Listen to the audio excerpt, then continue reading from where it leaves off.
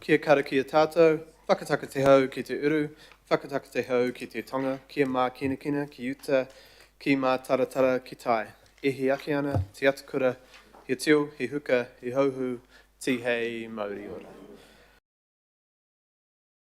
But I think we have a few more. We've got Councillor Baker, right, on council business, absent today. We've got Mayor Wayne Brown, Councillor Bartley and Deputy Mayor Simpson will be late as well. I think the Mayor and Deputy Mayor are both on council business, and Councillor Foley is an early departure. Can I have a mover for those? Deputy Chair? Deputy Chair, Councillor Dalton, and Councillor Walker would like to second. All those in favour? We will move to electronic attendance. So, Deputy Mayor, under Standing Order 3.3.3a, and the same standing orders for Councillor Ferry and Councillor Foley, like to move.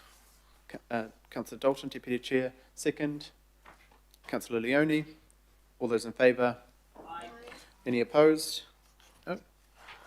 We'll just wait for those people to be joined in.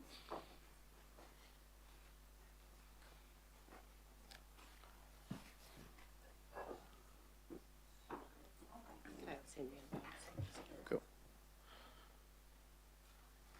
So they have to click.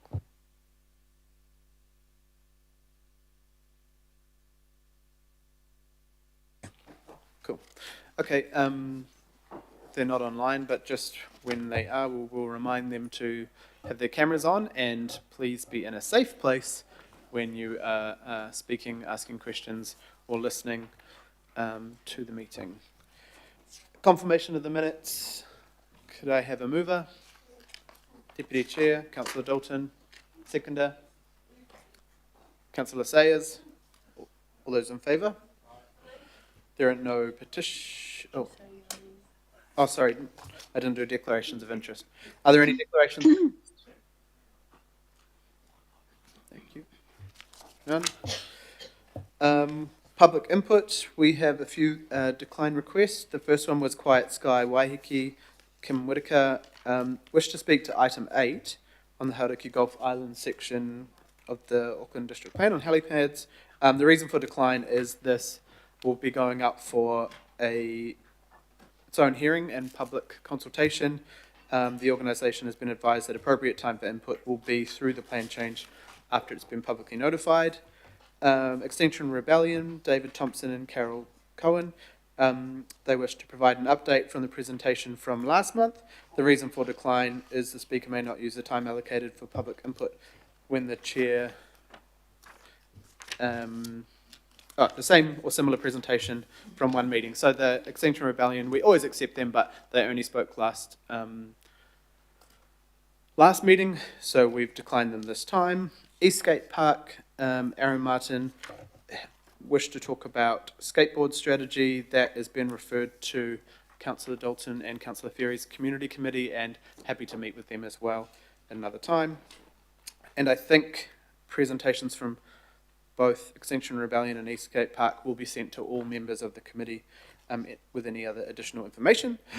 And now we go to our local board input requests.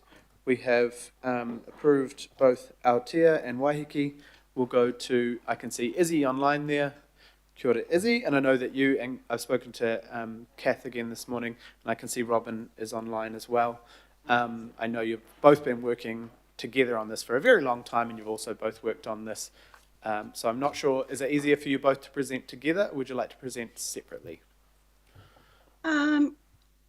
I think separately, because Robin's going to cover off slightly more than what I am, Chair, if that's all right with you and councillors. Yeah, sure. Thank you. So nice to see you, Chair Fordham, and yep, we'll give you your normal time, and then I'm sure there'll be questions, and then we'll switch to Robin, and if you stay on the line, there may be questions for you after Robin's as well. Thank you. Sweet, thank you very much. And Morena Chair, and Morena to the councillors there. Firstly, thank you for the opportunity to present to you this morning on this particular item, and we send a note of thanks to Plans and Places team as well for endeavouring to address our concerns.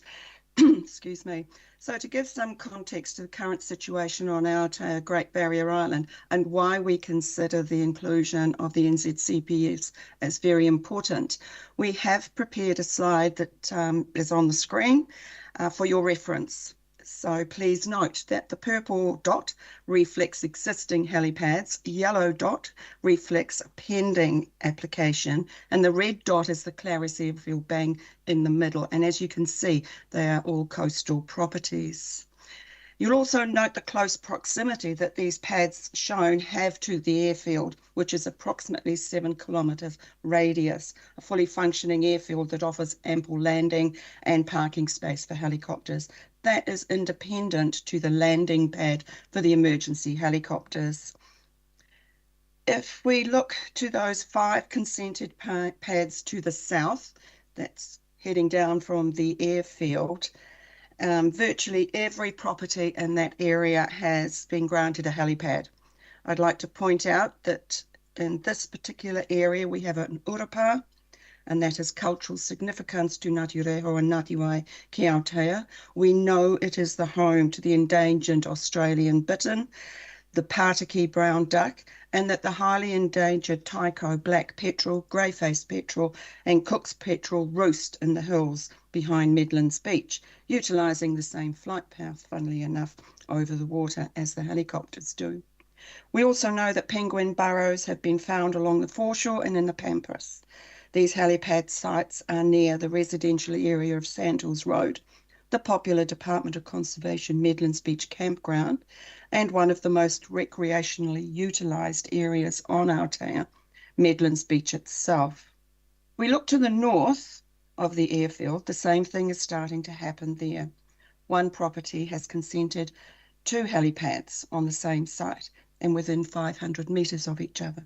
This is also an area of high biodiversity and cultural values.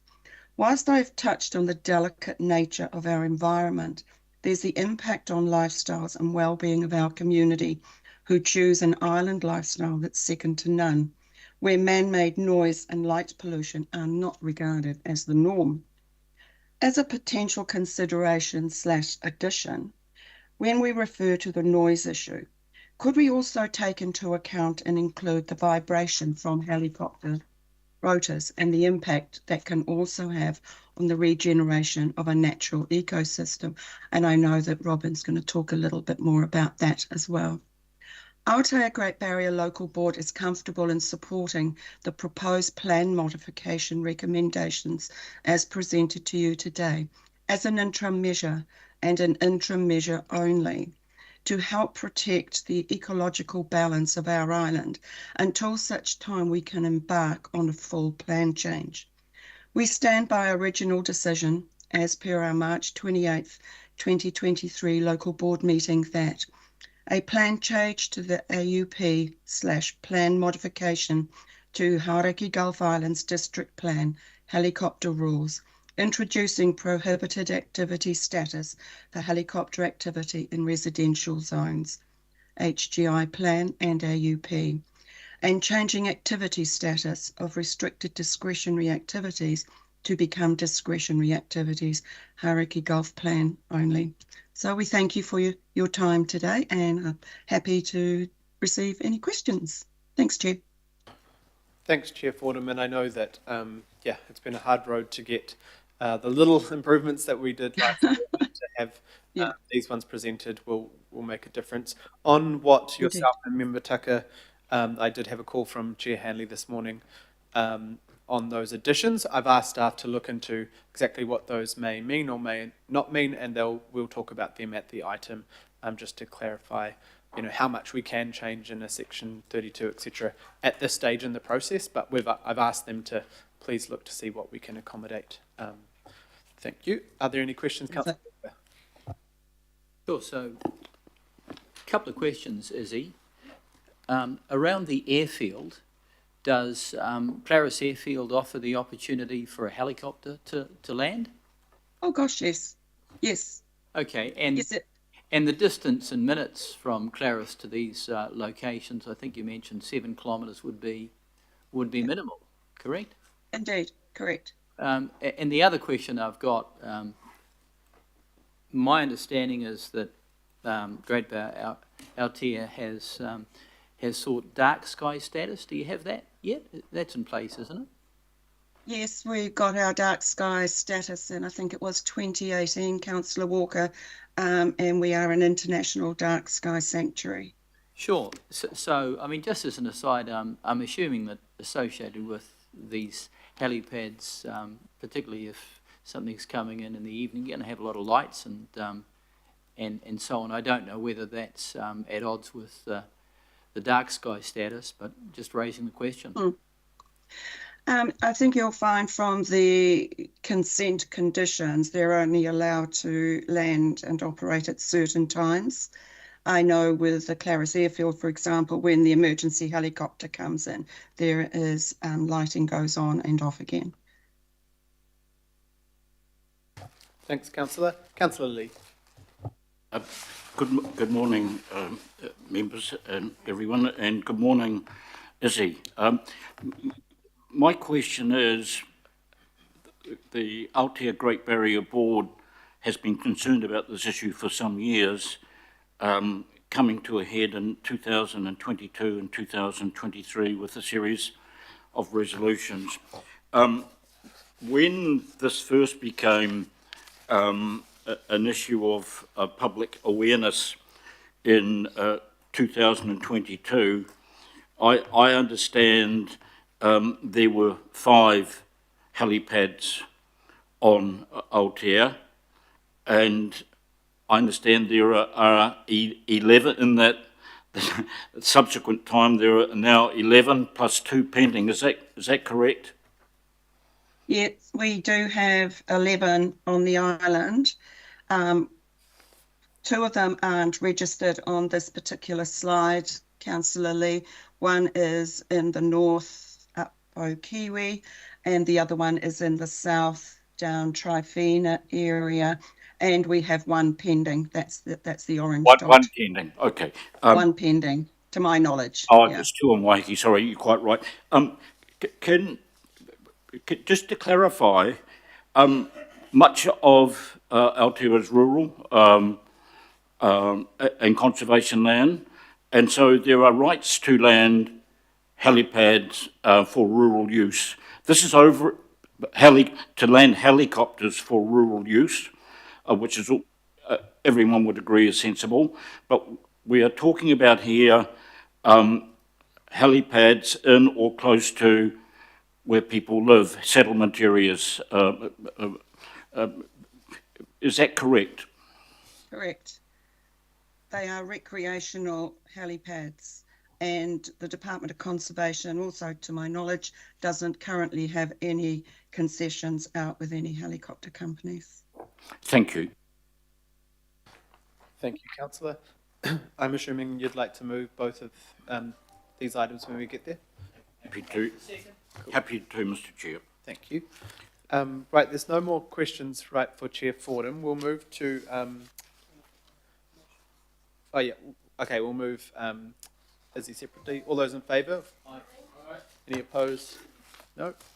Right, we'll go to Member Tucker. Please stay on the line. Izzy, there may be questions for you as well. Kia ora, Sure. Member Tucker, and thank you so much for stepping in for Chair Hanley. I know she's allowed me to say she's had quite a significant injury and has been conversating with me from hospital and things over the time, but we all wish her well, and I know she's feeling positive about her recovery, but it hasn't been very nice, so thank you for stepping in for her, and I know that you'll all be taking up some responsibilities until she's better, so thank you. Kia ora. Kia ora. Thank you, Richard. Tēnā koutou katoa, tēnā koe, Mr. Chair. Ko Robin Tucker, Takawingua, elected member of the Waiheke Local Board, for those who I have not met yet. Thank you very much for the opportunity to speak on behalf of the Waiheke Local Board in the matter of the proposed HG IDP change to helipads. I would just like to acknowledge Izzy's excellent presentation of the detailed impacts on the environment at Aotea. I don't have a slide. But I think you're all aware that Waiheke currently has an excess of 60 consented helipads, and most of them are in the coastal environment. Firstly, also I'd like to just say that the local board are very grateful for the work the Plans and Places team has done to incorporate our local board feedback since the last Planning and Policy Committee met formally. We're greatly appreciative of that. And secondly, we generally endorse the approach that has been taken and are accepting of the compromises that have had to be made in light of the fact that the NZCPS, due to its unlimited scope, cannot be given full effect to under a restricted discretionary matter, and generally support their endorsement of option 3 with the following comments. We would like to ask the chair if they could ensure that staff clarify for committee members, and I've got a few points here. One, that rather than just noise, as he stated, that noise and vibration be considerations. B, that item X, as proposed, is sufficient to enable council to be able to assess the effects of the helicopter noise and vibration of the flight vectors that they are considering to consent. And additionally, that no flight vectors should be permitted over areas that have been set aside for full or partial protection under other legislation, such as the Timutuku Marine Reserve established under the Marine Reserve Act. And that's about enacting the further consideration of Policy 11A.6 of the NZCPS, which requires avoiding adverse effects on activities on those areas set aside. And then lastly, that as part of the implementation of the plan change, that the practice guidelines are updated accordingly to enable planners to robustly assess these matters, and suggest that a proper assessment of the noise and vibration effects along the whole flight, landing and departing flight vectors is required. That applicants must provide actual maximum noise levels, the LAF max, rather than average noise members along those vectors, because as you know, we don't experience noise as an average, we experience it as an absolute. And that to meet the very clearly stated conditions of Policy 11 of the NZCPS, that the applicant must provide a professional ecologist report that clearly demonstrates that these maximum sound and vibration levels will have no negative impact on the Indigenous taxa as defined in the policy, in the similar way that we ask for ecological reports when we are clearing Indigenous fauna from properties. And that is the end of what I have come to say, so I'm happy to take any questions. Thank you. Kia ora. Thank you so much, Member Tucker. Very clear, and thank you for your support and acknowledgement of the work done by the team. And I know it's, once again, getting there, not always what everyone wants, but really appreciate all the feedback and work from the local boards with the team on this. So I'll go to questions. I don't have any. Oh, Councillor Filipaina. Kia ora. Tēnā koe he mana and mōrena koutou. Mōrena Member Tucker, I just wanted to ask, with the recommendations on today's paper, whether the board supports the recommendations as per the agenda. Kia ora. Thank you, Councillor. We have generally provided our support of endorsement of the Plans and Places team endorsement of option 3, with the addition of the suggestion of the clarifications that we've asked the committee to look at, which is that noise and vibration be considered, and that the specific requirement in the NZCPS, which says that the adverse effects of activities on areas set aside for protection, such as marine reserves, must that no flight vectors are approved over those types of areas. Kia ora. Kia ora, Councillor. We have asked the team to look at that, and by the item we should have those answers. I do believe that actually that 11A6 is already included, but we will talk to the team about that, and whether vibration goes too far outside of the plan. I just don't want to delay the plan change to another meeting at this stage, but we'll get the team to explain that at the item. Doesn't look like there are also any other questions. Cool, very clear then. Thank you very much. We really, really appreciate it. Feel free to obviously stay on this for the item or go onto the YouTube link if you're wanting to leave the Teams meeting as well. But Councillor Lee has moved a note of thanks and Councillor Walker has seconded.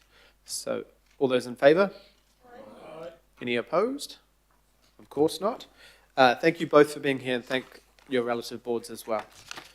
Kia ora, thank you. Looks like nice. Thanks, Chair. Kia ora. Right, so we will move straight to item 8, I think. Yes, which is this item. And I will move what is up there, but we'll have the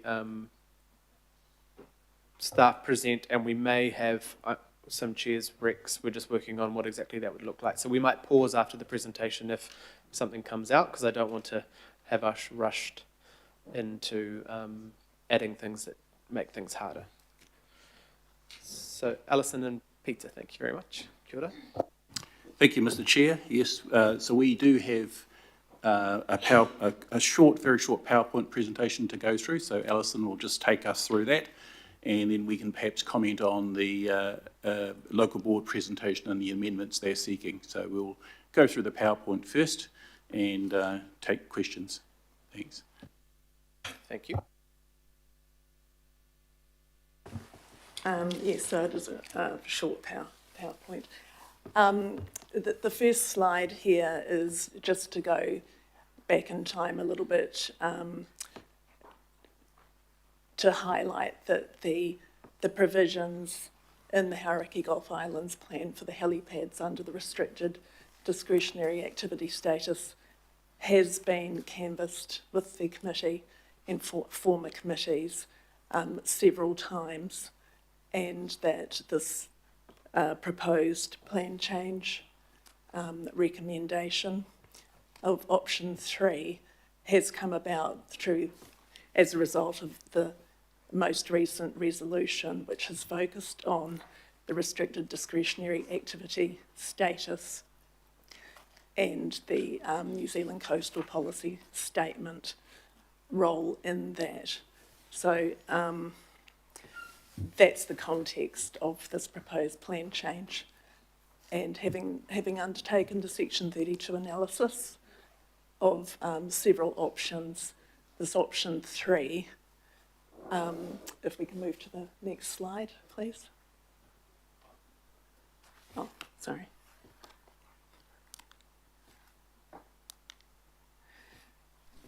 This introduces changes to the matters of discretion, makes specific highlight of the New Zealand Coastal Policy Statement and aspects of it which are relevant to the matters of discretion as they stand, which are noise and the visual effects. And it also makes changes in the criteria to particular aspects which, from the analysis, are looking as if they have the potential to be overlooked. They are nuances to do with natural and historic heritage. And so that has been added in there as it's separated out as its own particular item because it can be lost in the mix, potentially. What I would like to add at this point is that in these previous resolutions from the committees, the national policy standard for noise and vibration has been brought in, which removes the use of rolling averaging, so that has an impact on the rule package and the tightness or strictness of that rule package. So that's just the background and where the Section 32 has landed and the recommended option. So if you'd like, we can turn to the matters that have been raised in the local board discussion earlier. Yeah, thank you, and thanks so much for working with the local boards on this, and after and pre this meeting. If you could just describe, because I'm generally happy with what they're asking if it's sensible and doesn't delay things. So if you could just go through, I believe the marine protected areas, the policy 11.6 is already included as a matter of, well, anyway, maybe you should go through both of them and then see what we can do.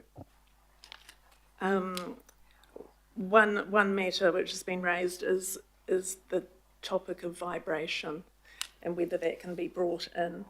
The NZCPS doesn't specifically mention vibration, and there could be a technical problem there with adding that.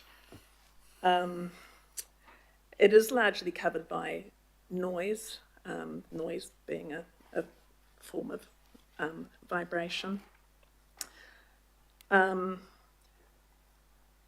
It may also sit outside the resolution that has brought this plan modification into effect.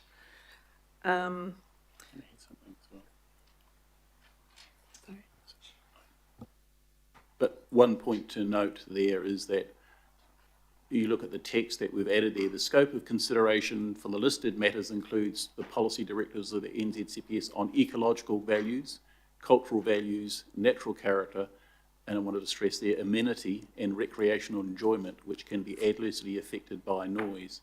So the issue of where you have noise and you may have vibration that is associated with that, we're saying that is a matter that can be considered as part of your restricted discretion. It's part of the matters of discretion. So we believe that amenity values and your recreational enjoyment and all those other things that were listed there, amenity will include, in a general sense, vibration. So if you're affected by something, if your amenity is being affected by any element, and vibration could be an element that affects your amenity, we're saying that is covered already. And without having to actually specifically add the word vibration. And the second point, 11.6. 11.6, if we scroll down to the so these are the matters of discretion, and what we've added in there is a specific thing about the noise, effects of noise on natural and historic heritage, including Māori heritage, with particular regard to the NZCPS Policy 2, which is quite specific and lengthy about that particular matter. And we've also added sites of ecological significance, breeding sites, nesting areas of threatened, endangered or rare species, particularly indigenous taxa, with particular regard to NZCPS Policy 11. So where we are talking about areas that may be where there's as I say, ecological significance or areas of threatened, endangered or rare species, and one would have to think that if there is something on a register of sites in New Zealand that meet those criteria, they are covered here without actually listing whatever the particular thing. In a general sense, we're saying if they're ecologically significant or they're threatened, endangered or rare on any list, then this criterion would come into play. And in terms of flight tracks and flight path, we've got to remember, of course, that the RMA only controls, it doesn't control overflying of aircraft. And so once an aircraft is taken off and when it reaches a certain height, as the Environment Court has determined, they're trying to work out a threshold of when an aircraft is overflying and when it's landing or not overflying. Basically, we think that, so we can't, if an aircraft is high enough to meet the threshold of being overflying, obviously we can't control it. The RMA can't control it. But we do talk about, if you look at criterion 4 there, we say whether the noise generated by the helipad and so on, so as to not give adverse noise and amenity effects, including appropriate control over the type of helicopter, the flight procedure, which includes the flight track, and hovering and so on, the hours of operation. So I noticed there was a concern there about the track that helicopters may take, and we're saying that at least in these words already in the plan mean that we can consider that as a matter of assessment. What this whole package will do is make sure that these matters are clearly required to be addressed whenever a helipad application is put before the council. So it means that every applicant is clear, and our planners that are going to assess these resource consents are absolutely clear on what they expect to be included in an application for a helipad. And so, as I say, that's why we believe this is a reasonable option to put forward. It meets the tests under Section 32, and that's why we're recommending this option. But we believe, as is written now, we think it covers the concerns of the local board. Okay, thank you. And so in the attachment A on page 40, because it includes the full list of policy 7, including the areas set aside for full or partial protection under other legislation, you think that the discussion around future marine protected areas, etc., can be now considered? Will they consider the whole policy 11? Or do we need to pull it out, as the board have asked? We think it will. Right? Yes, I do. Council, are there any other councillor sayers? Yeah, probably, I don't want this to take us in the wrong direction in terms of complicating anything, but just for general understanding, Chair, about these helipads infrastructure, I'm assuming they need fuel. I'm assuming, the pads, the impact of the actual infrastructure where the helicopter lands. So I'm not asking to broaden our scope for today, but just a general understanding of typically when they apply for consent, are they applying for other permits, etc., for toxic or fuel or chemicals or whatever they need to maintain a helicopter and keep it flying?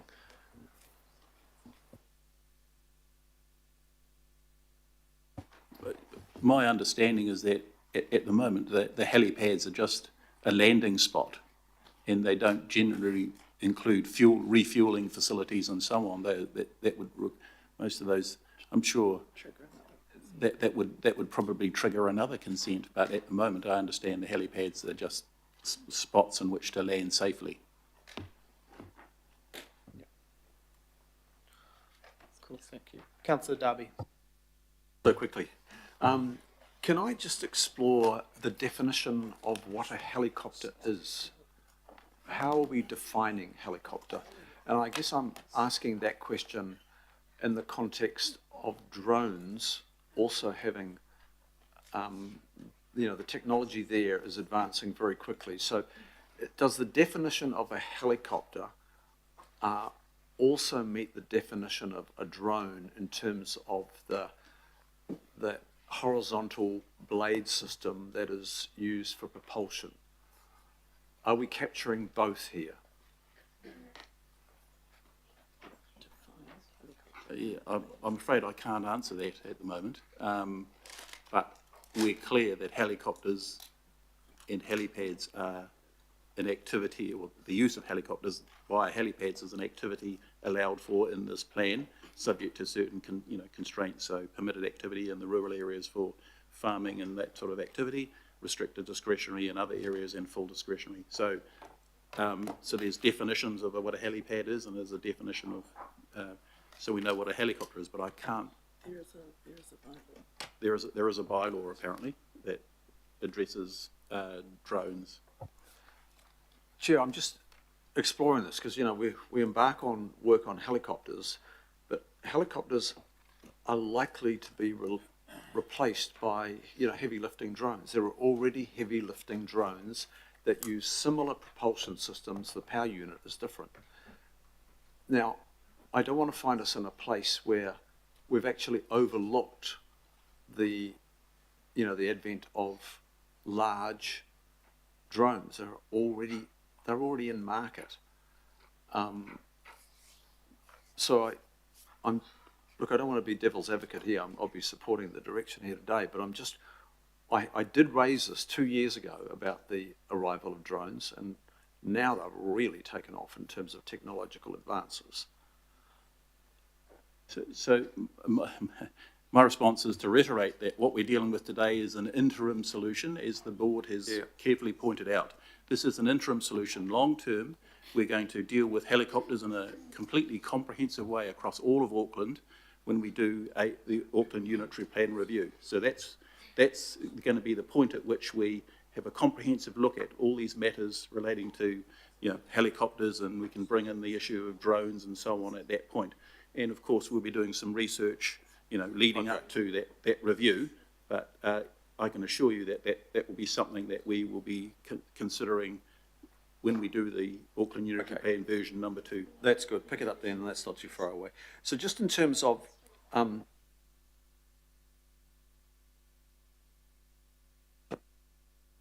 it was the earlier slide,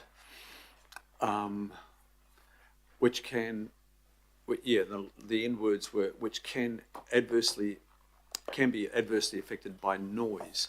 So you list those ecological values, cultural values, etc., amenity, which can be adversely affected by noise. Have you explored how those sections, cultural values, ecological values, natural character, etc., it's not limited to just the effect of the noise. Altair talked about, the vibration, that's maybe coming from the motor systems as opposed to the noise. Downdraft, air disturbance, that sort of thing. The way it's written there, it looks like we're constrained by how those amenities, natural character, are affected by noise and not maybe other things that are generated from a helicopter, like, downdraft, etc. Can you just, and on the other part I was thinking of there is, how is intrusion?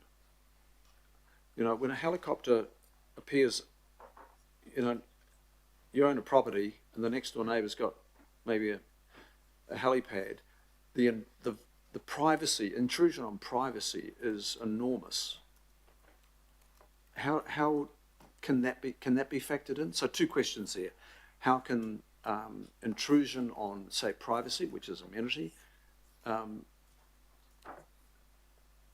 be considered, not related to noise? How can it be considered in its own right? And can things outside noise be considered to impact natural character, amenity, etc.? I hope I've captured that succinctly. Yes, in relation to the second issue, that amenity would, if a helicopter flew close to your property and it was affecting your enjoyment primarily because of the noise, then we would say, yes, that's covered under amenity and recreational enjoyment. So if you were sitting outside on your deck and someone hovered over your house, then they would be affecting your amenity. So we would say that's covered. I agree, but it's not captured. That's if the noise is having the impact on amenity, not the presence of an overflying aircraft that is suddenly above my pool, or my deck, and I'm actually feeling like I'm private in my home, and suddenly I'm not private in my home. It's that enjoyment of the intrusion, not from the noise. I get what you're capturing by that last part on noise.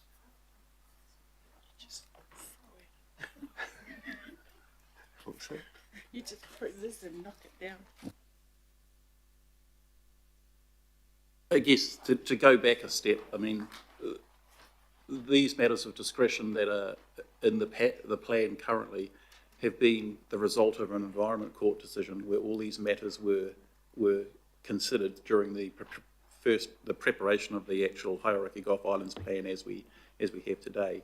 And so there was an Environment Court consent order in 2000 and 12 or 13, which actually addressed all those issues, trying to balance, the amenity of people and the focus on economic activity from helicopters and the transport efficiency of helicopters and so on. So what we've arrived at is that balancing exercise with with the matters of discretion that we have at the moment. What we're trying to do is just sharpen them up a little bit to make sure that those NZCPS matters that are most relevant to noise and visual effects are strengthened and referred to specifically. So that's kind of the background. So this has come out of this Environment Court where all those matters were balanced primarily through that process.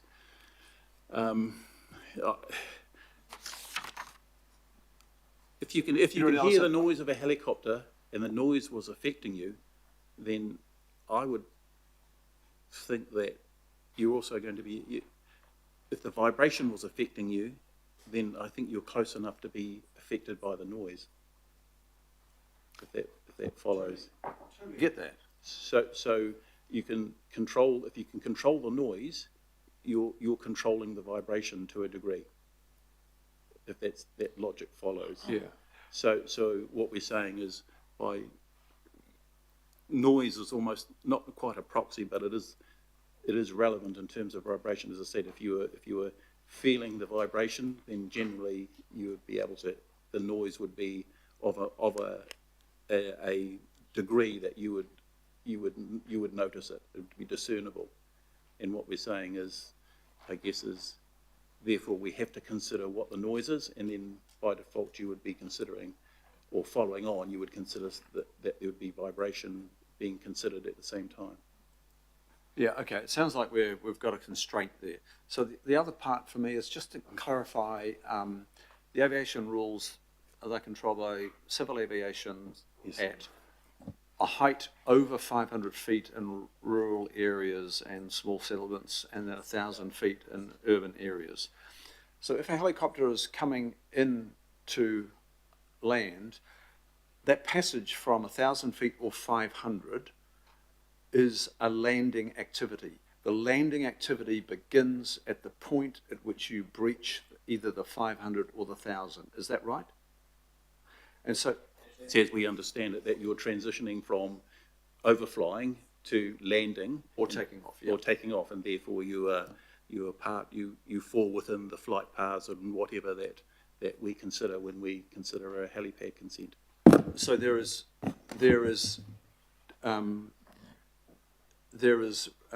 scope to take into account the effects as soon as a helicopter breaches, say 500 or 1,000, depending on what the locality is. There is scope to assess the impacts of that landing or takeoff. It's not an overflying activity, it's a landing or a takeoff. Can you just expand on that? Yes, I think that's it in a nutshell. And when we look at your assessment criteria, number 4 there, and it's talking about the flight procedure and the flight track and the path, that would fall under that. I think as soon as it's the only reason you'd be coming below the 1,000 feet or 500 would be that you're coming into land. Yes. Yeah, maybe that's the section. Can I just check then? So is that the section? Because that gives rise to adverse noise and amenity effects. I know how these things get interpreted when they go before planning commissioners. It's, well, the word was and, so it's got to be both. I just want to make sure that the wording is really accurate to ensure that things don't need to be coupled, that they actually stand in their own right, and particularly amenity. And amenity is, it's a big area of discussion. One person's amenity is very different to another person's amenity. With the assessment criteria, they're providing the guidance of matters to be assessed, but it is actually the matters of discretion which you'd go back to, and noise, any aspect of noise where there's an adverse effect, whether or not it has been specifically highlighted or teased out in the assessment criteria, stands. It doesn't have to be in the assessment criteria to be considered. Thanks, Chair. I'll leave it there. Thank you very much.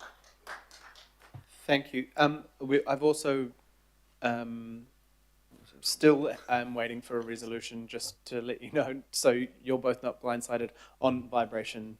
Megan and legal think we can add it in as a, but we'll wait and see the wording, but we're just trying to get vibration in there. But I feel like the second point from the boards, 11.6 is definitely already in there.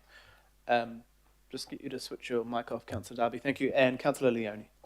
Mine's very quick. I just wanted to ask two questions. The first one was around the Māori heritage sites, and I'm guessing that you have obviously had some feedback already from mana whenua. Can you just give me any information around that so far with the Māori heritage sites and what the specifics are on that?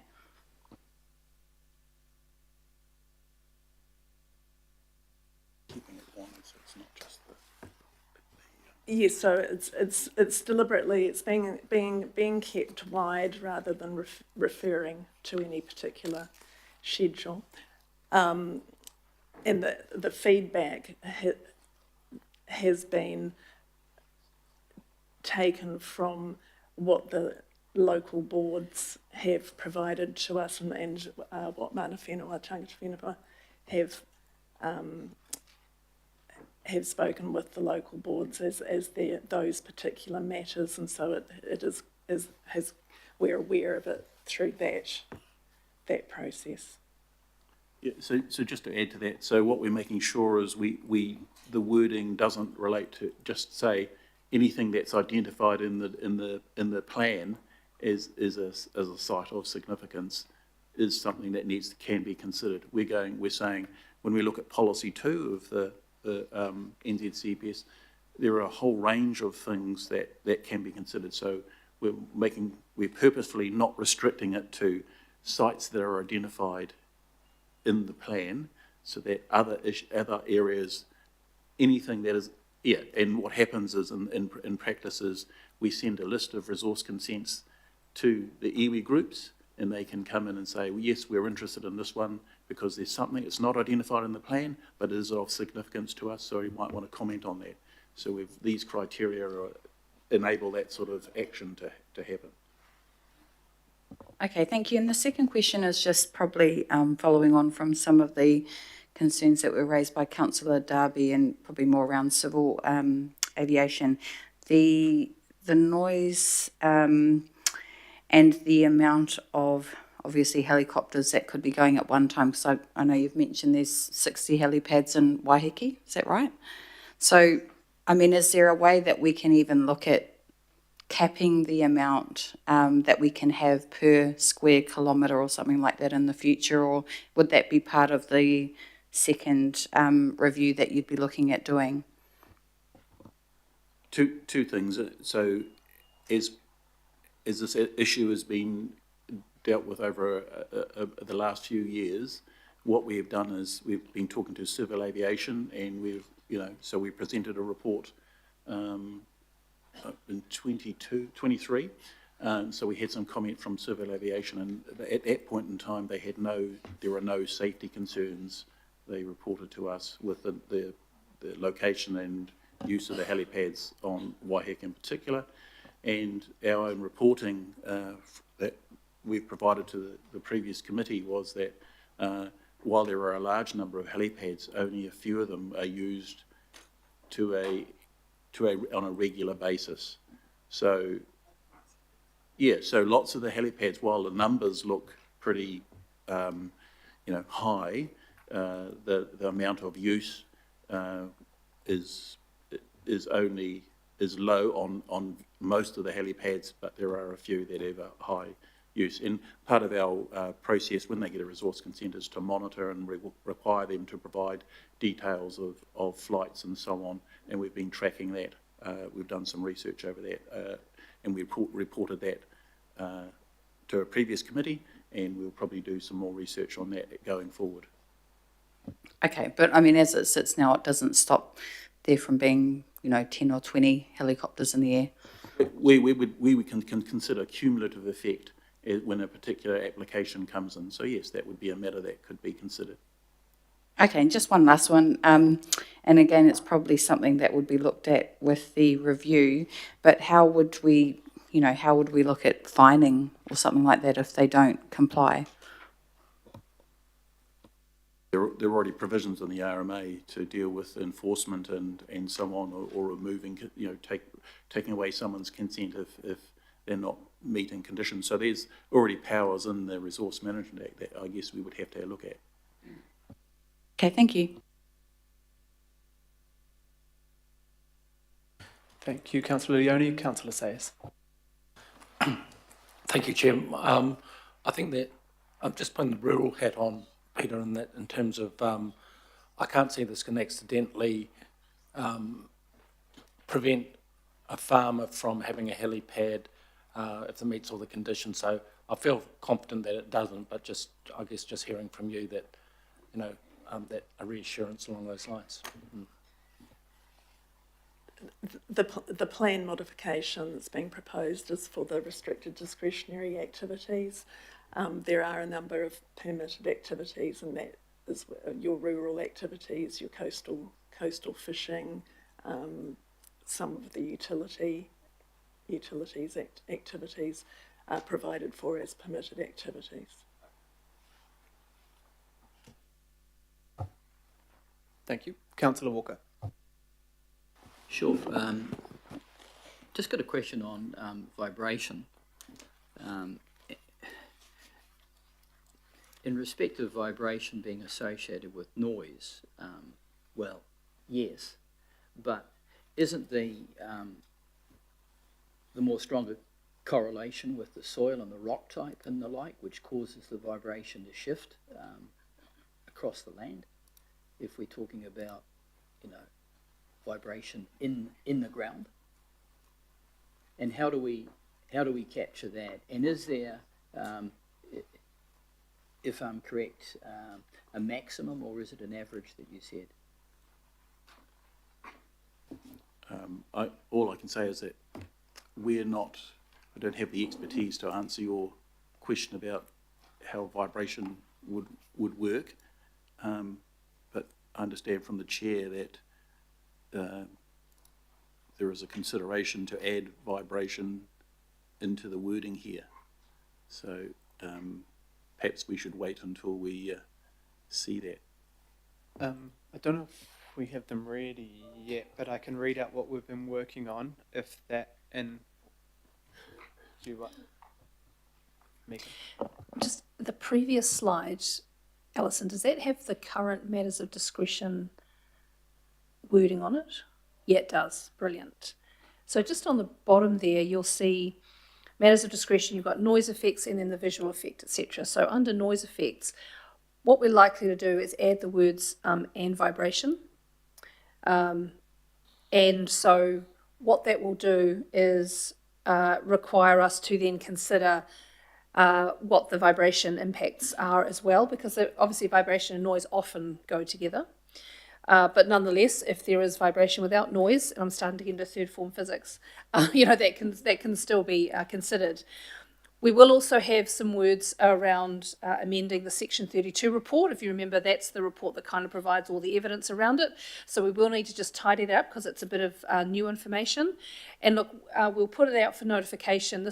And the hearings and the submissions are a great time to get some feedback about how this might actually work. And we'll refine that as we go through the process. So I'm sorry, we're just tidying up the words, but that's where it'll likely be put. And we are going to ask for some delegation for Councillor Hills and Dalton to possibly to sign that off, or even just the General Manager, just to make sure we've got the word right. So we'll put that up shortly.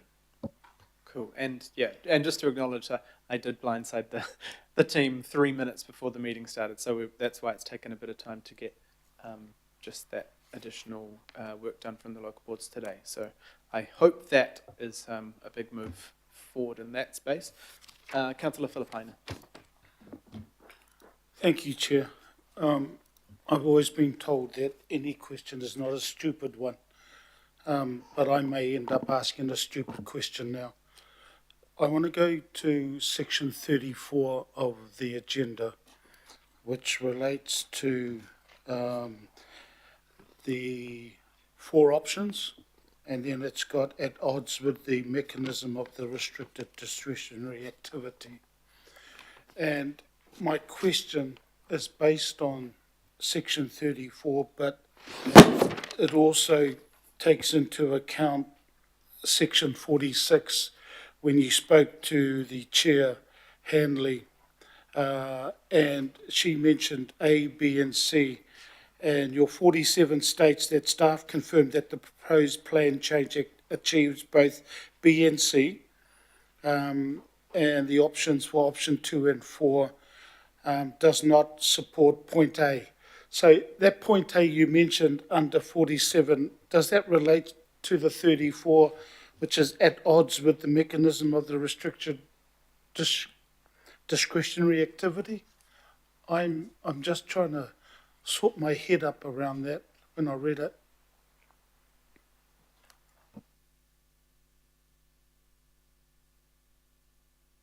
You've got the 4 options in 34. You're saying that the best option is 3 because it is not at odds with the mechanism. In 46, Chair Handley suggests with their formal feedback A, B and C. You've put in 47 that option 3 achieves at least 2, achieves B and C, and that does not support A, which is option 2 and 4. Shall I put it?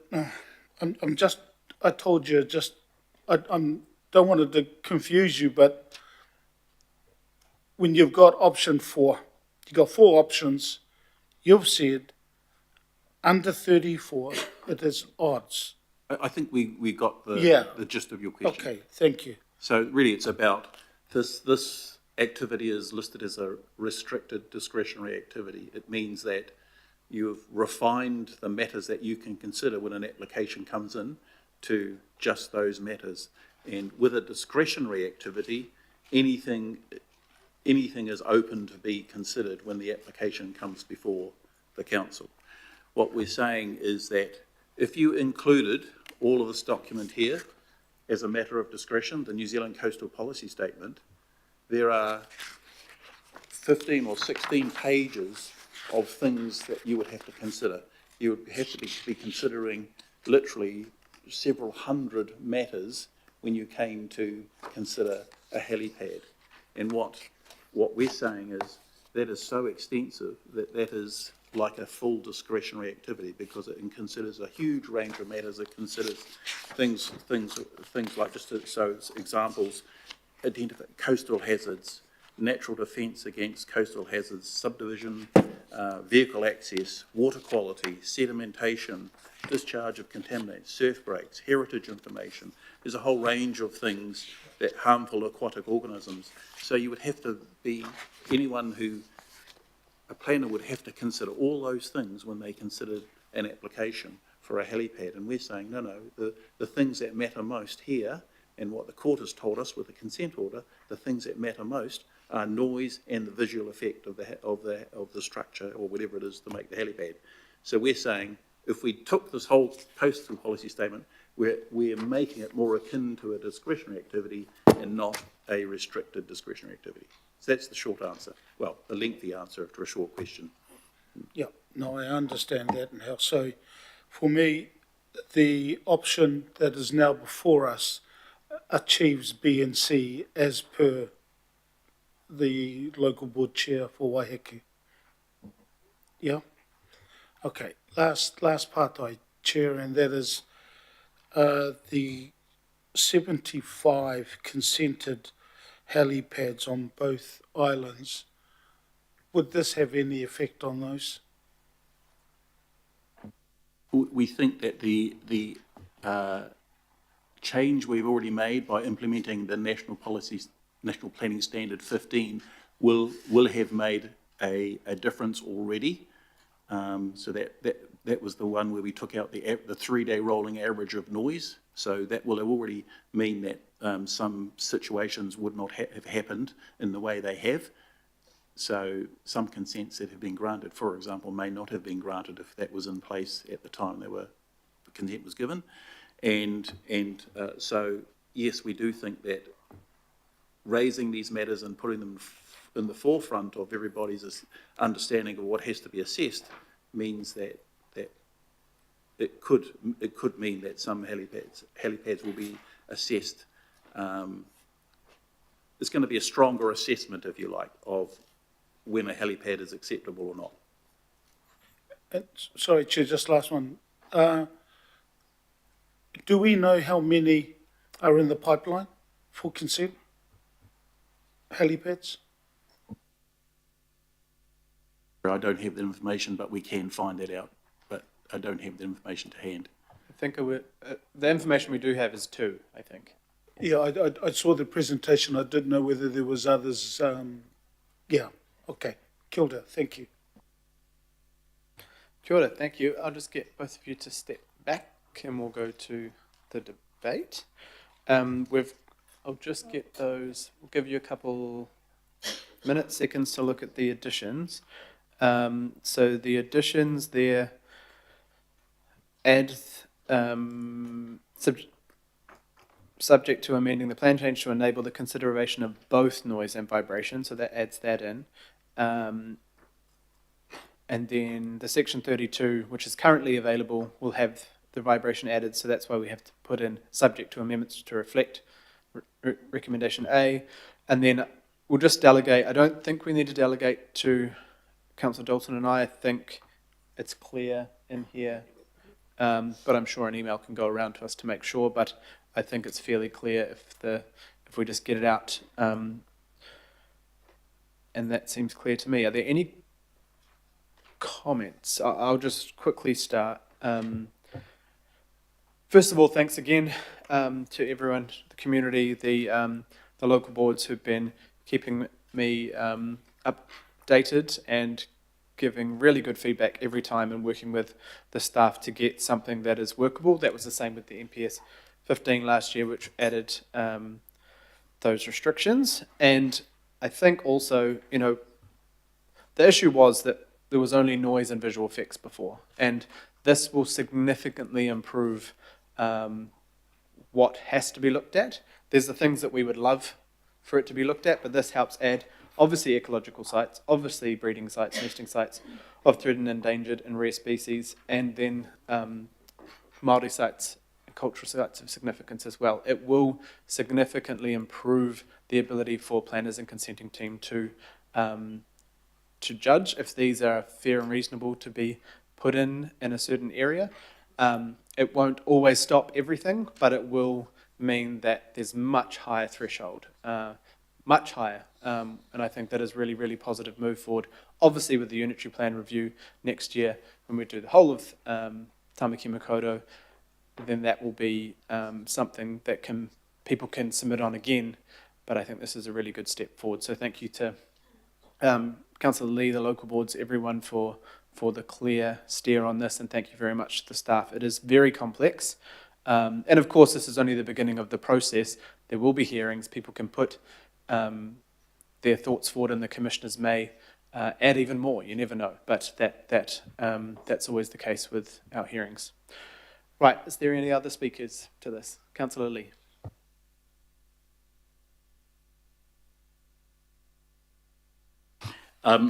This matter, this issue, this concern has been around for some years now, particularly on the Gulf Islands, but not as any reader of the Herald, for instance, would appreciate, not just the Gulf Islands, and we'll be hearing more about helipads, I guess, in the next few months, which are not related to the Gulf Islands, but remain a matter of serious public concern, controversy. In regard to this matter, this became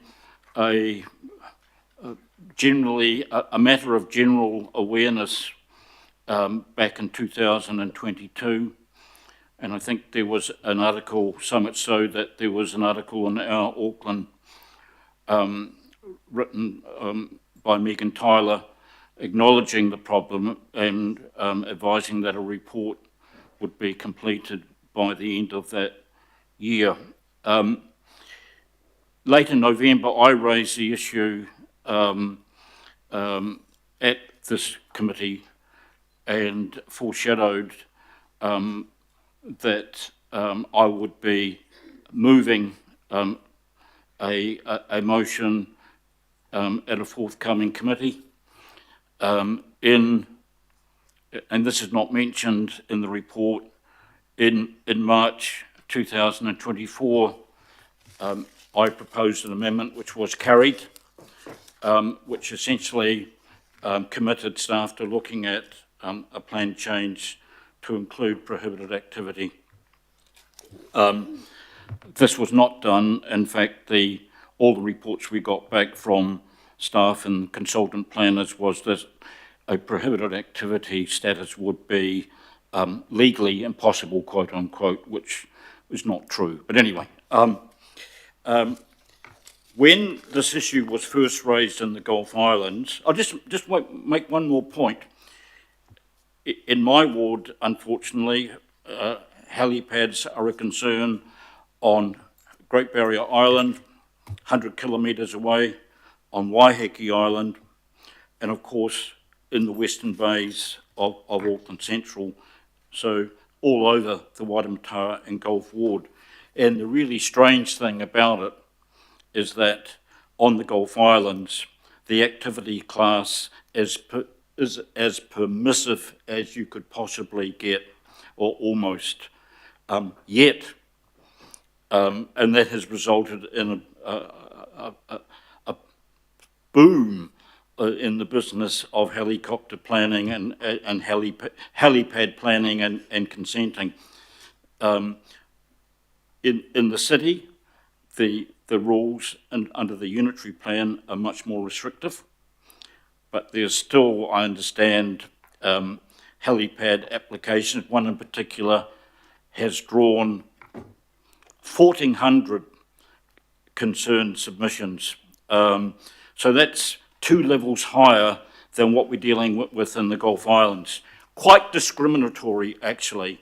And so the concern is that the amendment to the plan will mean that when it comes to restricted discretionary, the restriction will be eased a bit so that the planners and the decision makers can have regard to the New Zealand Coastal Policy Statement of 2010. I can't see any reference to Section 7 and 8, and my apologies if I missed it, Section 7 and 8 of the Hauraki Gulf Marine Park Act, which is also, according to Section 9 of that Act, a New Zealand Coastal Policy Statement. But anyway, coming back to, in regard to the New Zealand Coastal Policy Statement, in Section 104, as the planners well know, the New Zealand Coastal Policy Statement is something that decision makers must have regard to anyway.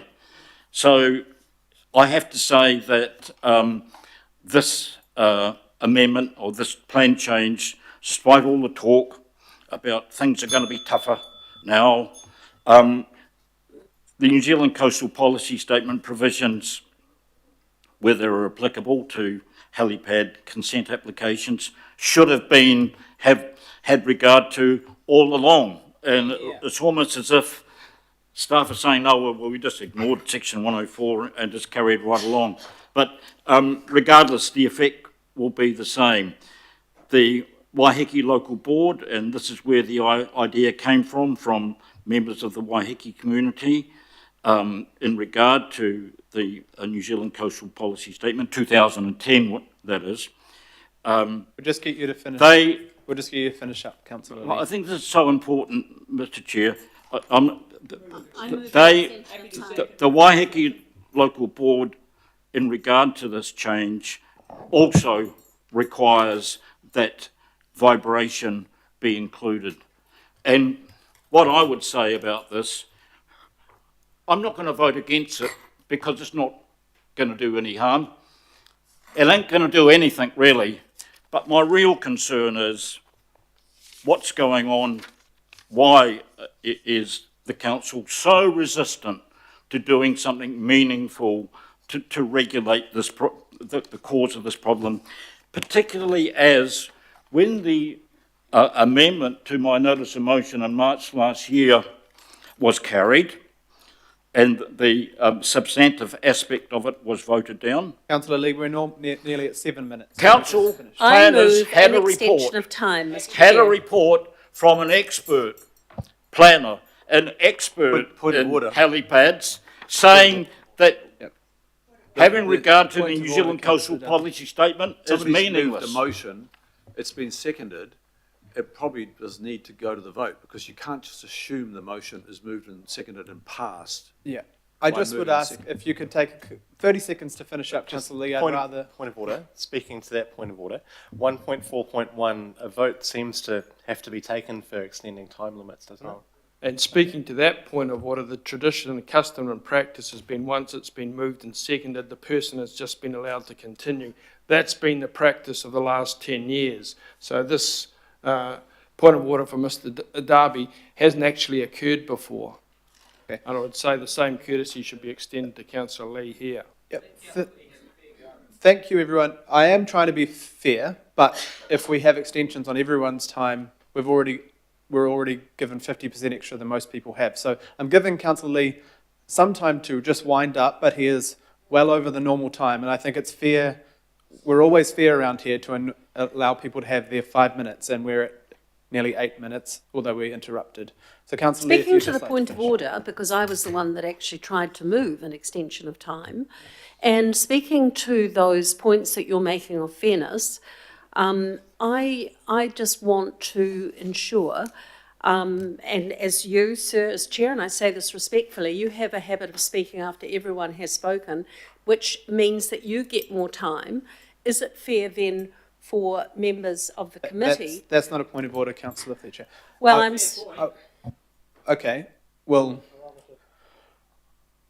how long would you like the extension of time to be? I move 2 minutes extension of time. Cool. Do I have a seconder? I want, in regard to this... So we have to then vote on that, if that's what... So, Maybe we can have a vote on questions too, when some of the people ask questions for about 10 okay, or 15 none of this minutes. is in order. No. I've already, what I was trying to do is I listened to the point of order to move. I then just said, Councillor Lee, it would be nice if you finished up because we're already 2 minutes over. I was trying to be fair. And then we've created this whole, I wasn't trying to be unfair to Councillor Lee, but then we've had this back and forth and an extension for 2 minutes where we've already had 2.5 minutes over 5 minutes. So if you could just have 30 seconds to round up. Thanks, Councillor Lee. I think the great flaw in this is that the activity class, which is extremely permissive, is not being touched. The activity class is being titivated with requirements that are already an obligation when it comes to decision making under RMA. So in many respects,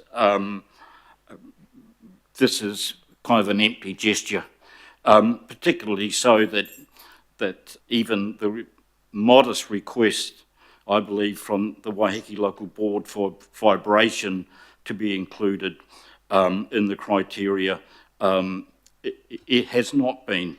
And in effect, we're not really talking about heritage sites.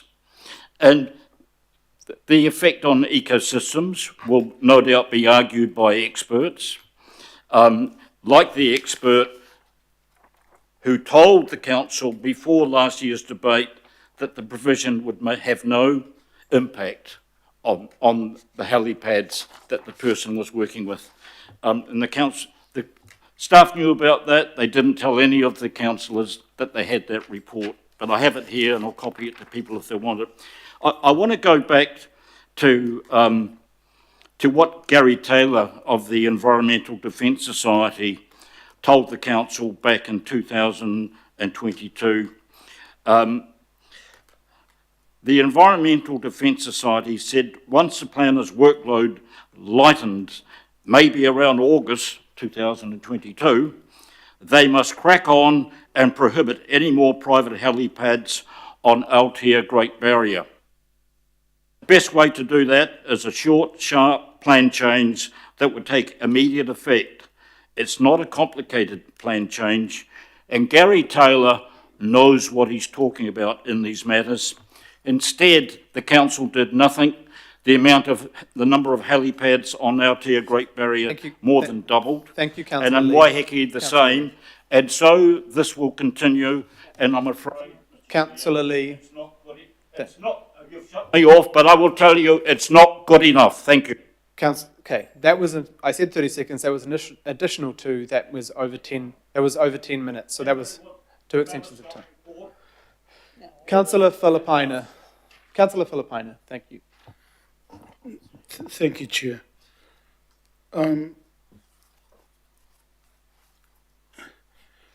While reading the agenda, I ended up also rereading an article that was in July of 2022 from Megan in our Auckland, which helped me sort out a lot of stuff around helipads, and that's going back to 2022. So that particular article, the only thing that was confusing for me with today's agenda, I've now established, and Peter, to you, and Alison, thank you for clearing that confusion in my head.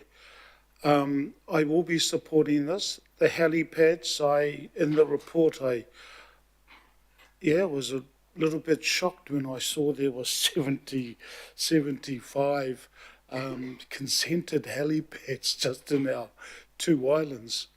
And I was pleased, Peter, when you said that the effect prior to this recommendation, that would have had an effect on those.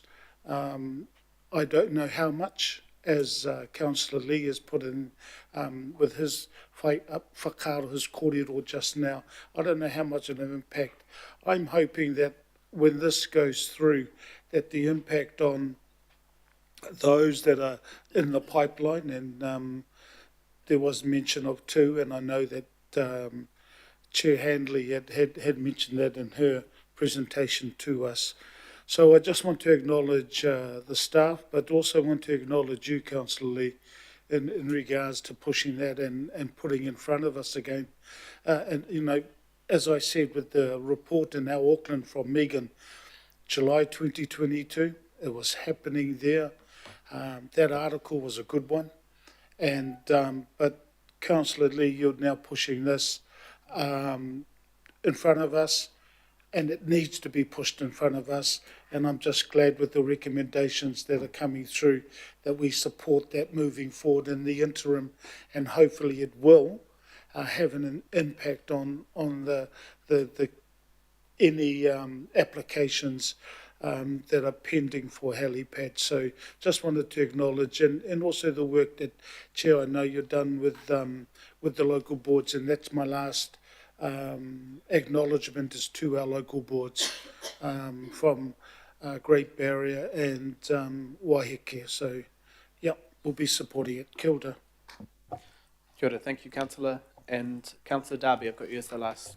Thank you. Look, I'll be supporting the direction that's on the table here today. I still don't think it goes far enough, though. I guess I'm in a similar camp to Councillor Lee there. I mean, I've been abreast of this issue for some years, you know, in the role that I that you now have, Chair. And it's been a difficult one to navigate, no pun intended there. But I think the Auckland Unitary Plan, where we pick this up more holistically, will be the place, yes, but that's a long way off. And I do signal the importance of making sure that we capture passenger and freight drones at that time. Passenger drones are available on market now. And what my concern is that the helicopter rules actually they actually don't cover the possibility of people going, well, the rules have been made too hard for helicopters. I'll look at my new passenger drone that I've just bought from China. You know, they're available in market right now, and I'm really concerned that we're focusing on helicopter, tightening up the helicopter rules, but the passenger drone or the freight drone is going to replace it. And so I would ask that in the definitions section of this, that helicopters also include the definition of drone. The lifting systems are the same, because a helicopter definition is about the rotors. That's what it's about. The similar rotors apply to drones. So I'd like to see that picked up at this stage, not wait for the Auckland Unitary Plan, because I think there's a risk there. But look, for the life of me, I still cannot see why people want to apply for a helipad when they're in proximity to the Rosedale heli station, the heli station up there, or Mechanics Bay, or Clarice on Aotea. I just do not understand it. I understand those in rural areas, farmers, etc., needing helipads, but in urban areas, I just do not get it. And I think when we review the Auckland Unitary Plan, we need to close that down almost entirely. Thank you, Councillor Darby. Deputy Chair, Councillor Dalton. Thank you, Chair. And Councillor Darby does make some good points about the future, and Councillor Sayers was just showing me a photo of a helicopter passenger drone. And so, yeah, preparing for the future is going to be important. Look, I just want to acknowledge the two chairs, Chair Hanley and Izzy Fordham, for continuing this on for so long, for really getting into bat for their communities. You know, communities should be empowered to be the masters of their own destiny, and the stewards of where they live. And Izzy and Kath have made sure that they have brought their community's voice here, and they have continued to advocate for the change that we're seeing today. It's an interim change. It's a holding space for a full review when we get to the Auckland Unitary Plan. But I think based on the previous resolutions, we've landed in a good space.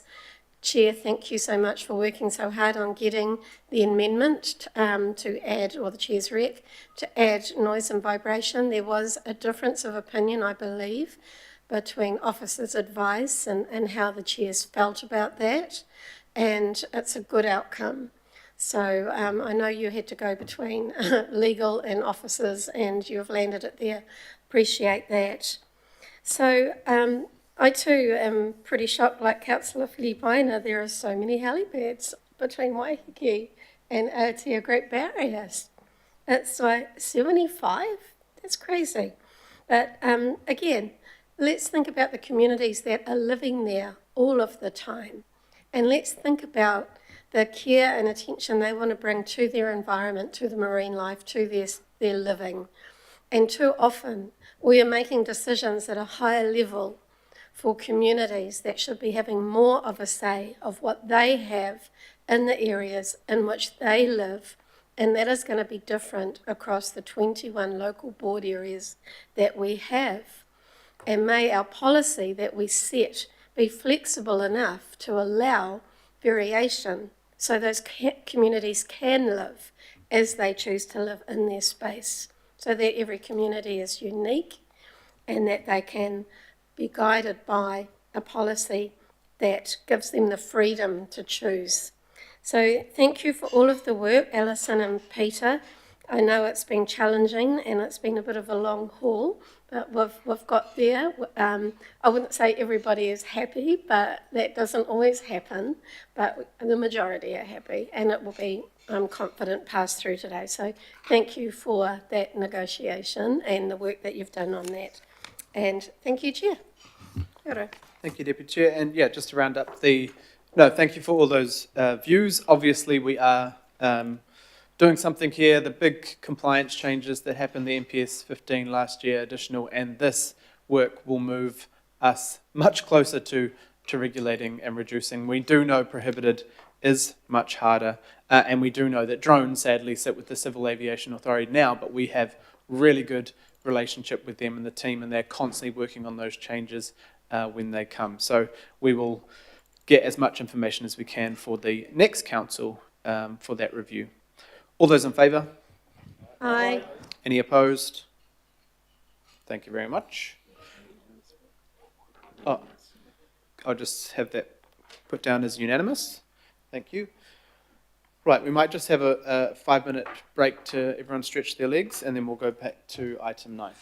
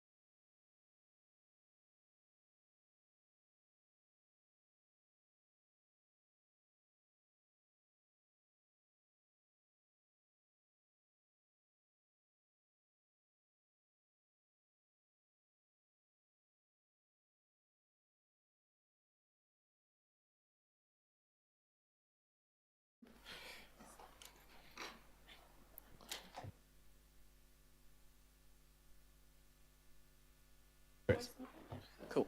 We'll just get that presentation up.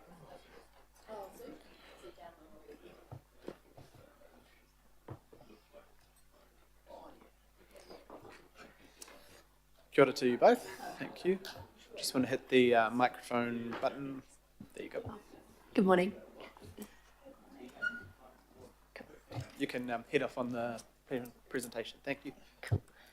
Kia ora. So my name is Katie Auckram and I'm a policy planner from Planning and Resource Consents. I'm going to be talking about on-site wastewater today. So this report seeks approval to prepare a council-initiated plan change to the Auckland Unitary Plan to address issues with the provisions for on-site wastewater management. If approved, the plan change preparation will occur over the next few months, including stakeholder engagement, and the draft plan change would then be brought back before the committee to seek approval to notify the plan change. So on-site wastewater systems provide wastewater treatment and disposal for properties within the region not serviced by a wastewater network. These systems have the potential to impact water quality, public health, and the region's amenity values through system failures and poor performance. There's approximately 48,000 systems in Auckland. Rules for on-site wastewater are in Chapter E5 of the Unitary Plan. Most systems operate as a permitted activity under the plan, and compliance with the permitted activity standards is therefore essential to the Unitary Plan effectively achieving its intended outcomes. And Council has recently developed the Safe Septic Compliance Program for on-site wastewater funded by the Water Quality Targeted Rate. So 3 key issues have been identified with the Unitary Plan provisions for on-site wastewater management. Number 1 is references to outdated technical information. Chapter E5 refers to the outdated guidance TP58, which was published in 2004. Council has since produced new guidance for on-site wastewater management, referred to as GDO 6. Updating Chapter E5 to reflect GDO 6 will provide more clarity in the permitted activity standards for on-site wastewater system design and improve the efficiency of the consenting process for council staff and applicants. It will also ensure that new systems are designed to current best practice. Issue number 2 is improving the operation and maintenance standards to support compliance monitoring. Issues and opportunities to improve the standards have been identified. For example, Chapter E5 requires that owners retain and make their maintenance records available on-site for inspection. This is inconsistent with the more efficient compliance monitoring approach, requesting that owners send their maintenance records to the council. Healthy Waters and Flood Resilience and compliance staff have noted that the current Unitary Plan wording has created debates and inefficiency with some on-site system owners. And the third issue is clarifying how upgrades of existing systems are managed. So Chapter E5 provides for existing discharges that were a permitted activity prior to the Unitary Plan to continue as a permitted activity. It's not clear, however, to what extent system upgrades can be undertaken as a permitted activity, and the cost of a resource consent can deter owners from undertaking upgrade works. Consideration is being given on how to clarify this rule and support property owners who would like to upgrade their system, but who might not meet the standards for new systems. So changes to Chapter E5 were going to be included in the freshwater plan change required to implement the National Policy Statement for Freshwater Management. However, central government is revising the NPSFM and the deadline for notifying this plan change has been extended to the end of 2027. An on-site wastewater plan change could be notified in advance of the NPSFM plan change. So 3 options were identified for plan change timing and notification. Option 1 is to undertake a discrete on-site wastewater plan change in advance of the NPSFM plan change with notification to directly affected parties by post. This option has a financial cost for the council for plan change notification and hearings, estimated at $220,000. These costs can be managed within the overall NPSFM budget. Notification by post is a robust notification process that meets the legal requirements of the RMA and ensures that property owners are informed of their ability to make a submission. Undertaking an on-site wastewater plan change will mean that the inefficiencies of the existing provisions impacting consenting and compliance are addressed earlier. So this is good for the efficiency of council operations, and consequential improvements for freshwater and coastal waters are also delivered sooner. Option 2 is similar to option 1, but without notification to directly affected parties by post. There will be a reputational and legal risk to the council for not undertaking a robust notification process that meets the legal requirements of the RMA. And option 3 is to incorporate changes to Chapter E5 in the MPSFM plan change in 2027. The notification process for this plan change is still to be determined. So there's no additional financial cost to the council if the on-site wastewater changes are included in the 2027 MPSFM plan change. Notification of this plan change is unlikely to be by post, so the reputational risk of not undertaking a robust notification process remains. Option 3 means that there will be a delay in addressing inefficiencies with the existing provisions impacting consenting and compliance, and Healthy Water staff feel that a delay in improvements to the operation and maintenance standards has a reputational risk for the Safe Septic compliance program. There's also a risk of further delays if the MPSFM program is delayed due to central government's revision of the MPSFM, or if the MPSFM plan change has a lengthy hearings process. And there will also be a delay in achieving consequential improvements for freshwater and coastal waters.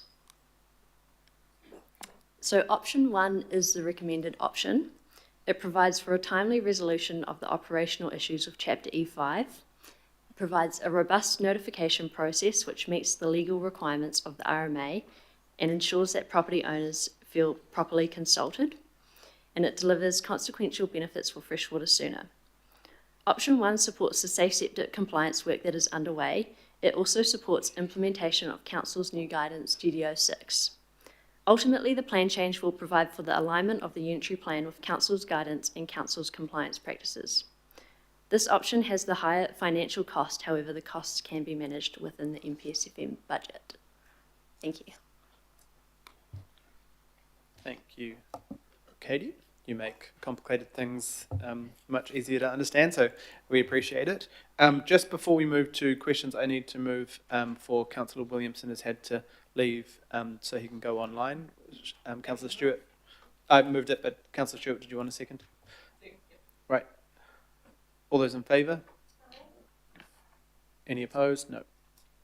Thank you. Sorry about that. We'll go to questions. First up, Deputy Mayor. Thanks very much for your paper. Look, I don't often learn more from the multi-impact statement than I do from the main paper, but I have in this case. I suppose this is, from my perspective, a lot of a regulatory kind of process that you're going through. But could you explain it in a little bit more detail? You know, what are the things that you're seeing that are really bad?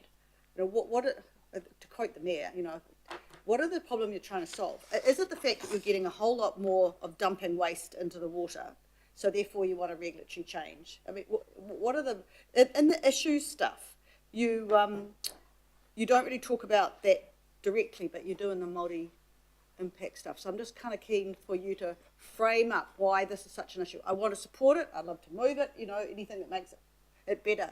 But I just want you to clearly articulate what is the real problem here. The problem that we are trying to address is contamination of waterways from on-site systems. The best way of doing that is ensuring that they're maintained and upgraded. And the purpose of this plan change is to ensure that they are being maintained and upgraded in accordance with our latest technical guidance, not with guidance that was developed in 2004. So in some ways it's just an administrative technical matter that we're making sure the unitary plan is staying up to date with what we're currently doing in practice, what our monitoring officers and the program under the targeted rate are going out asking people to do. Brilliant. That's what I wanted to hear. Thank you so much. That makes it clear. Easy. And Deputy Mayor, you've moved, and I think Deputy Chair wanted a second. Councillor Walker. Sure. So I've got a question. Just by way of background, I've been taking an interest in TP58 and GDO 6 for the last, 30 odd years. I knew Ian Gunn, who put together TP. 58, I don't think he's around anymore, if I recollect. Anyway, the concern that I've got by way of question goes like this. So, yes, you've got on-site wastewater systems in rural areas, but equally under the Building Act, things like composting toilets, grey water recycling, and so on, and I could generate a large list, can be all acceptable solutions under the Building Act. Increasingly, there are technologies whereby you can be off the grid in terms of your power, you can be off the grid in terms of water, you can be off the grid in terms of sewage. And often those systems now are better than reticulated systems that discharge into the ocean. Now, TP58 and GDO6 are the reference for people that want to put those systems in. And other councils around New Zealand look to TP58 and GDO6 because we're the lead. So the question that I'm raising is, are we updating and addressing these issues so that we're actually enhancing the ability of someone to recycle their grey water? For example, there are systems to recycle your shower water into the toilet and so on. Composting toilets have come a long way. There are incineration toilets and so on. So is this process enabling that? So that is one of the reasons why it would be good to update the references from TP58 to GDO6. It's got a more comprehensive coverage of the full range of systems that are appropriate and the matters that should be considered when designing and installing and maintaining those systems. That's another thing that we want to change in the standards within the unitary plan themselves. At the moment, the maintenance requirements refer to primary systems and secondary systems and cause quite a bit of confusion for those sort of newer systems about which standard they are meant to comply with. And so if we could tweak some of that a bit about the full range of systems that are appropriate, it would be more comprehensive and clearer for everyone with the alternative systems as well. So just to be clear, we're going to be covering off urban situations as well as rural situations. Yes, this will apply where someone is trying to put in an on-site system, irrespective of whether they have the network or not. All right. The other related question I just want to raise is we have a situation right now on the Hibiscus Coast, other parts of Auckland, where we're rapidly going to be having a situation where people will not be able to connect to reticulated areas because we don't have the capacity. And this is happening in multiple locations around Auckland. So my concern that goes to this is, will this update enhance a situation whereby somebody in an urban setting that wants to achieve a consent, build a house, put in a toilet, is able to do that more efficiently, effectively, and economically than what they can now?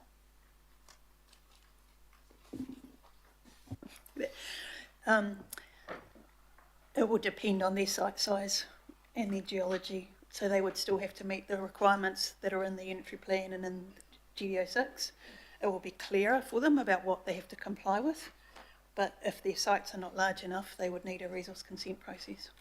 So in a situation where the site size is not relevant, because let's say it's a composting toilet, it's a waterless toilet, are we moving to a situation where enabling that in a situation where they're able to, let's say, recycle all of their grey water so that there's a minimal requirement there, so they can effectively be off-grid? Are we enabling that? Do you think it's enabled anymore then? I'm not sure. We're not entirely sure. It would depend on the system. At the least, we'll be a lot clearer about whether they are enabled or not.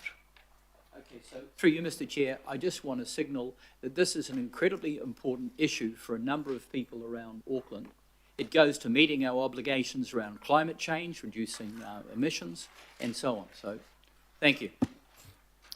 Thank you, Councillor. Councillor Foley. Kia ora, thanks Chair and thanks team. I just wanted to ask for more of a detailed explanation on what the robust notification process is. I'm mindful that, you know, you can do the minimum and you can do the letter drops, but we know letter drops don't reach all of our community, our Māori, our Pacific, our ethnic communities, for example. So could you explain that a little bit better? Kia ora. So the notification process under option 1 is to send letters to property owners with on-site wastewater systems. And that's compared to option 2, which would just be to have the public notice in council's publications like Our Auckland.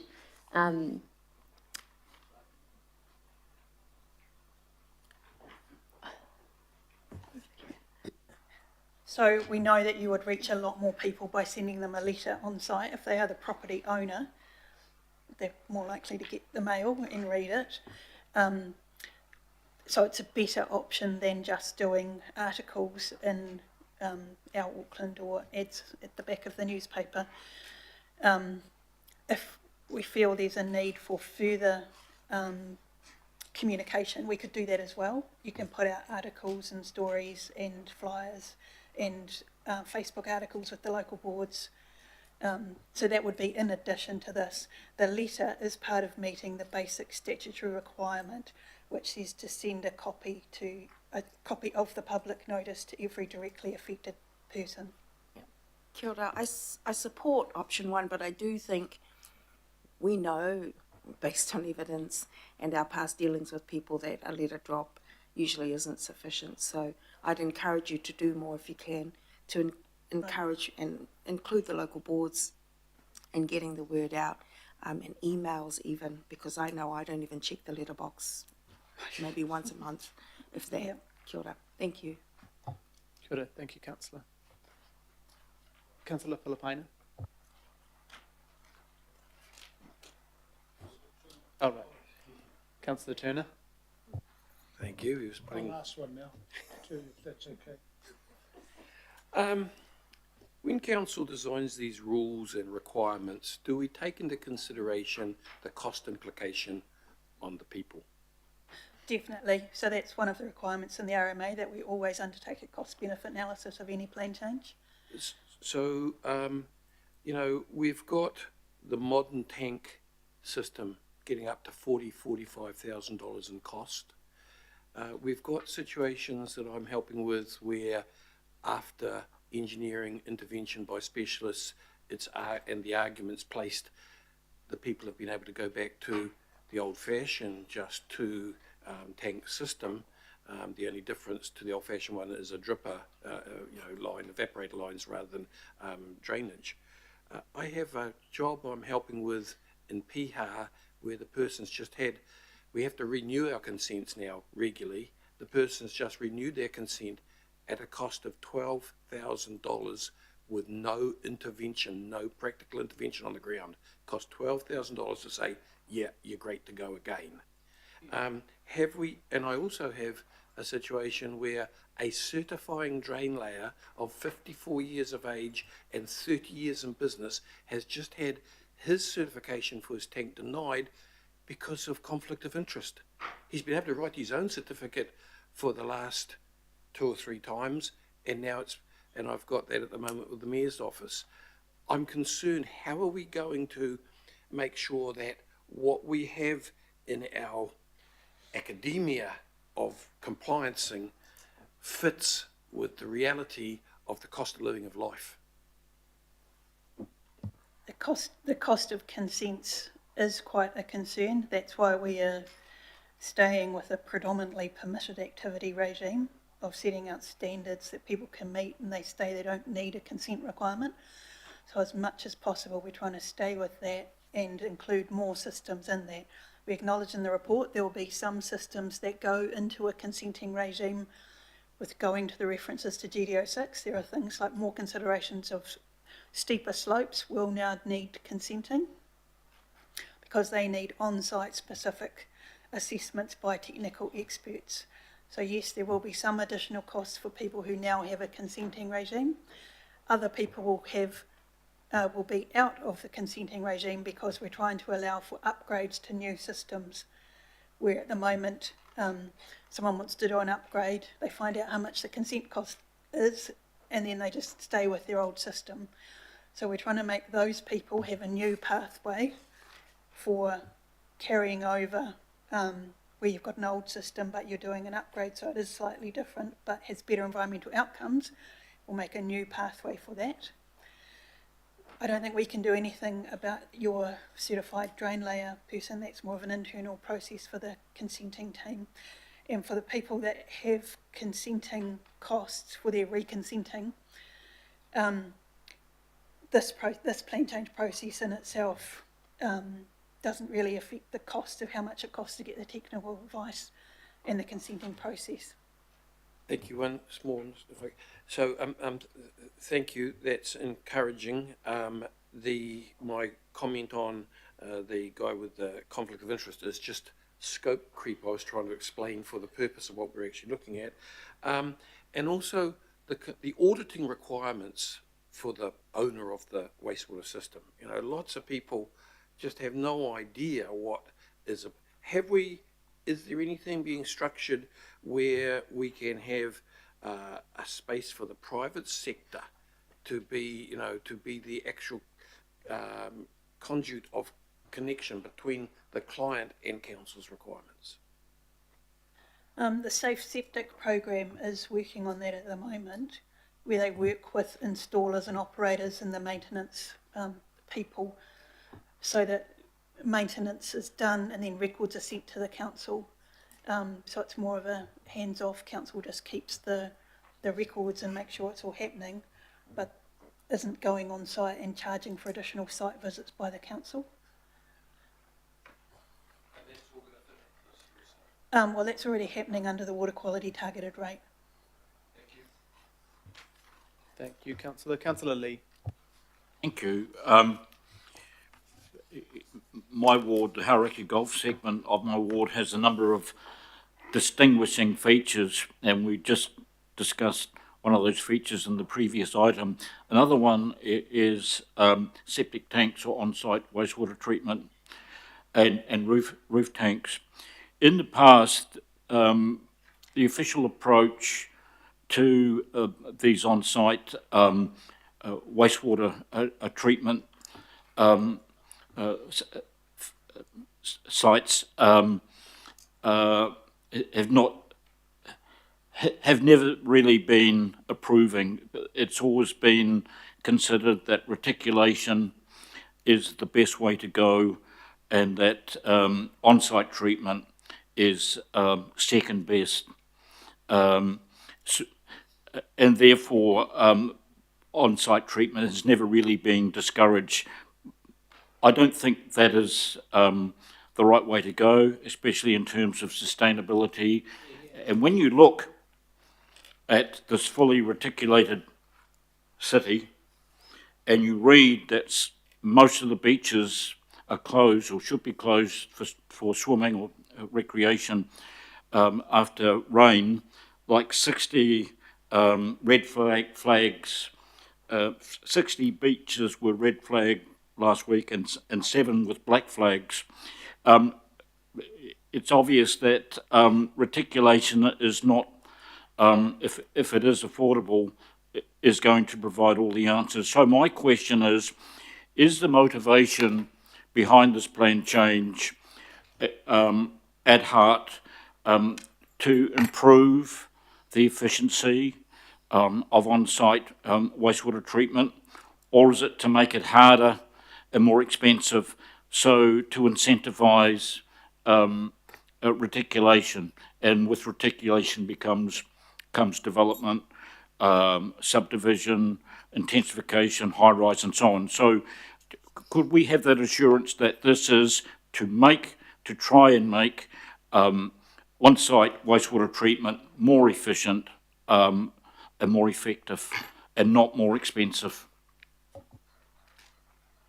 Yes, that is definitely the intent of this plan change, to make sure that maintenance and installation is following best practice, and so it's having less environmental effect. Thank you. Thank you, Councillor. Councillor Sayers. Yeah, thank you, Chair. A few questions. So obviously we're talking, are we trying to, with the septic tanks, because there's a lot of septic tanks in the rural area that existing, are we trying to encourage people to move away from those current existing tanks and to upgrade into new technologies? Are we forcing that on them? We're definitely not forcing it on them, encouraging it, yes. And do we know how many septic tanks there are? We estimate there are 48,000. Yeah, 48,000 sounds about right. What evidence is there that septic tanks, if they're maintained and working correctly, are polluting waterways? We know that they can. Where there has been work through the Safe Networks program where there has been investigations and found that the issues at different safe swim sites have been related to on-sites. So we don't have region-wide evidence at the moment of an issue. So that's why we're happy with keeping it as a largely permitted activity regime. Where these systems are installed appropriately for the site and then they are maintained, they have regular clean-outs and service checks, they are a fine and appropriate system. Yeah, so yeah, I don't think there is a lot of evidence, and they may, and they can pollute a water system if they're not correctly maintained, right? Now the cost question was a very good one. We've got a lot of data in the paper about cost to council, but very little about the cost to the landowners going forward. So I know that to buy one of these new systems is about 40,000. The regulatory costs are the examples of about 70,000. So you're looking about 110,000 in some cases to actually install these devices. So there is a significant cost to landowners, right? And in the rural sector, we've already got many households that are under mental health guidance and getting support from rural agencies. And just this is another financial pressure, and particularly some of them wanting to sell off their land, subdivide a bit off, and the new buyers coming in, they don't realise that suddenly they're up for so much extra cost, you know, to get a house built there. So I think it's a major concern to me. I'll probably direct it to the chair, right, about the cost implications around this whole policy and the lack of evidence that the old septic tanks are polluting the waterways. So I do have a question perhaps with regard to other councils across New Zealand that are perhaps rural orientated. One, we have a neighbour at Kaupapa up north, you know, backs onto the Rodney Ward. What other councils are going down this track that we're going down here? Are they doing the same changes? No, as already noted, our guidance documents are referred to by other councils. They're written for Auckland situations, but they're being used elsewhere in the country as well. Most other councils have a permitted activity regime. Few councils know where all their on-site systems are. It's an issue across New Zealand, and it's been raised by a special subgroup of Water New Zealand. They're advocating to the government to get nationwide standards so that when everyone does freshwater plan changes, they all put the same permitted activity standards in. We're not sure yet how far that will go, but there is talk among the regional councils of trying to get consistent approaches as much as possible. We know there are costs for landowners, and landowners are often quite surprised to find out that there are maintenance requirements in the unitary plan. They've always been there, people just don't know about them, and programs like Safe Septic are making those requirements more obvious to people. I agree that, you know, it's good that the septic tanks probably have to be checked and reports sent through. The fact that there isn't evidence, and I might bring this up in the debate, Chair, but just for the officers, and I'll try and make this a question, the fact that there isn't, I can't put my hand on and point people towards the evidence that the septic tanks are creating more of a problem than the new systems. So I guess if you can provide that as a way of a question, that'd be helpful. Yeah. Yeah, maybe I should note this is the first stage of the process in terms of coming to the committee to initiate this work. we have to come back to committee before to seek approval to notify a plan change. At that stage, we will have the full Section 32 analysis of the costs and benefits, and we will include more information there about the cost for landowners as well as the cost to council for doing the notification. And we'll also try and, as much as we can, include any evidence we can find about pollution. Thank you. But I'll come to a question at the end. But Member Ashby and then Councillor Filipaina. Kia ora, thank you for the report. Just two questions from me. The first one, and I'm not sure if it's best to ask you or later on, but how does this, I guess, align with, later on the agenda, item 14, Council's doing a submission. How are these two things, I guess, aligned, or are they aligned? And then the second question is... Just in case have you seen item 14? It's the Council Group Permission on Proposed Wastewater Environmental Performance Standards. Yeah, just in case. Yeah, sorry, yes, thank you, Chair. And the second question is just the cost-benefit analysis notes there's, if there's no improvements, that there would be a cultural cost of not addressing issues that conflict with tikanga. So I suppose that I'm supportive of the approach that you're taking of permitted activity and standards and that. Question is, how do you ensure that tikanga is being built into the standards? So obviously the mixing of wastewater with fresh water where you collect mahinga kai is one example, but another might be a septic field on top of an urupa might be another one. So how are you building, tikanga into the standards?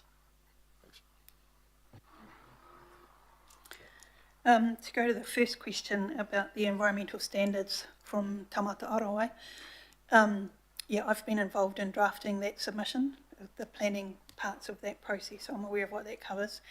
That relates to point source discharges from publicly owned systems, whereas this report is about on-site systems from individual sites. So can be small wastewater treatment plants, but is generally house-sized lots. So they're almost two different systems covering the whole region. Yep. They will come together in terms of they both work to improve outcomes in the receiving environment. In terms of building tikanga into the standards, maybe we should discuss that as we develop this plan change wording further. That would be quite good to do. I know that TP GDO6 was developed with consultation with mana whenua, so there are aspects there that include it. There are also provisions in Chapter E5 about avoiding sites and places of significance to mana whenua, so that probably won't exclude urupa unless they're already scheduled in the unitary plan in the relevant schedule. It could be taken into account, yeah, where they are, but we could do some further work on that as we develop the plan change.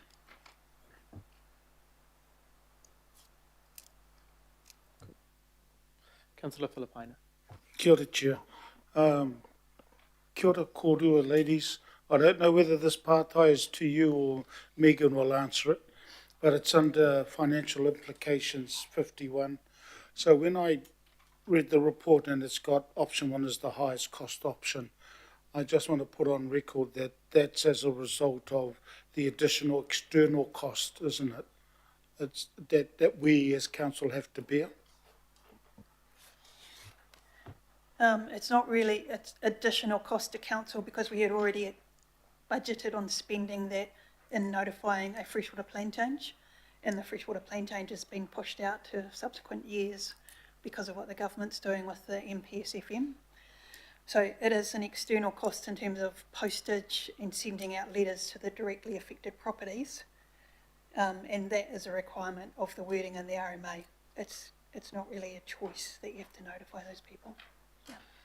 And my last one is on 51, which is central government replacing NPSFM 2020.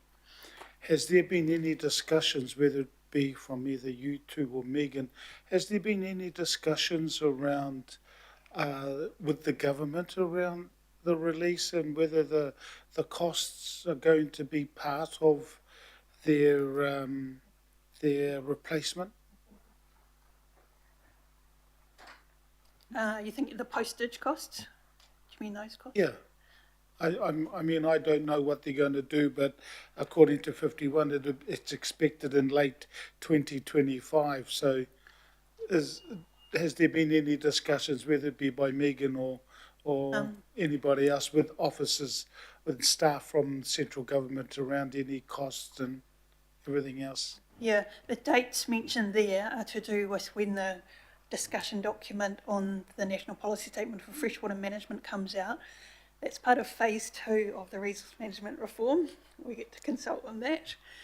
Phase 3 comes out later in 2025, and that is the replacement of the RMA with 2 new bills.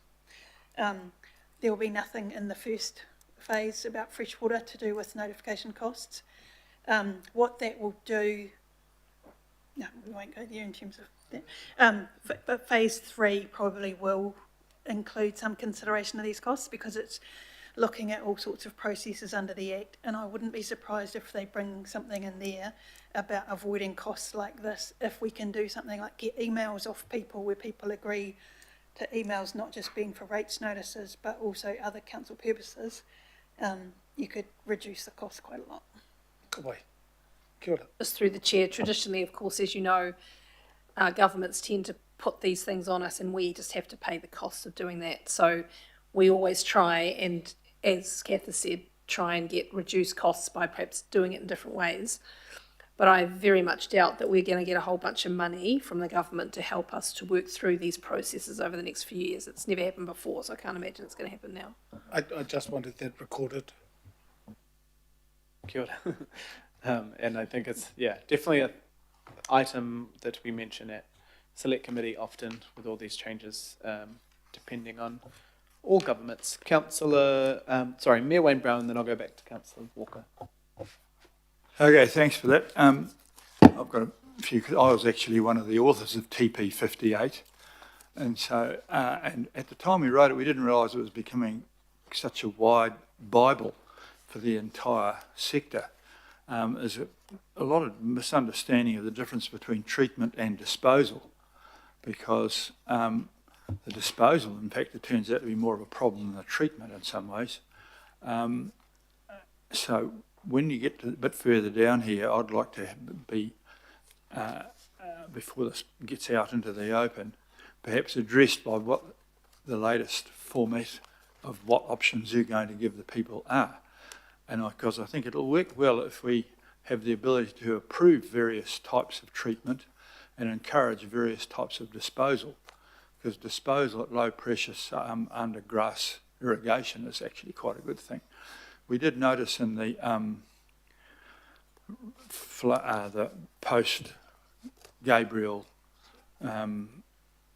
storm that poor disposal fields were a trigger for some major collapses, particularly out in the Kari area. This sector is covered from what the treatment system which we used to call USUM, which stands for out of sight, out of mind. And I remember visiting one house which had completely disappeared down a hill out there, and the guy had no idea that he'd been lubricating the slope underneath his house for many years.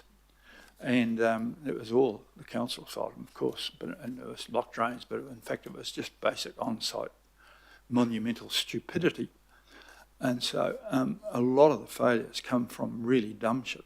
I didn't mean to, as a poor pun, I'm sorry. So I would like to know that we can have I think your planning approach is correct, and I support that. And when you say the option is the highest financial cost, the option of planning is the highest cost to us. But we need to offer the reasonable cost alternatives to the people, otherwise they will make poor choices, because most people will choose this on what is the minimum we can get away with to build our house and then close their eyes to what's happening. There's some very terrible behaviour of residents in these areas. I remember visiting the residual site in a subdivision is quite often utilised by people who have poorly performing soakage fields. And I remember visiting one last site to find that 12 neighbours had connected their failing systems onto this last section, which was now basically an open sewer, really. And so education has to be put alongside the move to this, and it's education at many levels. There are many septic tank cleaning companies who have no real understanding of the business that they're involved in. There are some excellent solutions available out there. I note in here that we've put some blunt instruments like the maximum slopes and things like that there. I mean, you can do this on a very steep slope if someone thinks about it. And so I'm really asking you, can you come back with some of the technical stuff for us to have a bit of a review, those of us who are interested? And we should all be interested here because we are taking downstream problems. And can we ensure that there's some form of public education, possibly funded out of Healthy Waters or somebody else's budget, because it's a lot cheaper to educate people rather than clean up the mess afterwards. And do you want to just clarify for the Mayor around the education, what's attached to this, and also what the Water Quality Targeted Rate and others are funding as part of this work to help? I mean, just before you do that, but right at the start, we need to call it on-site treatment and disposable. They're two separate things. And rather than on-site wastewater, you understand what that means. The public don't. There are two problems here, and quite good treatment associated with poor on-site poor disposal is not a good solution. It's actually a worse solution than poor treatment and good on-site disposal. And so I've seen plenty of people who've replaced septic tanks with rather elaborate aerated treatment systems, only to have the disposal fail. And so I'd like to see whether you would like to reword it, on-site treatment and disposal, because they're two separate entities that are required to get a satisfactory function out of this. I know that I'm giving you a lecture here, but I have to say that as one of the writers of TP58, it was used much more widely than we had expected. And so you'll find if we come up with a good solution here, it also will be much more widely used than we expect, because there are not many good solutions out there. Thank you for that. I'll shut up now, but you can see that this is something which I do know a bit about. Thank you. The questions. We're happy to call it on-site treatment and disposal. We call it on-site wastewater systems, meaning both together. It does address both. That's what it means, but they don't get it. And that's why I asked my question. You know this stuff. Like, Okay, it's got to be layman. could we both all let the officers give some feedback, and then we will... Asking if we know the planning side of it. We work with people who understand the technical side of it. What we're trying to address is the planning issues that the technical people have been complaining about. In terms of providing you with the technical information, maybe if there is anything in GDO 6 that you want to comment on, you could get back to us on that, because that's what we're relying on, is updating going to GDO 6 and the current version of that. In terms of the education, the Safe Septic program that is funded by the Water Quality Targeted Rate includes quite a major education component. I thoroughly agree that's a really important part of it. It's not just about getting the right system in the right place, it's about the long-term maintenance, and even when ownership changes, making sure people know what their system, how it operates and what they should be doing to maintain it. and what they allow their neighbours to also go onto the same field, and thoroughly agree with that. Well, I think that one thing you could possibly add to this is at the appropriate time. I know you're doing planning first up, but at least we want to talk about is that it's helpful to just referring someone to GDO 6. Not everyone can read that. It's like planning. I don't speak planning, but I do speak sewerage, unfortunately. I listen to quite a bit of it as well. But the best, having some good examples is a really good way to do this, and offering a continuously updating list of what treatment options are approved by the council is a good thing as well. There are new entrants coming to this all the time, and there's updates, and there'll be some things that you have on and off, but just asking the people to go out there without offering them some approved selection points won't necessarily produce the planning excellence that you're trying to get from the start. Is that all right? Yep. Thank you. Yep. Thank you. Councillor Walker. So I've got some further questions, and I just want to thoroughly endorse the questions that the Mayor raised. Like Mayor Brown, I used to interact with Ian Gunn, who was the author of TP58 back in the day, about 30 years ago, whenever it was. So a few quick-fire questions in respect of the people that we consult with. Can we also deal with the people that are, for example, designing eco houses, the tiny home community and the like, because they have a very strong interest in this, because they have to deal with their water and their wastewater. Similarly, on the other issue that the Mayor raised around the naming of this, if you look at the document, yes, it's dealing with treatment, it's dealing with disposal, it's dealing with water conservation, it's dealing with the recycling potentially of grey water and the like. It's much broader and really should be far more enabling across all of those things, because they're all related. And they all go also to the issue that the Mayor raised, where there's a strong interaction between these things and on-site stormwater and the like, and frankly slips and so on in many situations, so we need to be cognisant of that. So I'm just signalling that we might want to look at our labelling of this, our naming of it. The other question I'll just reinforce the Mayor on is really the importance of enabling new technology. So we've got this process of continual update, because that is happening all the time, and certainly we need to be reflective of what's happening in Australia and other jurisdictions where there's a lot of movement here. The other question I've got just really goes to the related issue of auditing requirements. As the Mayor mentioned, there's a difference between treatment and disposal. I'm assuming that the auditing is more around the disposal side than instances where somebody's got a composting toilet that doesn't generate anything in the way of disposal and really doesn't need to be monitored, or for that matter, the water conservation devices that they've got in their home and so on.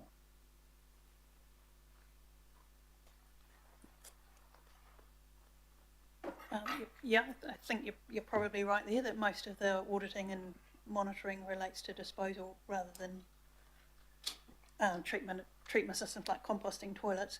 In some cases, the monitoring would include, is the treatment system still operating, like where it's got solar panels and batteries connected up to a new, more modern system.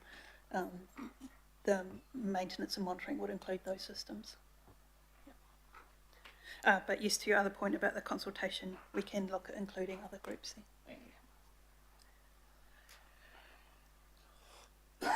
Thank you. And this, when you prepared the plan change, it'll come back to us anyway, right? Yeah. So that's a lot of feedback. I think if you can both step back from the table, we'll go to debate.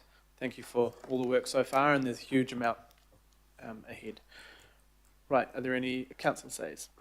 Yeah, thank you, Chair. Thank you to the officers. You know, a septic tank might cost around $3,000. These new tanks, $40,000. compliance costs for these new tanks could be up to $70,000. So looking at 110 grand compared to a $3,000 solution, there's no evidence that I've been convinced of that septic tanks that are well maintained pollute the waterways. Remembering too that all septic tank owners now have to pay for and submit to council that their tanks are being maintained. There's just huge costs in this. You know, a new system costing 40,000, the compliance costs being almost twice that. What this has really done, this has really created mass jobs in both central and local government and enormous costs to ratepayers. And it's not really something that I feel comfortable supporting. Thank you. Good, Councillor. Thank you. Councillor Turner. Thank you, Mr. Chair. I fully endorse Councillor Sayers' position. Not only is the cost going through the ceiling, but the resilience is going through the floor. These systems are so complicated.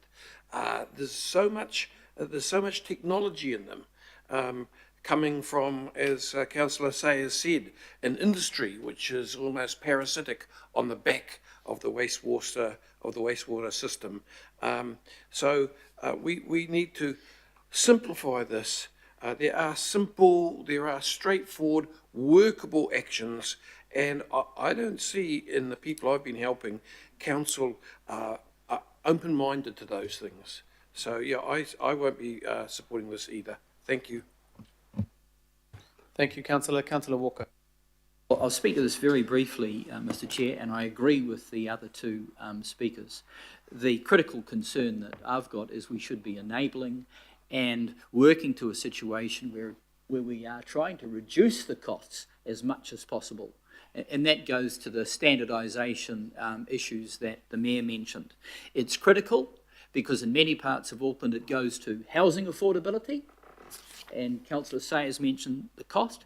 It goes to our climate obligations, it goes to sustainability, reducing energy use, reducing water conservation, and vitally, reducing slips and issues in areas that are both slip-prone and flood-prone. So it is really important. The point I'm making is we need to be as enabling as we can, and we need to be driving costs down. Thank you. Thank you, Councillor. Councillor Henderson. Yeah, thanks. I'll be brief. Look, I'll be supporting this because it feels like this is kind of the first step. I'm just a little bit confused about this because we're voting on a process here where all of the concerns that we've raised can actually be aired. You know, it's stakeholders is right there in the resolution. So I don't really understand what the issue is. So I'll be voting for it and wait to see what comes back, and then I'll decide from there. Thanks, Chair. Thanks, Councillor. Mayor Brown. Now, I'll be supporting this. It is the first step in a journey that needs to be gone. And there are sometimes you just have to say no. There are about 5 houses I saw out at Kaupapa. They should have said no, and that would have forced them into doing something jointly. There are some sections which are just, some places which are not suitable for that, but there are alternatives. I mean, we have, this is one area where the city doesn't lead this because this has been a bit on the outside of the main city. Most of the city is reticulated, but rural areas are a bit ahead of us in this particular field. But there are some situations where you can link a number of septic tanks and treat the actual effluent from that at a local place. We have to have the ability to offer something which is perhaps intelligent, but I think this has to be part of what we're stepping forward here, planning for a starter to realise it is an issue. And I think if you've got people who've got huge compliance costs, then that's their own fault. They haven't read what the stories are, the rules are, because there's plenty of solutions out there. And so I will definitely be supporting this. Thank you. Yes, this is just the first step in a long process, but it also is putting into play what is already required and the standards already say. So All of the points that everyone has brought to the table will be considered through the process, and then we'll go to the much larger plan change process anyway, when the public have quite a significant amount of say and to and fro. Right, all those in favour? Any opposed? And opposed, Chair, if that So- could be noted as well. Councillor Sayes, Councillor Turner opposed, and Councillor Fletcher would like to abstain. Thank you. Right, we'll move to item 10, which is an operative plan change, and after this item, we'll go to lunch. I didn't look at that clock because there's so many other clocks around me, but we'll get that changed. Just, if you thought it was lunch, it would be Yeah, I haven't looked at that clock for years. John, thank you. Kia ora koutou. Process with which you're very familiar. It's the end of a plan change. This one is a private plan change, not a council plan change. A very narrow, discrete plan change to rezone land in Beach Haven from single house, which is a low density residential zone, to the mixed housing urban 3-storey medium density zone.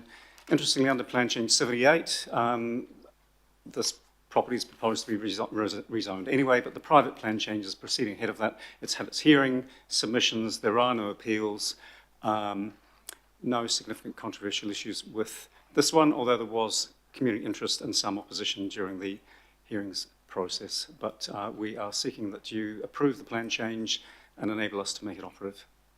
I'm happy to take any questions. I'm happy to move. I'm happy to move, Chair. Councillor Henderson. Henderson Leone, thank you. Is there any questions on this? As we know, with the operative, it's the end of a long process. Why do these come back here? Why do they actually need the approval here when we've delegated authority? Through the Chair, there is no ability under the Resource Management Act to delegate making a plan change operative to staff. It's probably the one clause in the RMA that says it must be a decision, I think, of a committee of the whole, as opposed to, it's the one thing that you can't delegate to staff. Yeah, Karina's nodding. One clause, it's a, just fact of the RMA. That's, okay. Okay. Thanks, John. Yeah, I think we have traversed that interesting piece of information before. Doesn't seem to be any other questions. Right, all those in favour? Any opposed? Perfect. Right, we'll take the opportunity, and sorry to the staff who are waiting. We'll have half an hour, so we'll come back at 1:05, shall we say. Thank you.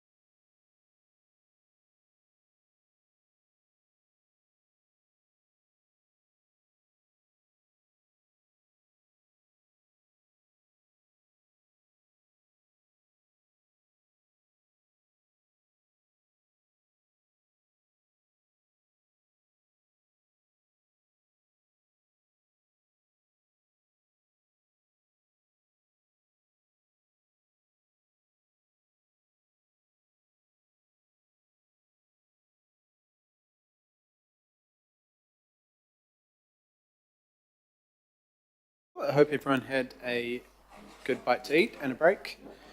We will move now to our storm recovery, storm affected land use policy and implementation approach. Got Tanya, Rebecca and Mace, I think. Just Rebecca and Mace.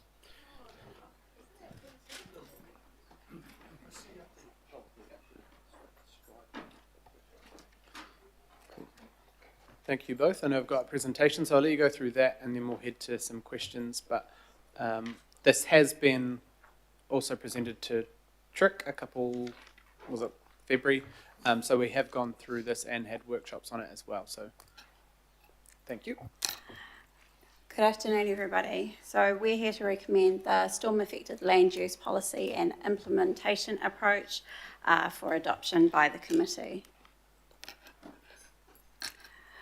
So just as a brief refresh, this policy applies to residential land that has been purchased by Auckland Council due to intolerable risk to life. The land is owned by Auckland Council and classified as non-service as it was purchased for safety reasons without a defined service use. The council holds decision-making responsibility on the land.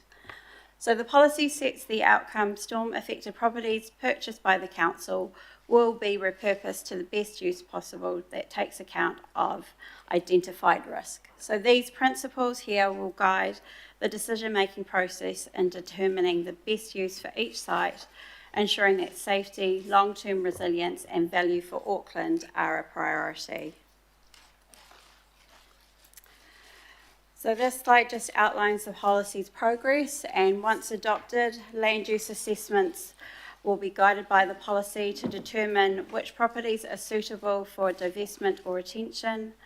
Retention will apply to properties required for hazard management or those serving an identified need, such as flood resilience or provision requirements that are outlined in existing policy and plans.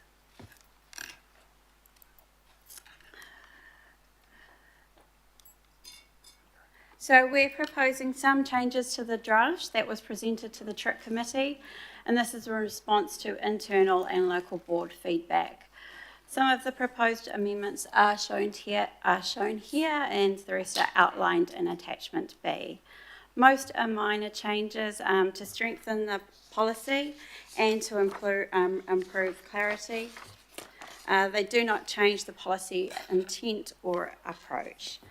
So just in summary, this policy will ensure that we manage risk and follow a sound process to make the best use of the land. Ngā mihi nui kia koutou, we're happy to take questions. Easy, thank you. I think, Deputy Mayor, were you saying you'd like to move? Yeah. Happy to second. Right, go to questions, if there are any. Mayor Brown? At the 7 principles, I think number 3 is weak. We are asking you to maximise the returns to council. Be prudent with ratepayers' money. It is tacitly approving only losing a little bit. But I want to make it explicitly clear that you are to maximise the returns, particularly given the fact that due to the rather woefully blue sky numbers of category 3s compared to what we have to do, there's a budget hole that I don't want to prop up with rates. So I'm going to propose that you make 3 maximise returns. And and you've got to be careful. I don't want this to become a process whereby every local board thinks it's going to get another free domain. It is not. So if the local boards want them, they buy them. It has to go under there as well. It says we're going to use something or other, local board somewhere or other. I just saw you said something about local boards. It's up here. Local board plans and other documents. This is not a free-for-all for local boards. If local boards want to buy them, they've got money. We just increase that, they buy them. If they don't want to buy them, You're so far as money's going to change hands, they don't really want them. So please, can we toughen the down? I don't want anyone to misunderstand what we're telling you to do. Okay? Thank you. Cool. Rebecca and Mace, do you want to clarify for the Mayor what is meant by that? One, on what we legally have to do. I know that you've traversed this a bit around the co-governance between local boards and governing body, but also the expectations that this isn't just going to be land used for whatever. It has to be for the regional purpose 2 years ago that we embarked on. Thank you, Mr. Chairman and Your Worship, for that direction. With local boards, we have fulfilled the statutory responsibility largely by consulting on the policy and had that feedback. In terms of, we certainly understand and are really clear about the priority to devolve the council of liability of land that we don't have to own for those hazard management purposes. And this is about a commercial return where we can safely do so. So that's definitely part of the priority and regular feedback to the Transport Resilience and Infrastructure Committee, so you will see the results of that regularly. Well, I accept that you do, you are, because you've heard me bluntly, but be prudent with ratepayers' money is weasel words. And that will excuse all sorts of behaviours. Perhaps, Mr. Chairman, we could use recommendation B for yourself and the Deputy Chair to take that direction on board, and we can make an amendment under your delegation if this passes, of course. Absolutely. I guess to further clarify, just for the Mayor and others listening, that it's like a cascade, right?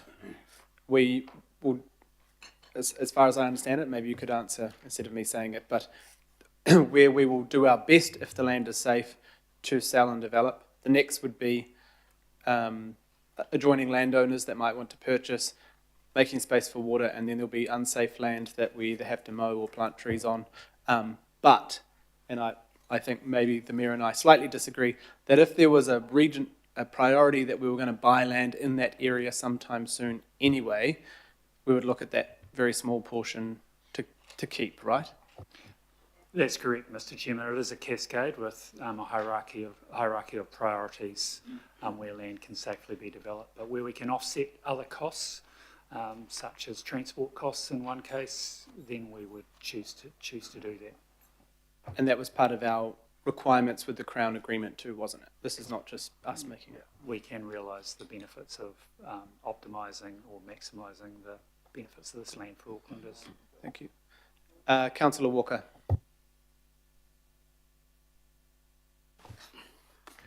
I've just got a question that follows on from the Mayor, and it goes to remediation. So in a situation where remediation might be some years off, it might be some form of alternative stormwater management so that the area no longer floods, but we've got to hold the property in the meantime because it is flooding. Is that in the context of making space for water and remediation? Through you, Mr. Chairman, the simple answer is yes, we will see land held for a period, and when the benefits of the making space for water and blue-green network are realised, or ahead of that, we'll be doing planning based on modelling to look at the applying this policy to the highest and best use of that land. So just a further question with respect to that. So what I'd anticipate is there might be an interim situation where perhaps the land might have some recreational use or the like, but a clear intention at a later point in time to perhaps sell it off when it isn't so flood prone for housing or whatever, if that was appropriate at that time. So the assumption I'm making is we're making that option clear, we're keeping our options open? Correct. Thank you. Thank you. Councillor Filipaina. Thank you, Chair. Kia ora kōrua. My pātai is following the lines from the Mayor and the Chair. if the properties are category 3 and we buy them, and in some neighbourhoods you have the little pocket park that's next to them, if they have been affected as well, and the homes either side are category 3, what input do the local boards then have in regards to any, especially the purchasing of that land that is between residential homes? Now, I know in Māngere Bridge there's quite a few where you've got your property, just a little piece of land that the council has to have, and then, so what happens with that? Because I'm assuming the local board are crucial in regards to any purchasing of that land, not the dwellings. Kia ora, Mace. Kia ora, Mr Chairman. Thank you, Councillor. The local boards will have an input into that, and it depends on the primary purpose. So the primary purpose would, in that case, typically be in your ward in Māngere, hazard management for flooding. So the primary purpose might be hazard management, but 99% of the time it will be available for amenity, but you wouldn't want to build assets on that land other than horizontal assets, if that makes sense. So amenity value would be there, but at other times, it's in the extreme times of rainfall, it's for hazard management. And the reason for that in the 2 Māngere catchments, which, you know, we're celebrating the commencement of works tomorrow, is that we've done the assessments and we have a category 2C project in those 2 catchments, or a flood resilience project, and so all of the category 3 land is typically going to be for well done to you and your team, and I know tomorrow morning there's an awesome MC, so thank you. The alternative, though, just to be plain, Councillor, is that there could be options for neighbours to buy that land where it's suitable to do so for increasing their own private open space, and coming back to that hierarchy of optimising the outcome for council. Kapai. Thank you, Chair. Kia ora, Councillor. Member Ashby. Kia ora, thank you. Look, I'm supportive of the line of travel. A couple of questions from a Māori point of view. The first, I guess, is around participation in the commercial part of this, and the opportunity for iwi to participate in that via, you know, advance notice, or the report references iwi being able to review the list of properties in their rohi, yeah, at market rates, but that sort of that policy move does support the wider Auckland Plan objectives around economic development. So when we talk about advanced notice, my experience with another soon to no longer exist agency was that was a couple of days at best and didn't really mean anything. So what are we talking about here in practice? So that's question one. And question two is for the other work stream, i.e. the land that isn't appropriate for sale because of continued flood risk. What might that process look like in terms of engagement with both iwi but also local mātāwaka? Thanks. Kia ora, thank you for your question. So firstly, once this policy is adopted and in place, each iwi or mana whenua will be provided with information regarding the properties within their rohi. They will then be able to signal if they have an interest in those properties, and that will be taken into consideration when we're deciding on whether we retain or divest those properties. If it is decided that we are going to divest those, then, and they are going to go to the open market, it is expected that iwi will be given a month's notice prior to it being available on the open market. Just an additional clarification, thank you, Rebecca, through you, Mr Chair, is there will be an opportunity for an acquired land request register, so there will be opportunities. Some of it could be years in advance, Member Ashby. And so. Thank you. Councillor Sayers. Thank you. Just a couple of questions around, obviously, this for the land use, mate. So in terms of what documents cover the dwellings and the houses, what policy or guiding principles or do we have that we can reference there in terms of perhaps the sale of the house? And in terms of maintenance, so the Rodney Local Board quite often mentions to me their concerns around houses that are now vandalised, broken into, have grass growing up to the base of the window, basically neglected, and drug use happening in them, and all sorts of kind of nasty things there. So what guides us in terms of the maintenance of those properties and keeping them safe and secure, and you know?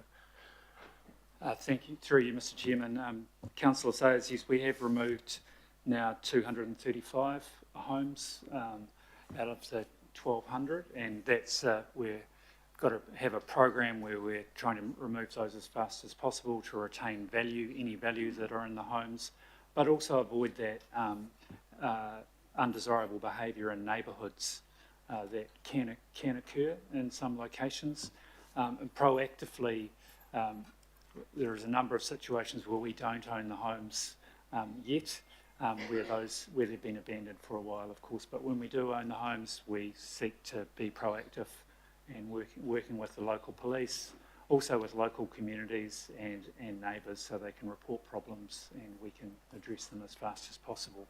But it is unfortunate. From time to time there are undesirable behaviours, but the earlier communities can let us know, we can be proactive around that. So I appreciate and empathise with the problem where that occurs. Oh, Member Henare. Normally, in a open market procedure, is you'd have a right of first refusal. Is there anything in there that suggests that there may be a right of first refusal to iwi?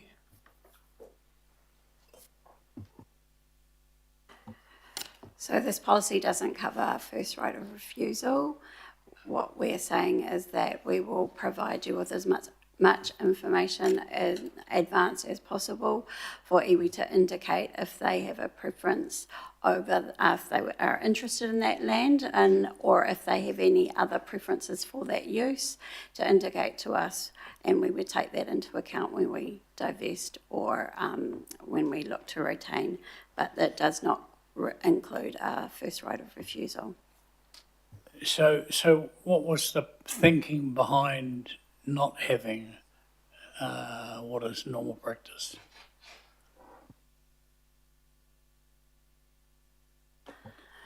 Through the Chair, my understanding is that Auckland Council is not subject to first right of refusal.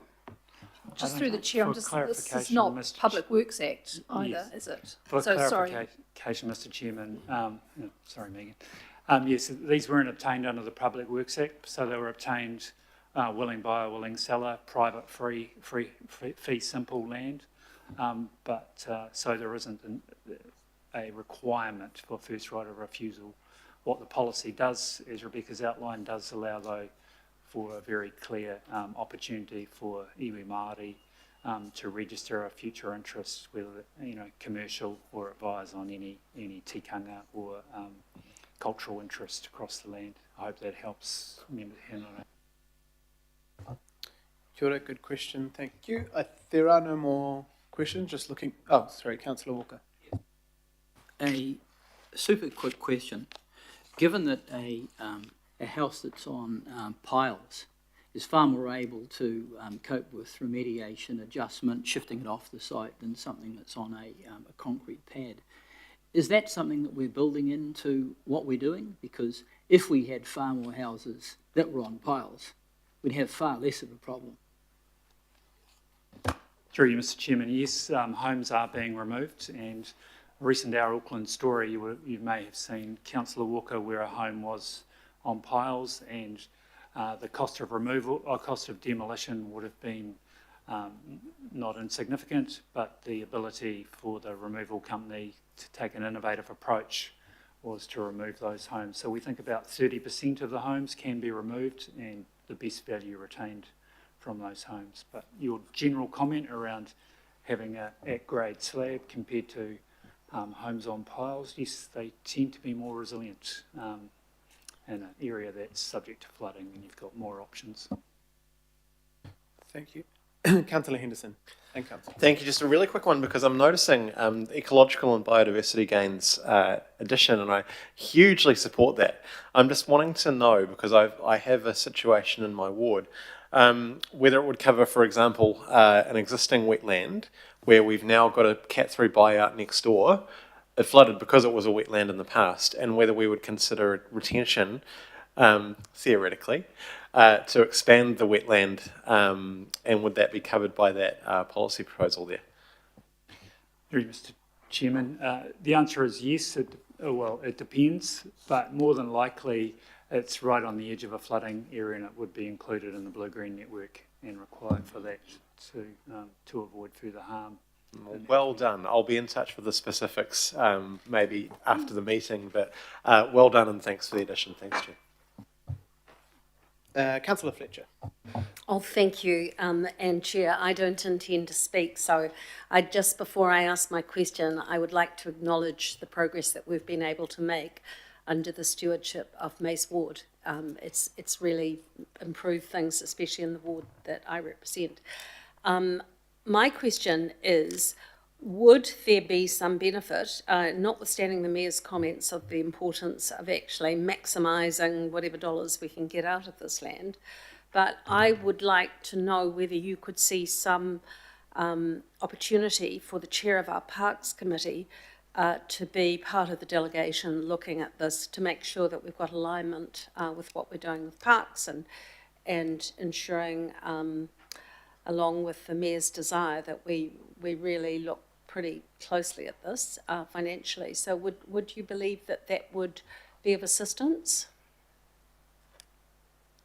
Through you, Mr. Chairman, I think the Parks and Community Facilities staff are making these assessments, and whilst they are identifying some areas for potential service use, those are relatively few. But back through the Transport, Resilience and Infrastructure Committee, Councillor, and there will be opportunity for the Chair to have an oversight and overview of... Thank you. I'd just like to foreshadow that I would like to see the inclusion in the delegations of the Chair of Parks, but I don't need to speak further. I would hope you can accommodate that.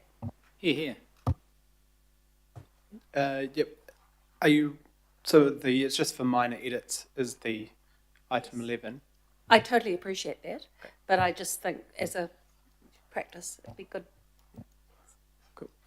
Thank you. The last question, and just for people to not get confused or concerned, the land we make available for sale around making safe, the types of things you'd be doing, my understanding is, would be putting covenants that you couldn't build on certain areas or having stronger restrictions, just because some people may get confused why we bought the property anyway if we were selling it back to the market at some time. Apologies. That's correct, Mr. Chairman. Be building back differently, and in some cases building back better, if you like. Could be quite a different development form where there's clusters of properties, and that's part of the Mayor's point, I think, about what's the best building form and the best outcome for community. We're also getting feedback from communities. They often want to retain their sense of community and not see and see some building go back in some of these locations where it can safely be done. Thank you. And just the other question around to Councillor Henderson's point, and I think this is maybe some of the concern from local boards too. There's a difference between local park for a pocket park and what will be a making safe, it's blue-green network, making space for water. There is a likelihood that that will become a local board asset after, with stormwater delegation over it. But do you want to just describe how that would happen? Because there will be a lot of the blue-green network which is likely to end up sort of the recreation potential will end up in local board responsibility at some point.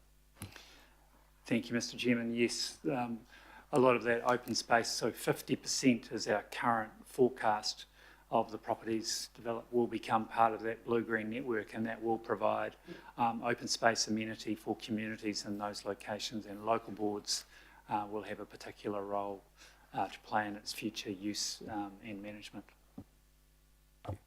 Councillor Henderson again. Yeah, thanks. Just a quick one, just in line with the previous yarns.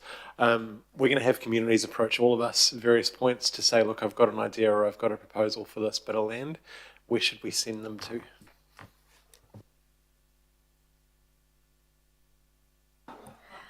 Through the chair, so we've got an acquired land request registry, so they can be sent through to the recovery office, and it gets noted on there, and that gets considered.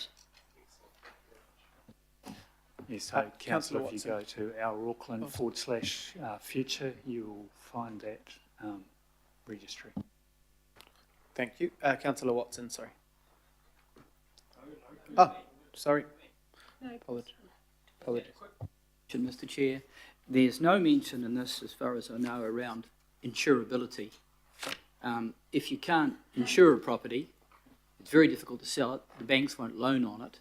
I just bring that to your attention, Mace. I would have thought that was pretty fundamental.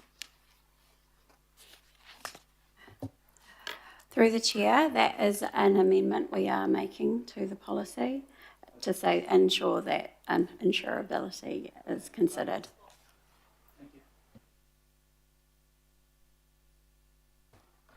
Thank you.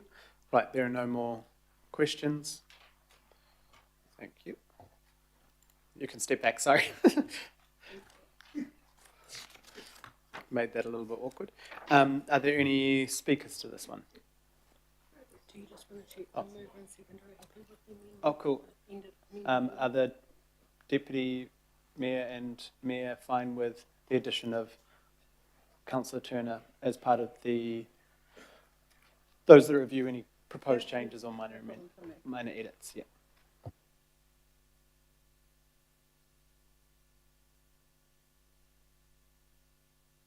Well, qualified, yes.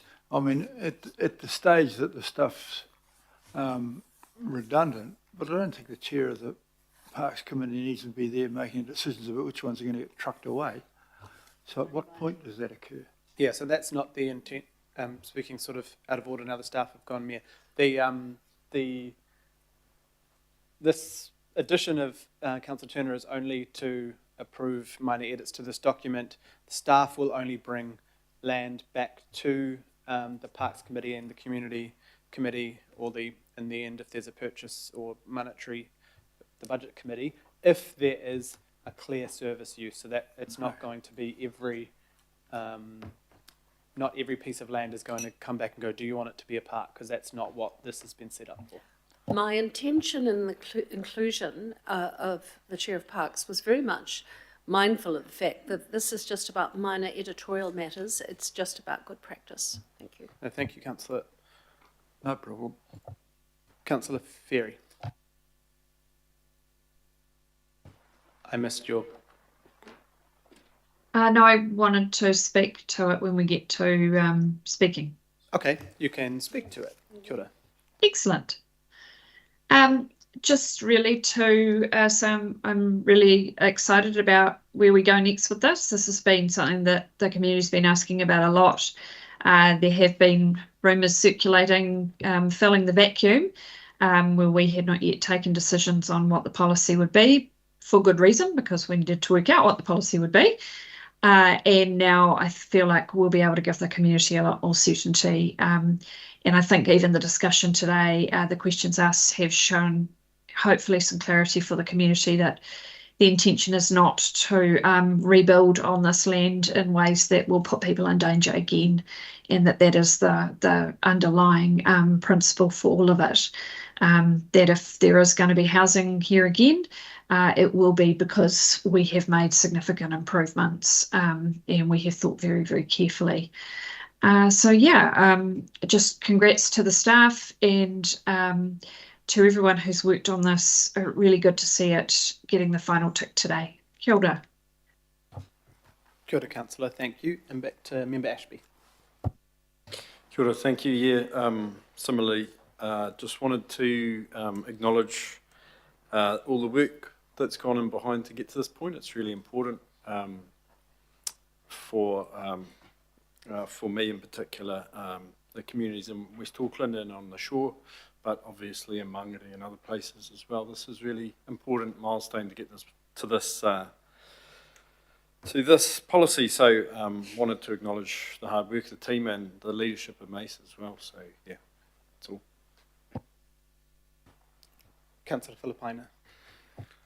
Just very short whakaaro to Mace and the team, thank you. And tomorrow morning is the blessing from Te Akatai Waihua, and also supported by Ngāti Tamaoho tomorrow morning, and with the blue-green projects for Te Rarata and Haranea. So just to that point, I just want to acknowledge the people around this table and all the work that has been done to get us to this point as the first of the blue-green projects, along with, geez, I forgot the other one, I mentioned it yesterday or the day before, but just wanted to acknowledge the work. So look forward to catching up with those that are attending tomorrow. Kia ora. Kia ora, thank you, Councillor. And yes, very clear policy. Obviously thinking of all those affected. This has been really tough for many of our communities who, in most cases, did not want to leave their properties, but they were too unsafe for them to live in. So what we do with this land going forward, we need to be sensitive, but also, as the Mayor says, sensible. All those in favour? Aye. Any opposed? No. Perfect. Thank you. Oh yeah, so that was unanimous. Thanks. Didn't hear what you said, Deputy Mayor, sorry. I wasn't saying no, I was saying Yeah, I was trying to figure it out. Right, we've got item 12, shaping how Tāmaki Makaurau plans for climate disruption, connected to item 11, of course. Bonnie and Ben, kia ora.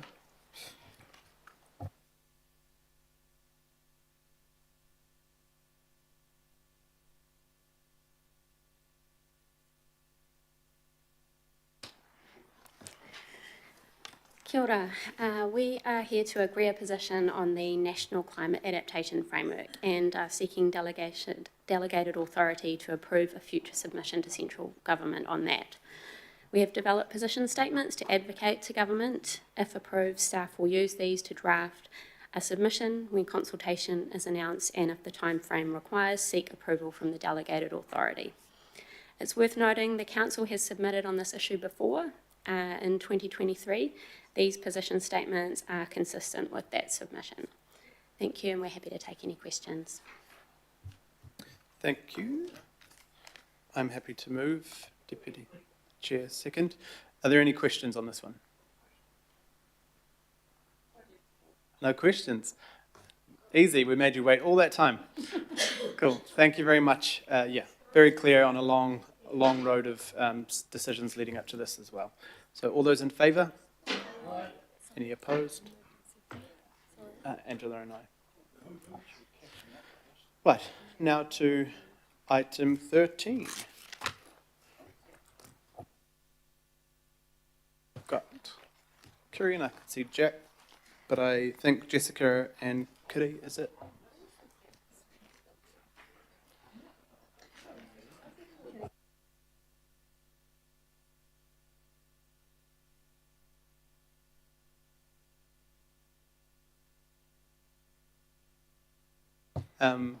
So I'll just get you all to introduce yourselves. And I'll also acknowledge that we will go through this item, but I do want to acknowledge, I didn't realise Jack was going to be here today, but I would like to acknowledge Jack's 48 years of service, but at the end of the item. So we'll focus on the item, and then if that's okay, I know you don't necessarily enjoy all the acknowledgements, Jack, but it's very important to us that we do. But we'll focus on the item at hand, and then we'll move to that. Kia ora. Is it Jessica kicking off? Kia ora. I'm Jessica Morris. I'm a planning specialist in the Service Investment and Programming Unit in the Policy Department. I'm here with my manager, Kerry Heron, and the manager of Auckland Botanic Gardens, Jack Hobbs, and the head of Māori Outcomes in Parks and Community Facilities, Jade Lee Davis. And joining us online is the General Manager of Policy, Louise Mason. So we have a short presentation to introduce the item, and then we'll take questions. Cool. Jessica, if you could just move your mic a little bit closer to you. Sorry, just... Sorry about that. Thank you.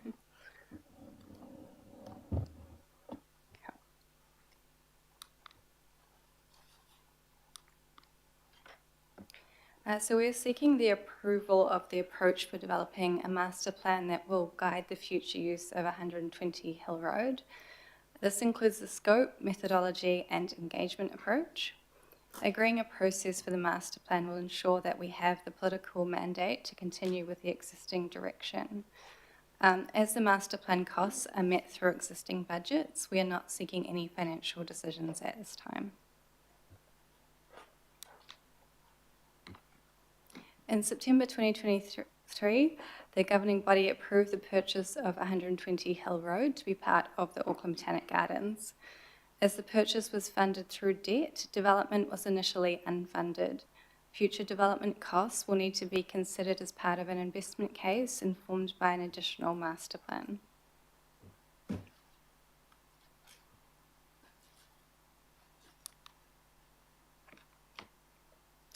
A benefit of acquiring 120 Hill Road is that the site provides space to deliver outstanding elements of the existing management plan and master plan.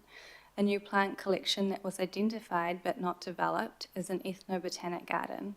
This garden was intended to focus on traditional Māori plant uses and be developed in partnership with tangata whenua.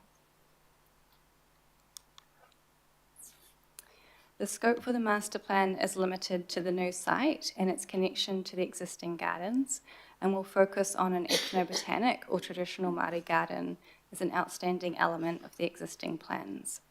The design will be co-created with mana whenua. Development costs and internal and external funding options will be considered as part of the master plan. This will help to inform future budgets, including the next long-term plan, as well as partnership opportunities.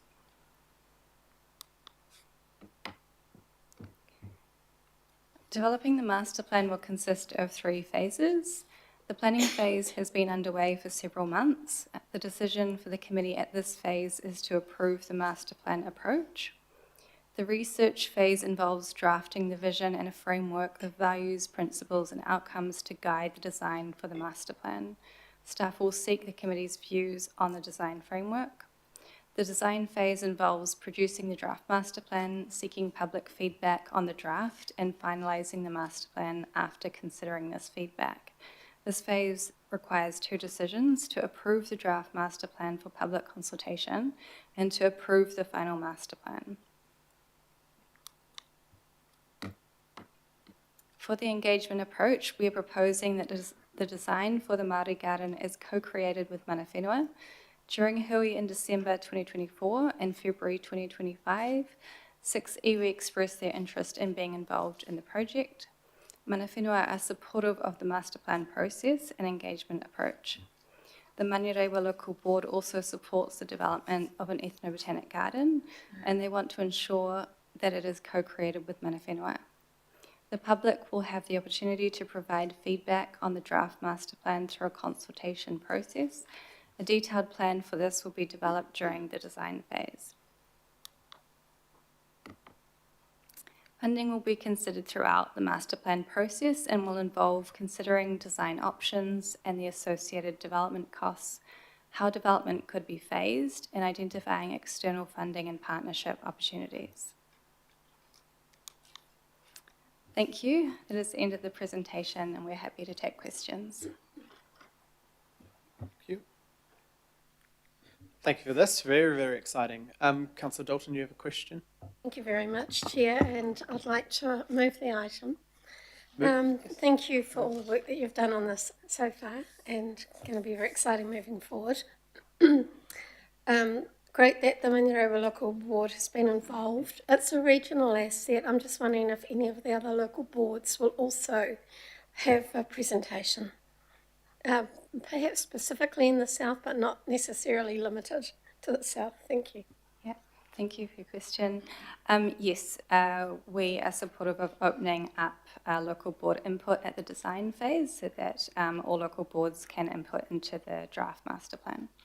Thank you, Jessica. Yes, and to clarify, Councillor Dalton and I, and I hope this is okay, and I'm sure it is with you, Councillor Fletcher, as the seconder, just as a chair's rec had, Manurewa Local Board, obviously, in the 4, and then 5 were just opportunity for all local boards to provide feedback into the draft master plan as well. So obviously, Manurewa as a partner being within in the board area, but as a regional asset. Is that fine for you? Okay, cool. Thank you. Councillor Walker. Are there other gardens like this in New Zealand? That's ethnobotanical gardens? Māori based?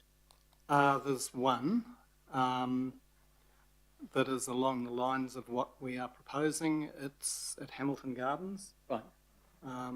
It's called Te Parapara. It's very small. Sure. And So it's a good model. We've looked at it, but right. We're proposing something more comprehensive.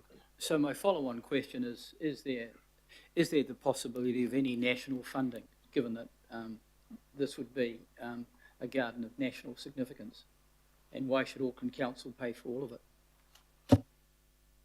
That's certainly what we intend to explore. Well, the royal we, they, well, and that is what we've talked about, that we do think this has significance beyond, beyond our region.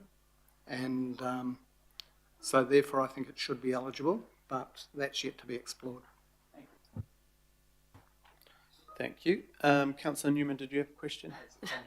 Oh, sorry, yeah. Were there any other questions? Councillor Fletcher. This is obviously something that many of us feel most excited about.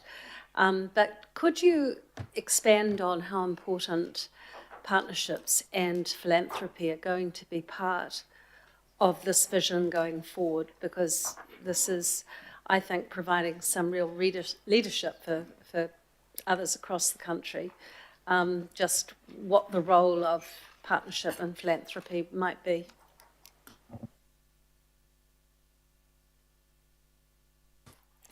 Thank you for the question. I think we're beginning the process, and the initial philanthropy that we've seen is the generosity of the Friends of the Gardens to contribute to the master plan cost. So that's fantastic, and they will continue to be involved in the project. I think you raise a question we need to explore funding partners and partners for initiatives that fall out of the master plan, and our eyes and ears are open to that through the process.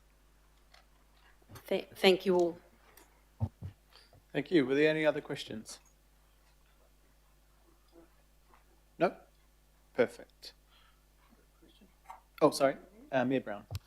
Yeah, I'm broadly in favour of what you're doing, of course, but are there any exotic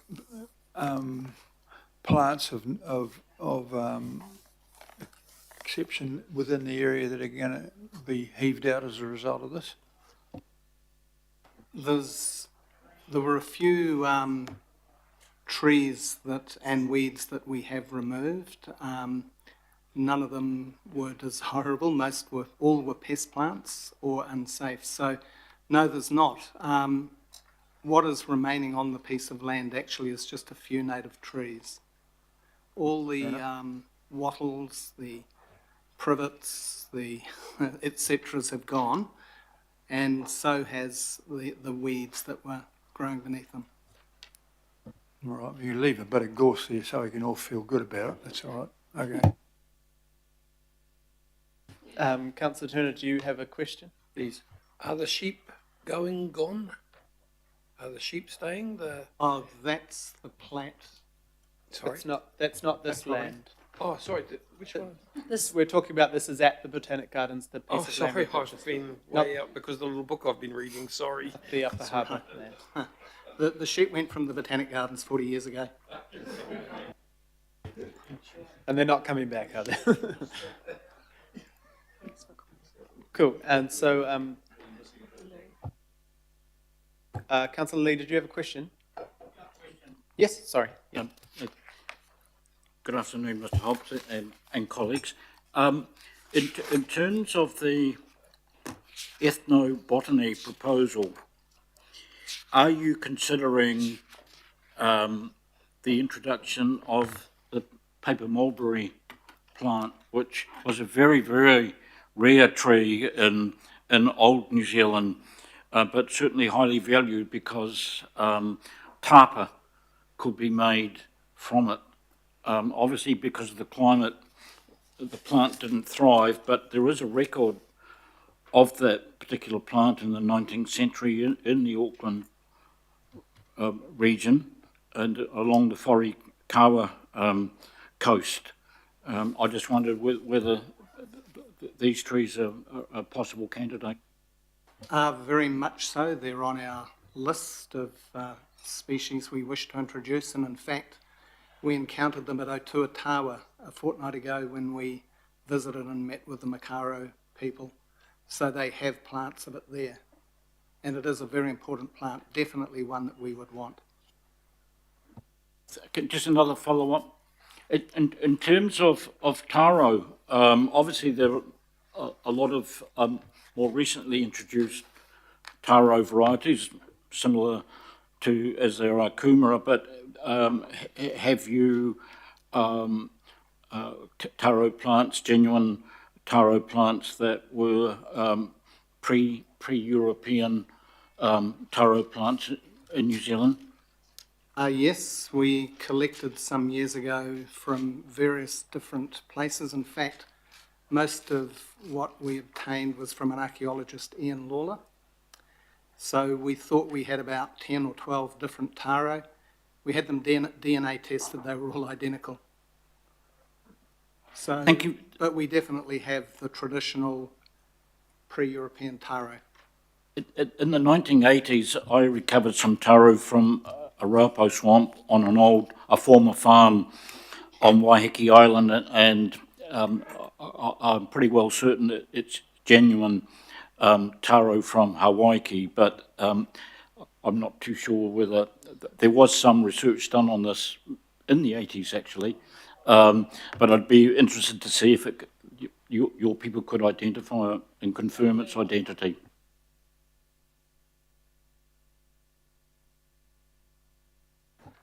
Thank you. I think that is all, and we will awkwardly get you to step back, and then I'll ask Jack to come up afterwards, but we'll debate this item, and then if you don't mind, Jack, we'll ask you to come back. But thank you all for the huge amount of work on this and the huge amount of work that is going to happen going forward. So we've got speakers. First, Councillor Newman. Oh, look, I just wanted to express to Jessica Morris and to Kerry Lahiran my thanks for the good report and for the work that's taken place to date. The site is not containing anything special at the moment, Your Worship, but there does need to be some work on it. Firstly, to just not let it go backwards, and secondly, obviously we'll need to move forward with the development of it through the 10-year plan process.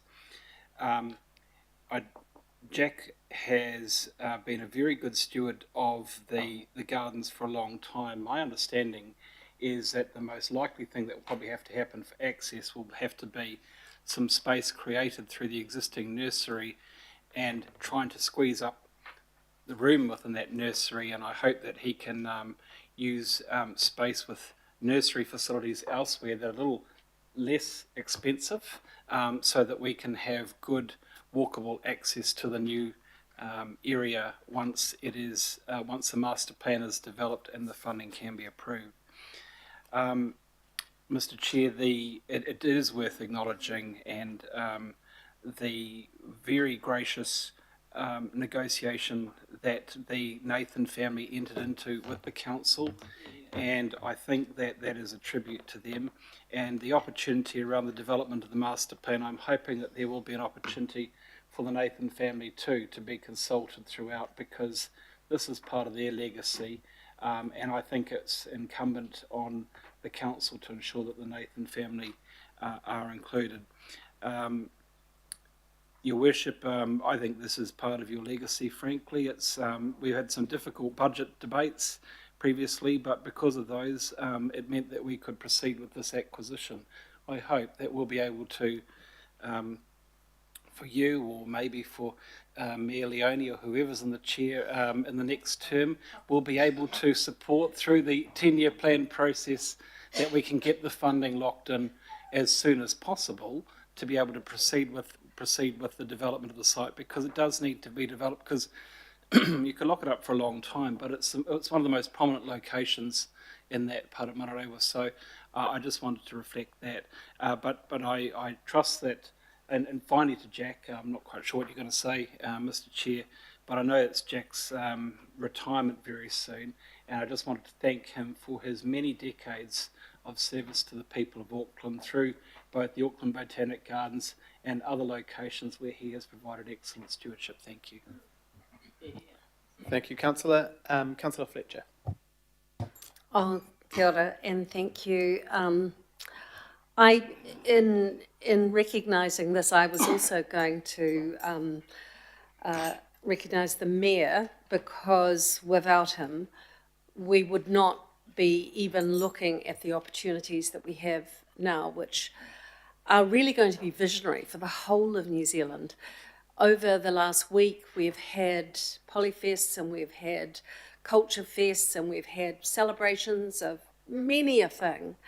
And it just reinforced to me, when we're talking about biculturalism, when we're talking about multiculturalism, the importance of it being expressed, not just in an academic sense, but in everything we're doing, including our gardens. And we haven't done that in the past. And therefore, this ethnobotanic garden is going to be one that we can really feel proud of as all residents of Tamaki Makaurau. So I'm tremendously excited about it. I also think we should stop and acknowledge the fact that the funding for this, which is not insignificant, to do this with integrity and the consultation that should be underway, it's being made possible by generosity, and that is the Friends of Auckland Botanic Gardens are paying for this. So this is not a stretch on our budgets. This is something that is happening through the goodwill of a lot of fundraising that takes place by a dedicated group of volunteers. I don't want to speak further other than to thank the Mayor again, and also put a note of caution up. Right now we're going through policy changes around open space and acquisition and the consultation that's gone on around there. If we were to put in place that policy, it would have probably prohibited the acquisition of this land. And occasionally in life, good things pop up and you've got to be sufficiently nimble to be able to take advantage of them. And to that end, the Mayor made that possible. I really want to commend him for that, because in later years, people will look back and say, well, of course that was always going to happen. Things don't always happen, and sometimes it takes good people to step up and actually make them happen. But also, when we're putting in place policy, let's be really mindful of what we are trying to achieve and leave sufficient scope within it that we can take advantage of these opportunities as they crop up. But I'm just delighted with the outcome. I would like to go out on Friday morning as your representative to the Friends of the Botanic Gardens and thank them sincerely for what is, I'm hoping, going to be unanimous support for this master planning approach. Thank you. Thanks, Councillor Fletcher. Councillor Dalton. Thank you, Chair. And much has already been said, but I was going to say, specifically thanking the Friends of the Gardens, who are so pivotal to this. I remember probably 10 years ago, could be longer, when Jack brought to the Manarewa Local Board the master plan and the vision for the Botanic Gardens, and so many exciting things still to do. There's a lot There's a lot in there that was still to do, and the Māori garden was one of them. And an opportunity to do this now and to probably do it bigger and better than what might have been is tremendously exciting. And although the Botanic Gardens is already a point of difference, it's going to be an even more unique point of difference for the south and for all of Auckland. So really, really happy with this. Thank you, Jack. Thank you to our council officers.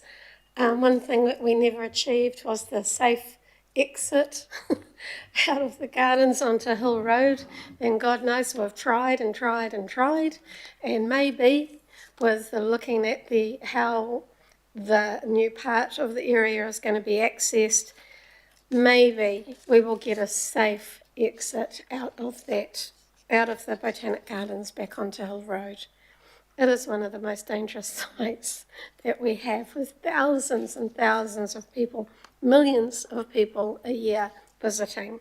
So thank you to everyone who was involved into ensuring this could happen, and I hope that you will all give it the support in the next long-term plan, which I won't be here to give my vote to, but I hope that you all see the vision and value for the whole region. Thank you. Kia ora. Kia ora, Councillor, thank you. Councillor Walker, last speaker. Sure, so I'm very supportive. I think it's a great opportunity. I think Auckland's entirely relevant, and as much and all as Hamilton's a great place, we've got a better climate, and there are a number of plant species that will grow in Auckland and will be a little bit more difficult in Hamilton. The other observation I make is we've got a large Pacifica community. They have ethno-botanical needs as well. There's an opportunity to broaden something. Many of them are in the South Auckland community. The other observation I make is there's a lot of money in this area, and a significant number of companies based in New Zealand that have cosmetics that are native plant based. I would suggest there are opportunities that go to funding here that may be complementary, who knows. And I think the last comment I'd make is around acknowledging Jack, who's provided leadership for this, and outstanding leadership for the Botanic Gardens generally. And I make the observation it would be great to have some form of recognition in the gardens around Jack. I don't know what form that would take, but I just put it out there. I'd certainly be very supportive of that. Thank you, Councillor. We're just getting a word checked, Sandra.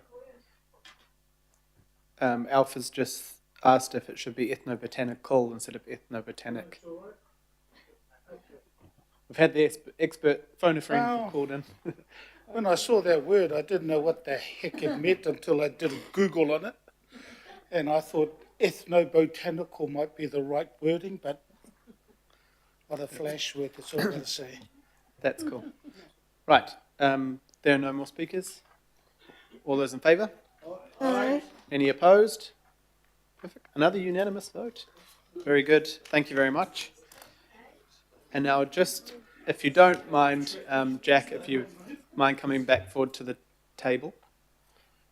And we're just going to, and apologies, I didn't realise you were going to be here today, but I know there'll be a couple of other members around the table that would like to say something, but we're just going to officially acknowledge, and I know there are probably many celebrations you're going to have over the next little while, hopefully 48 celebrations.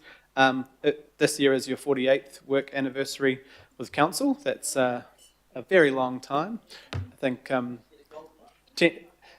you started work with us 10 years before I was born, so it feels extremely a long time for me to be discussing this. But yes, you've spent a lifetime working across the city, but the Botanic Gardens is obviously somewhere that you've had so much to do with, and you know, obviously Councillor Walker says we need something to honour you there, but I would imagine that most people, Friends of Botanic Gardens, all of us would know that the land and the development of that space itself is a massive testament. I know you just said, when I thanked you for the Platt land, you said, I'm just a facilitator, and you are very humble, but I think you are leaving and have left a massive legacy for everyone who comes after you, the people who work with you and have worked with you, who really admire you and appreciate working with you. And I know that you've worked with many of us around the table in such a positive way. And, you know, as Councillor Fletcher said, the testament to you on the purchase of this land, which was against council policy, but we all, you know, when these amazing opportunities come up and people like you can help us see the vision, then it was obvious why we supported it. And once again, with the Platt land in Upper Harbour and Greenhide there, that you know, your fingerprints will be all over that for generations too, because you had the great relationship with the Platt family and helped that out. So I'm sure there are a couple of others who might want to say something, but I just want to acknowledge and thank you for all your hard work. And I know you'll be coming back and volunteering and probably giving advice for many years to come to anyone who asks. But I think what you've done for us, but also the future of Auckland, is hugely admirable, and I just want to thank you for all you've done. And I hope you know deep down that you did have a massive impact on our city. So thank you.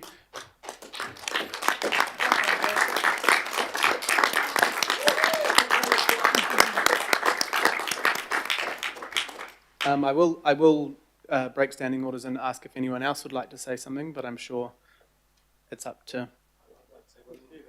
Cool. Sir, I didn't know you were retiring so soon, and if I don't get that personal tour with my wife around your gardens, I'm dog tucker. So please, I need to catch up with you sometime soon. Councillor Lee. Yes, thank you, Mr. Chair, and thank you for the opportunity. Mr. Hobbs has been in local government, in the regional government and the Auckland Council longer than I have, which is quite a long time. For all of those years, he has been a dedicated leader of the regional botanic gardens. At one stage, featuring in a TV series with Maggie Barry, but at all times so dedicated and such a learned manager of the botanic gardens and inspirational. And I have to say, down all those years, it's been a great pleasure to work with Jack, and he is a person that I've greatly admired, and there's a lot of other people associated with the botanic gardens who feel the same way. So I'm very, very sorry that he's leaving, actually, and he will be missed. However, I wish him all the very best in his retirement, and I'm sure that he'll continue his association with the Botanic Garden. So thank you very much, Jack. Thank you, Councillor. Is there any? Councillor Fletcher. I just want to say a few words now, but I would probably like to say a lot more later on. But with Jack, some of us are feeling really saddened to see him go, because the way that I see it, he came into this council all those years ago as a horticulturalist, but he also came in with, sounds corny to say it, but servant leadership. You know, he's in leadership. There's two sort of styles. There's the one who he's up front. He has to own all the issues. He's or she, you know, they take no prisoners. Off they go. But there's others that stand beside people and ARFI them. So whether it was the thousands of volunteers that he has ARFI'd and encouraged and shown how we could grow as a country and as people, or whether it was the hundreds and hundreds of staff that he empowered and enabled along their journey, and even the staff that we have today, they are here as testimony to the servant leadership that Jack has displayed throughout his life. He's quiet, he's unassuming, but he's very, very powerful and not to be underestimated. And I, for one, feel absolutely gutted he's leaving us, but he has left a mark, not just on us as an organisation, but as a city and as a country. And his legacy will actually be the ethnobotanical botanic elf garden that is yet to come. And so thank you on behalf of the volunteers, thank you on behalf of everyone for what you've contributed. Kia ora, Councillor, thank you. And Jack, if you'd like a right of reply, you are more than welcome to. Thank you so much, and thank you for your kind words. For one slight correction, I'm not a horticulturalist. I'm actually a bit of a fraud. I'm a failed accountant who somehow wandered into the... Right, well, so, but I've learned a bit about plants over the years. I discovered that I loved them. I knew that. I grew up in a family that loved gardening and loved plants, but I never thought of it as a career. It was a lucky accident walking into the Botanic Gardens all those years ago. I'd never even applied for a job there, but I loved it from day one. I have been very fortunate to spend time with so many amazing people. And councillors and politicians, I mean, you know, the courage, I would hate your job, what you do. I'm full of admiration for it. I've always been so appreciative of the leadership and support we've had at Botanic Gardens. At the end of the day, Botanic Gardens, we grow plants, but we're about people, making a difference in their lives. I think that's what we are doing. In fact, I know it is. Nothing gives me more joy than to see a group of school kids walking around looking at plants and not looking at devices. So thank you again for what you've said and for your support over the years, and I won't be too far away. Thank you, Jack.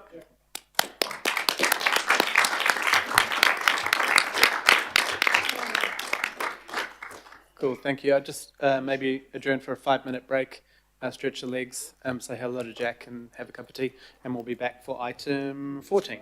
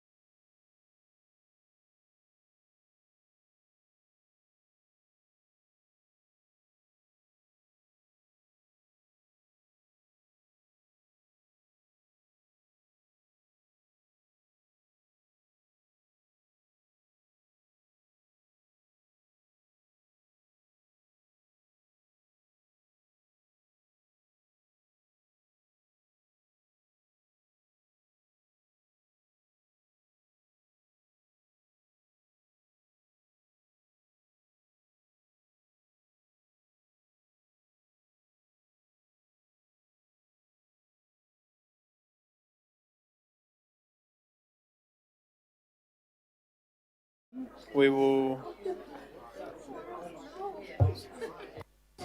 come back to the table. Right, with item 14, we have our council group submission on, hang on, there's a lot of, hold on a second.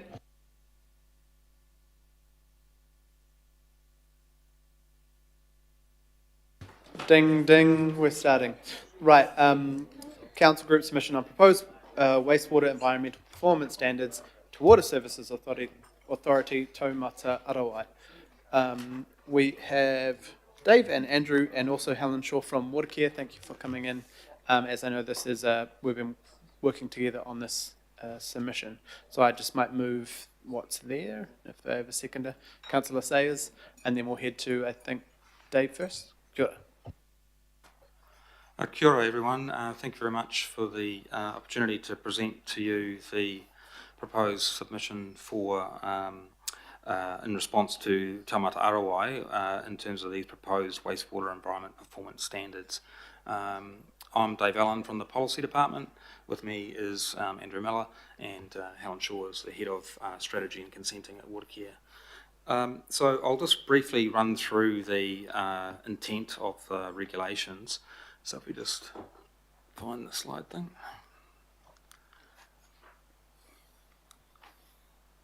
So firstly, just to recognise that we've had quite a change of a statutory environment over the last few years.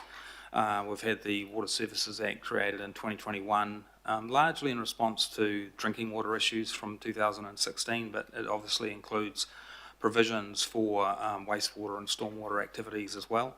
And one of the sections of this Act enables the making of wastewater standards, which we're now looking at. There's been a number of other changes recently in terms of the water services delivery models and how that impacts a number of the network operators across the country. And of course we've had some specific provisions that relate to Watercare as well in terms of the order that was just made in the last month. The other thing I've just got on this slide is the Local Government Water Services Bill. That's with the Select Committee at the moment, and there are some amendments to the wastewater standards provisions in there at the moment. And so in terms of the timing of the wastewater standards, they're not likely to be brought into effect until this particular amendment has gone through. The current timing is for about September this year for the wastewater standards to be brought into effect. So just in terms of why the standards have been created, one of the key issues is that about 57% of all consents across the country are due to expire in the next 10 years, and there's basically a number of these treatment plants around the country are about 30 or 40 years old. And so basically there's a need or an opportunity to look at how wastewater standard treatment processes and the consenting regime for them can be brought up to a particular standard. The key thing I've got here is that that particular environment in terms of where these wastewater treatment plants are at, and also the risks of wastewater getting into drinking water supplies, etc., has meant that there's been quite a focus on water reforms recently. And so the intent here is to largely look at deriving consistent water standards, which basically are trying to achieve better environmental outcomes, cost and time efficiencies in terms of consenting investment planning, and also for regulators and infrastructure owners giving a bit more certainty as to the processes that would apply when consents come up for renewal. There's a number of issues with a lack of consistent standards for reporting and monitoring across the country, so there's an interest from Taumata Arawai to standardise those. And the one thing I just wanted to highlight is that this particular wastewater standard batch does not encompass septic tanks, so that's something that's possibly for the future that's been flagged, but not in this initial batch of wastewater standards that have been identified.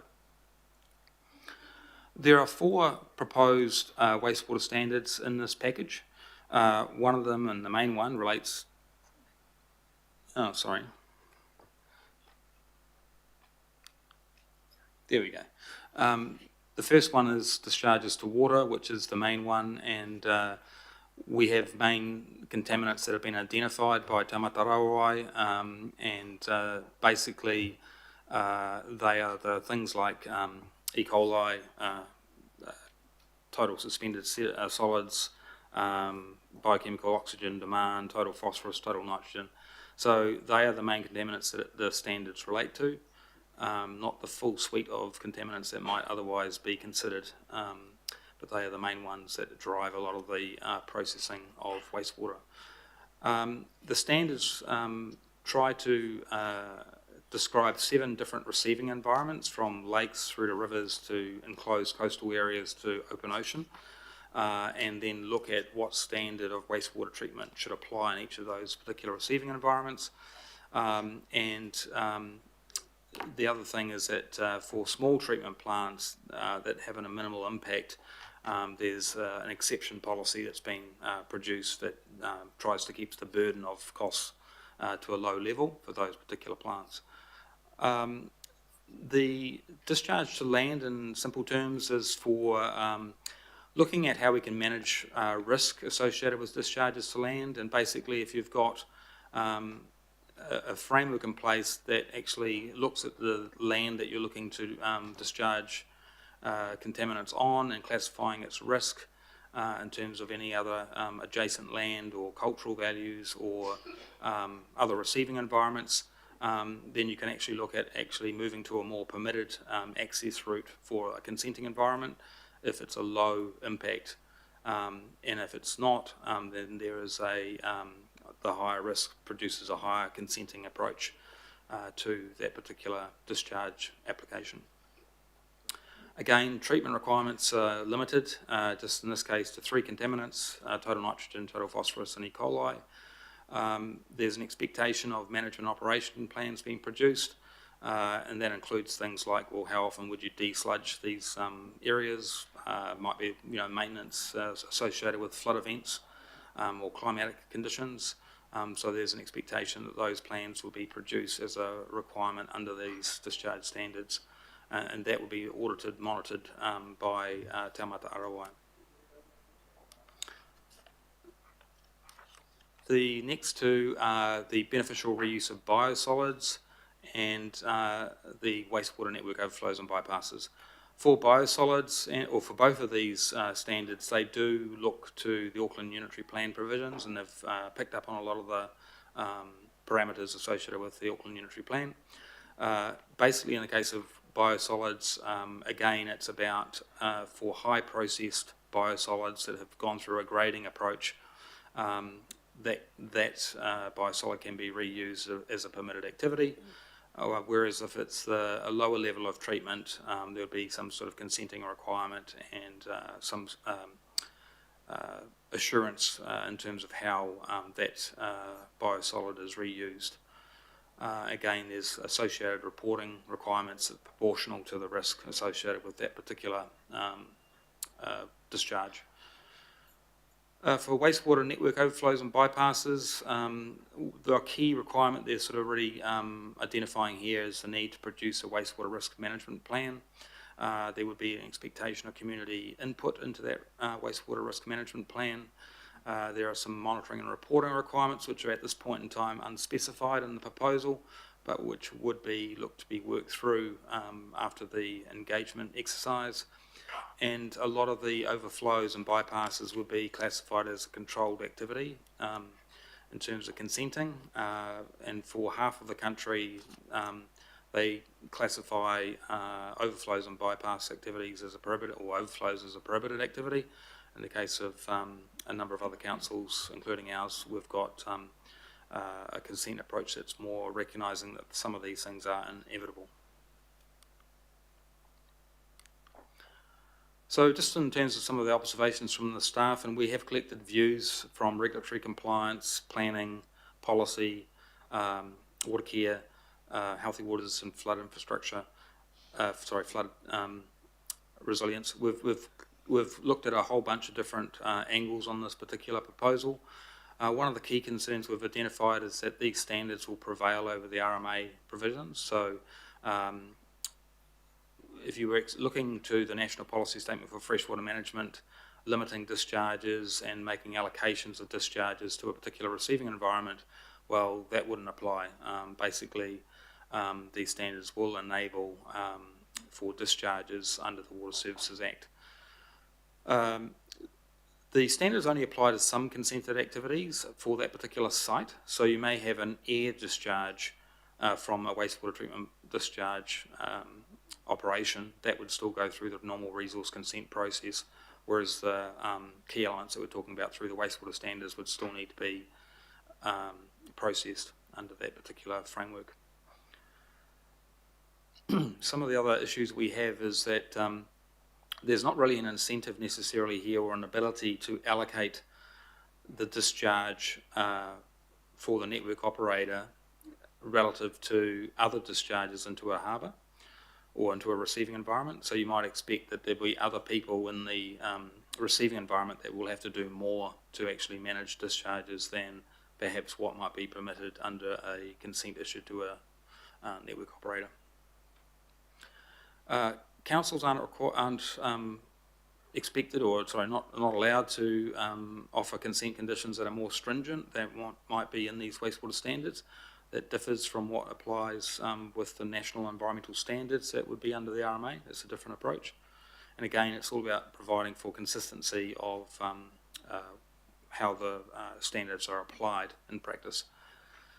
And then I guess the other thing is that the monitoring and reporting framework for the wastewater standards will differ from what might be required from an RMA context in terms of things you might be interested in from an RMA perspective, such as the dispersal pattern of discharges once it reaches beyond the end of the pipe. So there's a few differences there that we would probably want to see a little bit more of alignment to that end. And I guess the other thing is that the Watercare Charter recently has set up a number of obligations for Watercare, and that speaks to the operational efficiencies that they're looking to try and achieve. And so we would want to probably ask the question, well, will these standards, how will that affect the efficiencies that are expected to be achieved from Watercare or other network operators more generally?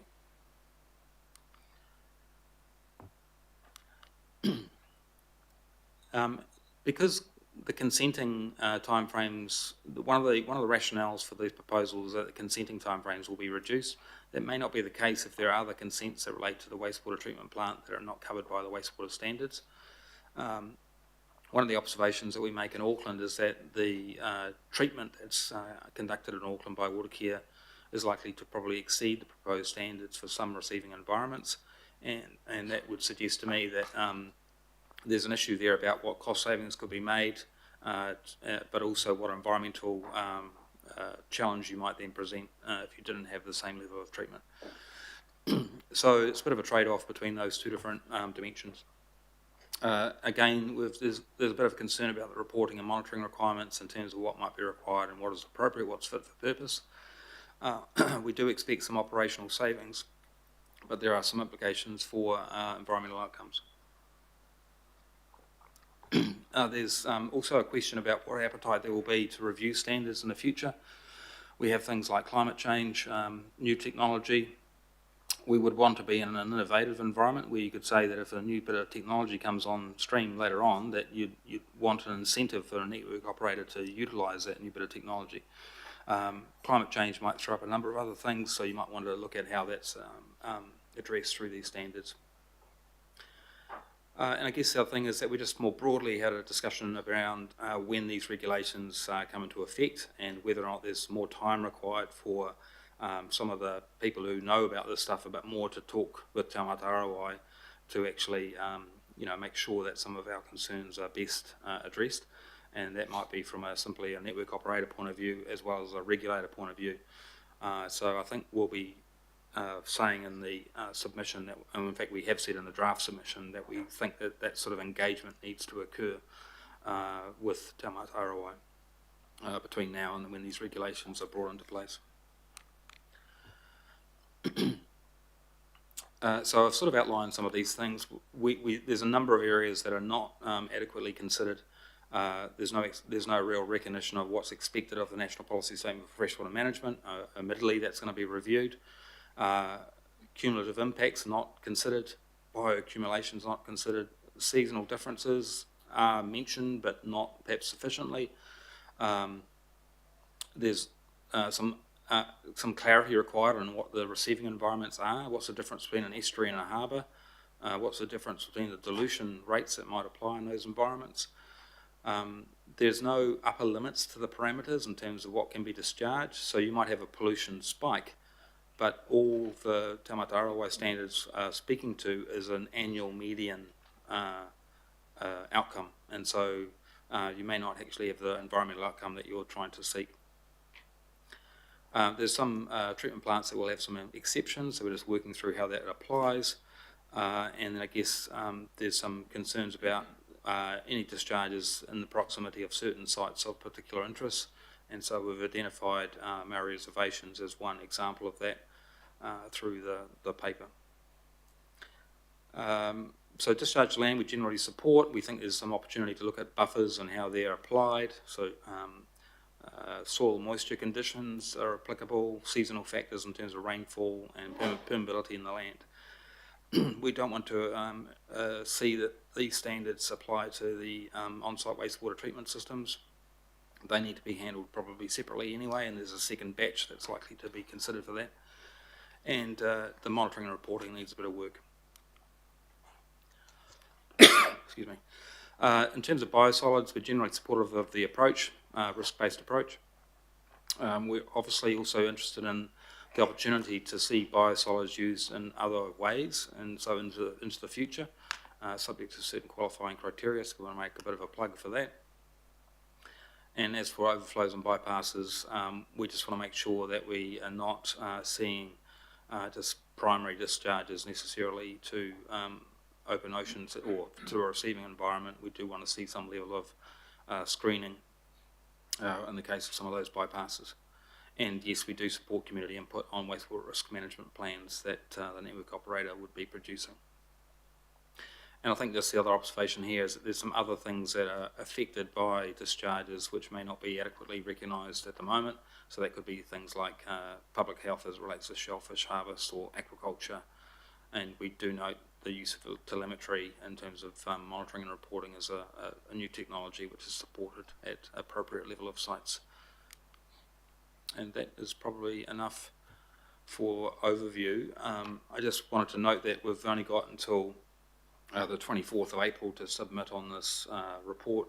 The recommendations speak to the Chair, Deputy Chair and the Haukora representative to sign this off. If you're generally comfortable with the direction of the submission to date, that would be great.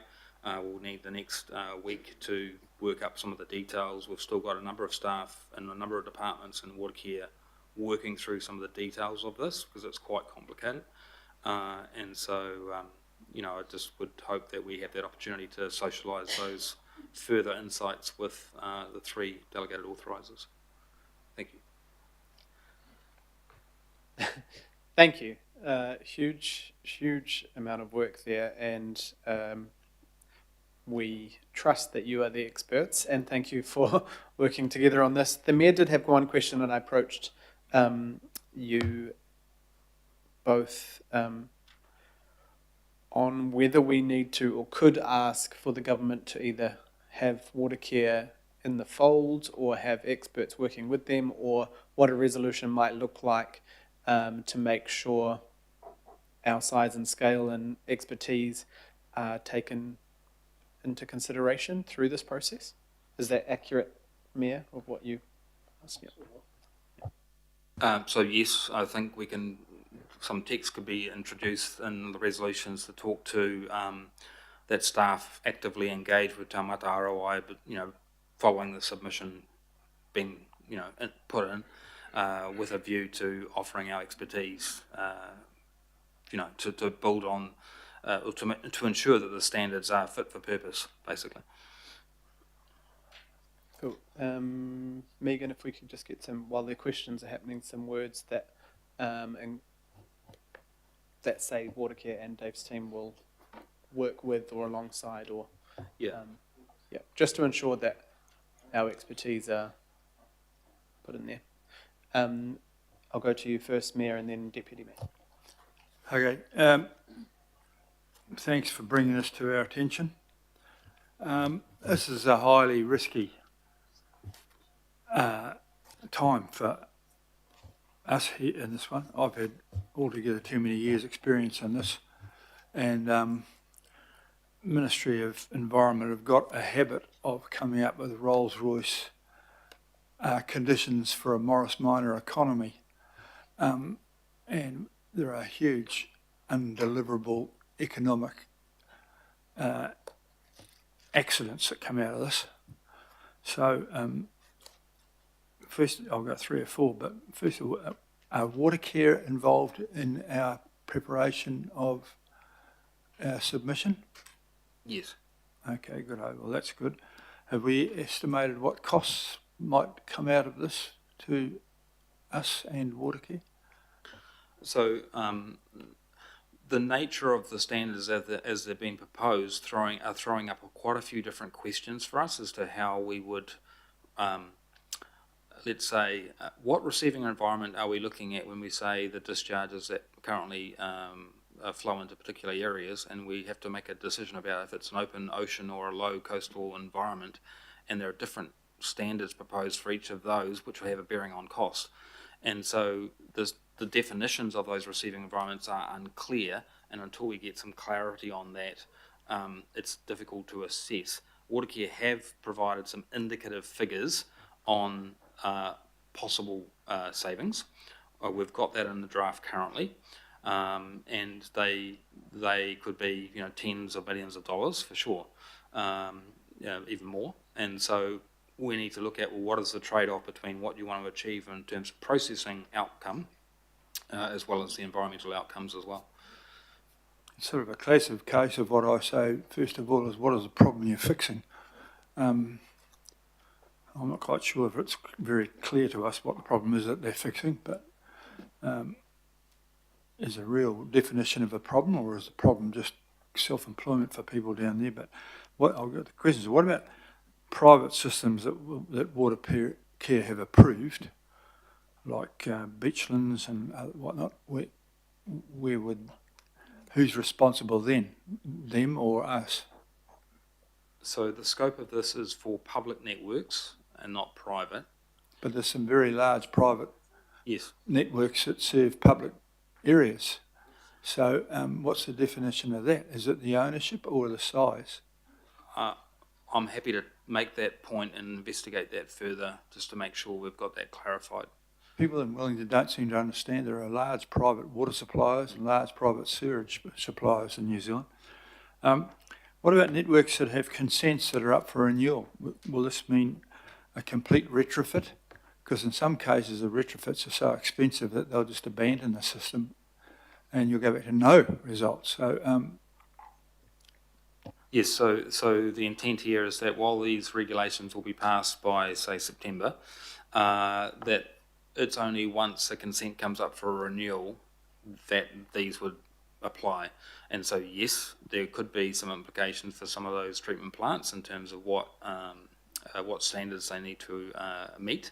I guess the key point, just going back to the problem definition, is for a number of these treatment plants around the country, they will probably need to invest more to bring up their infrastructure to a certain standard. For Auckland, it may be a different situation for some of our treatment plants. Well, we've got the experience of sudden, belated gross overreaction that happened when the Napier bore simply wasn't put in properly, and the next thing that billions of dollars across the country are spent on something that was never going to happen and shouldn't have happened in the first place. So we need to have in our submission that the government is taking a huge risk in doing this, and because the costs of getting this wrong are immense, both financially and environmentally, but particularly financially, because we should be doing things which improve the situation. In some cases, the situation is bad, and improvement is well worth doing, but it may well not improve to a certain Rolls-Royce standard. So I remain deeply cynical about this, And even though I'm not looking for extra work, I wonder whether or not perhaps as the only person with a lot of experience in this, I shouldn't be added to a C, but I'm not looking for extra problems. But if I don't get my oar in now, it'll be a worse problem in a year's time. Can I make the comment, Mayor, that the intent is to make things easier in terms of consenting and investment planning? I've heard plenty of times when they've been making it easier and cheaper that have ended up being exact opposite. Yeah. The hail hazardous activities industry list springs to mind as a disastrous bloody venture of the government into the environment.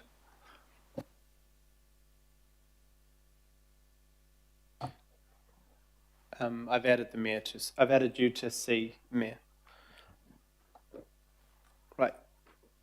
Was there any other questions or clarification there? Yeah, I wouldn't mind having a look at what's put in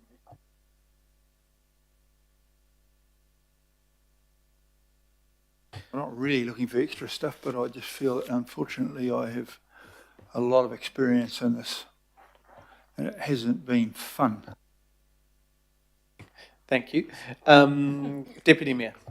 Yeah, thanks. Look, I kind of wish I had a recorder on you. I suppose I could always go back and listen, because what you said was much easier to understand than what you wrote. I'm just telling you for your paper. It was kind of, I was all over the show, but the way you explained it was much easier. Thank you. I suppose what I was going to ask you, and the Mayor's asked some of my questions, will this increase council's costs for our infrastructure investment? So again, it will depend on what the standards mean to various treatment plants and their receiving environments.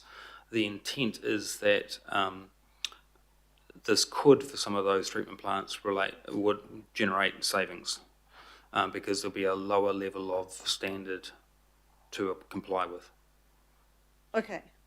Yeah, and on the overflows and bypass management stuff, do you think, I mean, how will the standards actually change on that? Do you think it'll make overflows and bypasses more likely to happen or less likely to happen?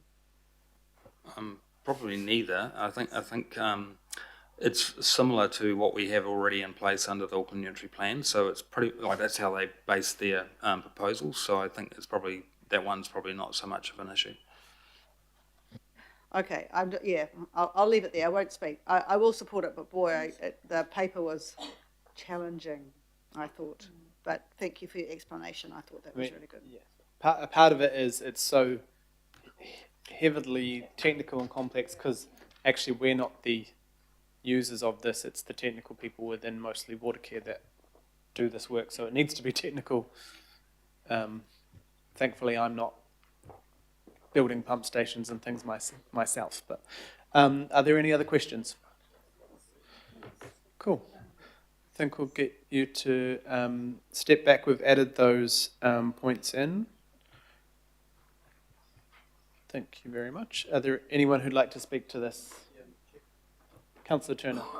Just want to back up what the Mayor said on my perceptions, understandings and things I've heard on the Watercare Board as the lead councillor. They are as concerned about these sorts of things as you guys are. It's a huge subject. Thank you. Thank you, Councillor. Any other speakers? No? Thanks. All those in favour?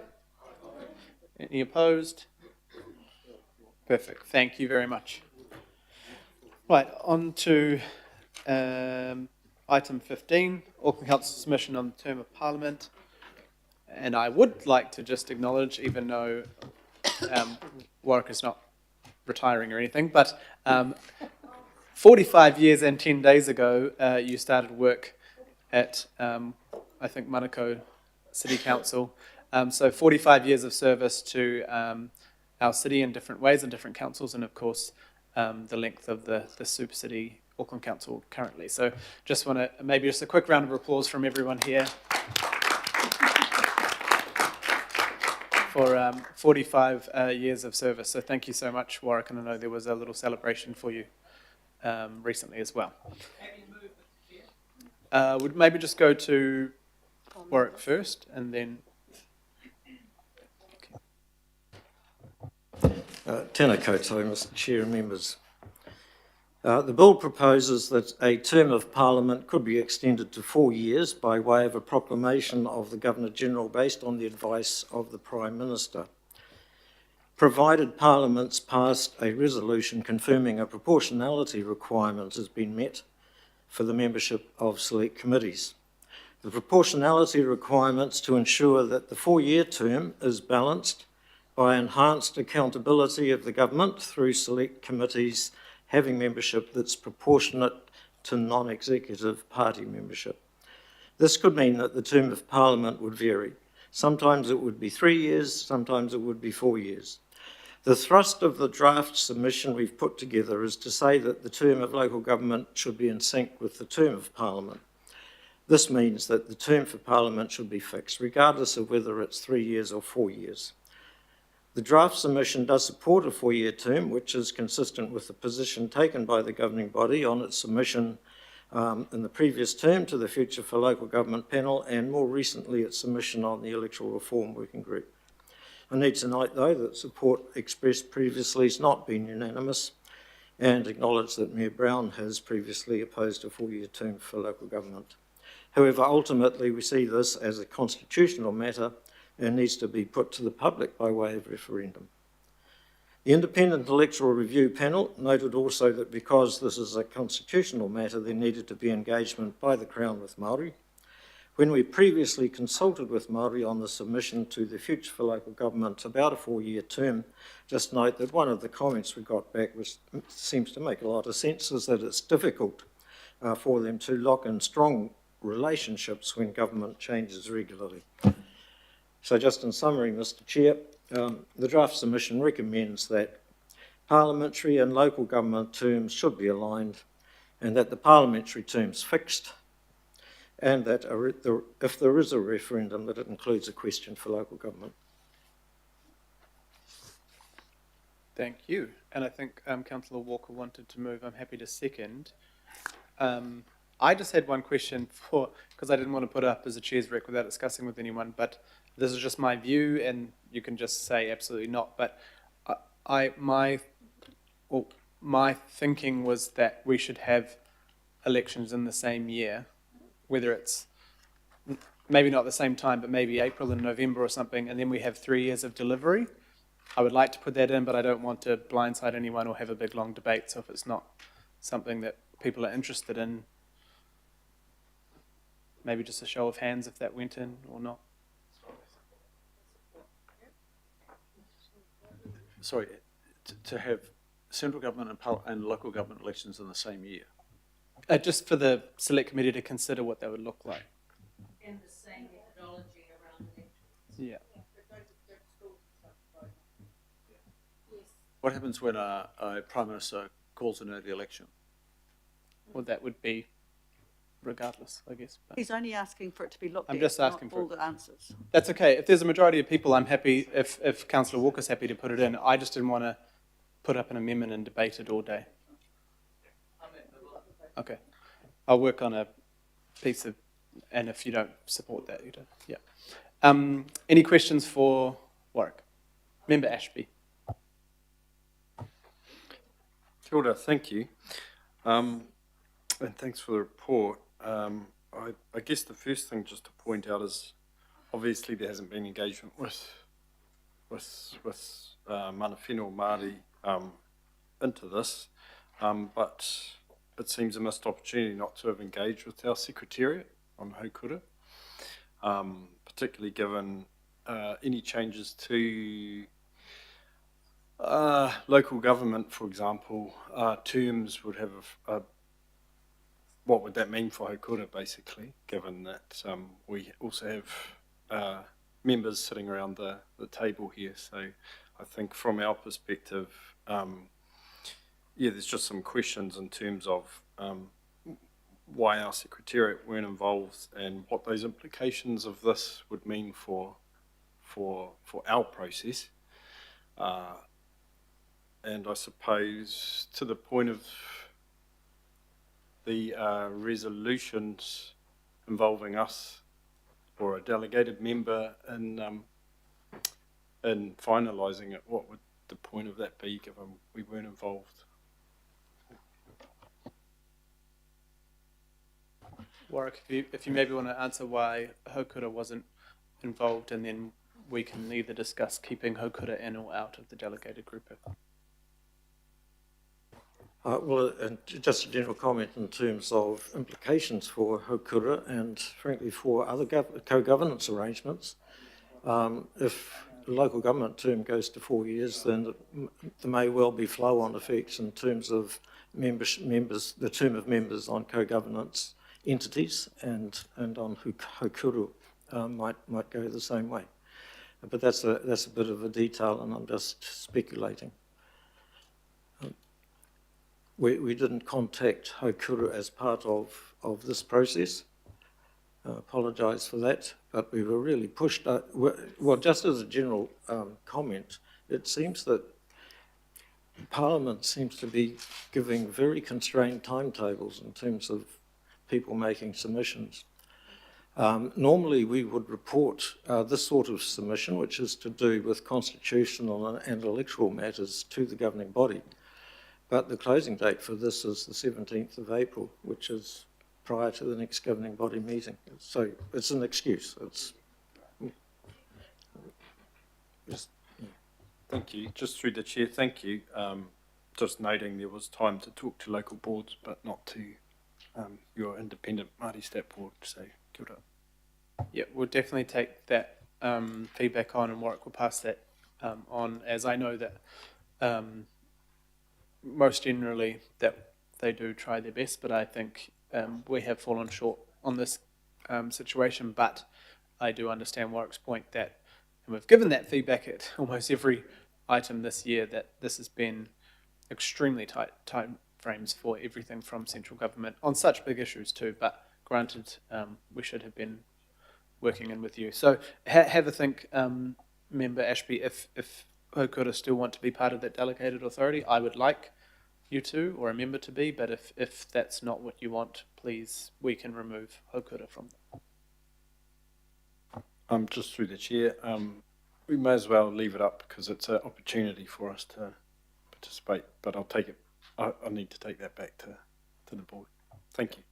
That's right. And a question on that, just is there opportunity after this meeting for a broader discussion with the Secretariat and others with Haukura on this issue before it comes back to the delegated group, just so there's a bit more opportunity for discussion? Yeah. Yes, certainly. Thank you. Though I mean, if this draft submission is resolved at this meeting, there might be some limits on the degree of change we can make to it. Yeah. Oh, I guess more engagement on the topic, and I'm sure we can judge as a delegated group how much change or what might need to be brought up, such as the effect on Haukura. Councillor Leone. Yeah, I'm just reading through everything and just trying to see whether there's any way that we can also provide the feedback of having the voter system similar to the way that central government runs theirs, because, you know, I know that we were told it would cost us about 11 million if we were to run the system ourselves to the same effect of the way that central government run voting. So, like, can that be included, or is it just specifically on the 4-year term, which I actually do support? Through you, Mr. Chair, specifically on the 4-year term, there seems to be a vision developing that into the future local government elections will go to the Electoral Commission, and because of the decline in postal services, probably go to booth voting as well. So it'll be a very similar process for local government elections and parliamentary elections. Okay, so we don't really need to add it, it's already... Okay. Councillor Turner, I'm not sure, did you have a question on this one? Cool, sorry. Councillor Darby. Thanks. Look, I don't think it's just this government that's giving us very short opportunities to provide feedback. I think the previous government, they're all guilty of, treating local government like it can turn itself around and get answers properly. But look, that's not the point I want to make. Warwick, can you just explain, in the bill, they are recommending, a 3 to 4 year term, but there's a check in there. There's checks and balances that are put in place if we do go to 3 or 4 years, like select committee proportionality. Can you just explain that as a check and balance and other checks and balances? I mean, I can read it, but I think it's really important to have the discussion of the importance of checks and balances when considering a longer term of government by a council or, the government in Wellington. Thank you, Mr. Chairman.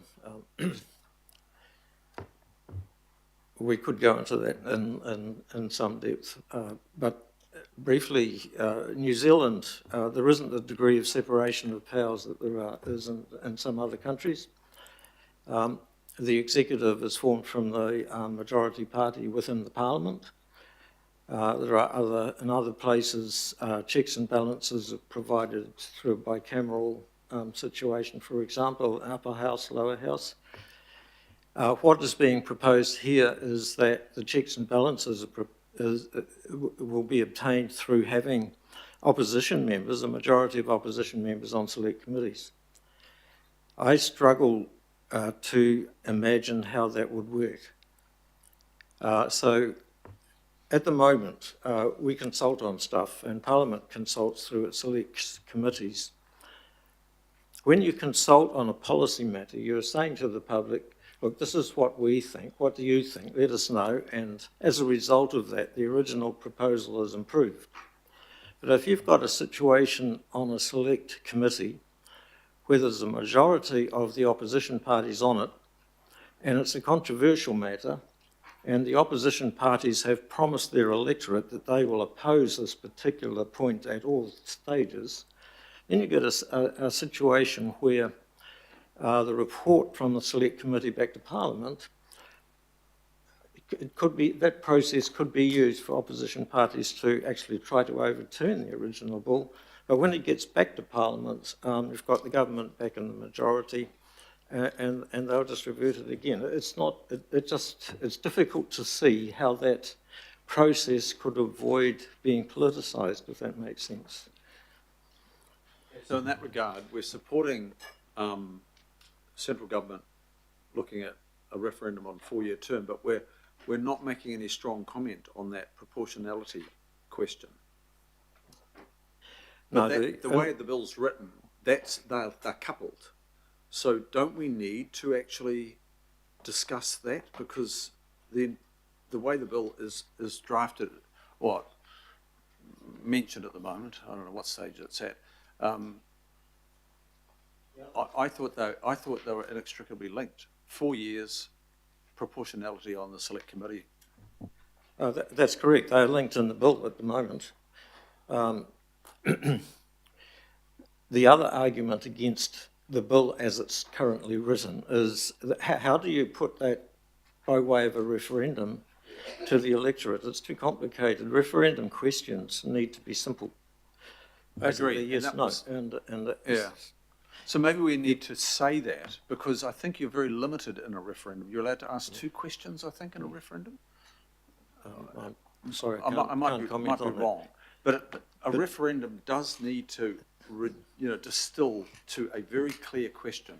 If it's a question which has got a very long sentence in it trying to explain proportionality on select committees, I think people will be lost. Maybe we comment on that.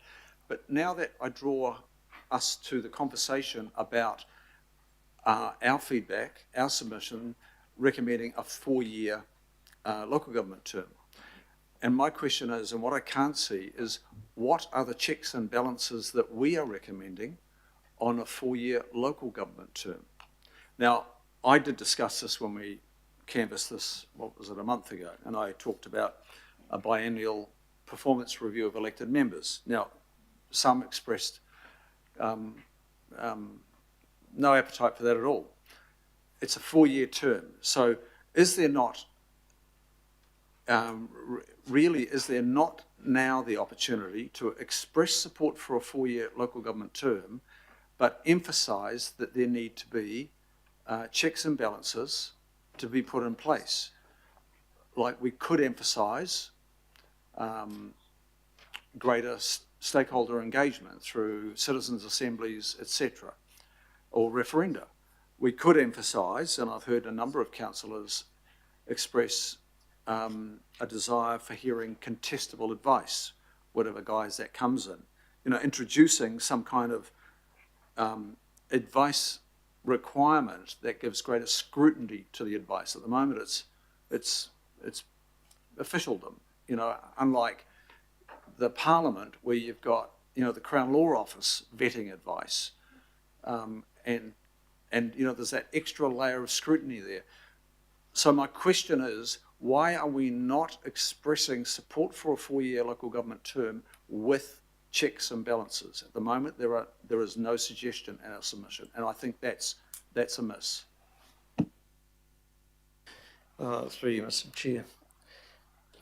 Certainly my intention was to just keep it a very high level. The question is 4-year term or not really, and what sort of performance evaluation you introduce is a more detail level. It's kind of keep the submission simple and to the point, but like it's in your hands. If it makes, I mean, I agree with Warwick, but if I do get the opportunity to speak to Select Committee, I'm happy to say there should be consideration for checks and balances, which whatever they would look like. But you're talking a long time before referendum, any time it happens, and I'm sure any sort of change to rules and laws will come with options and things like that. I think to put that detail up, that's right now is... I know, because we haven't got it. We haven't got the information, but I actually think that is fundamental. The writer of the bill is emphasising the need for checks and balances, and they propose proportional representation on Select Committee, whether we like it or not. I actually think we should not be proceeding with a 4-year unless there are clear checks and balances, and I think it should be conveyed through our submission. Cool.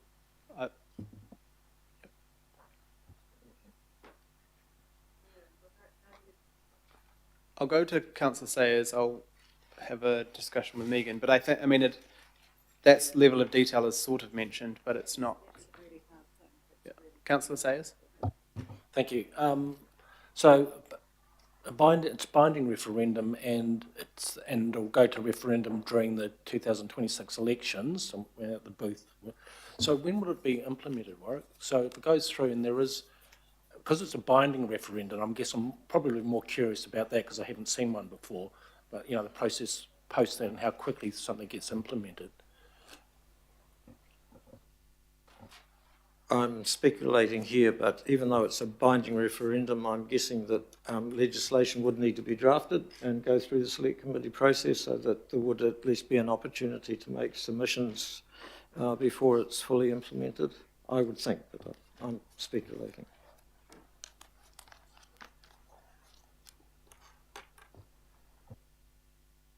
Councillor Lee.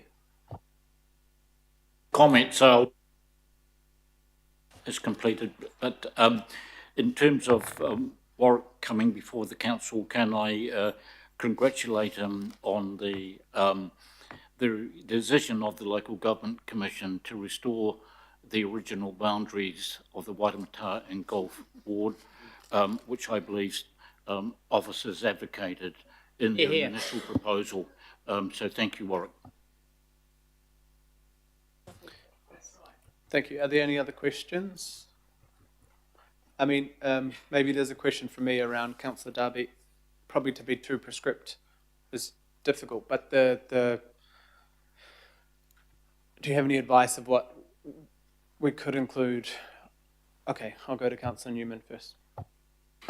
So, Warwick, this is a constitutional question, therefore there will be a referendum which is binding. The binding referendum takes place at the 2026 general election. Then there is a bill which I assume would mean that in that next term of Parliament and the triennium that ran at the time, I presume would be extended out, would it? Or there would be a bill to implement the decision of the referendum if there is a decision in that referendum to move to a 4-year term. Mr. Chair, I'm not sure of the answer to that. If there's a binding referendum, I'm not sure whether that's implemented for that coming term or whether legislation needs to be passed and that it's implemented for the following term.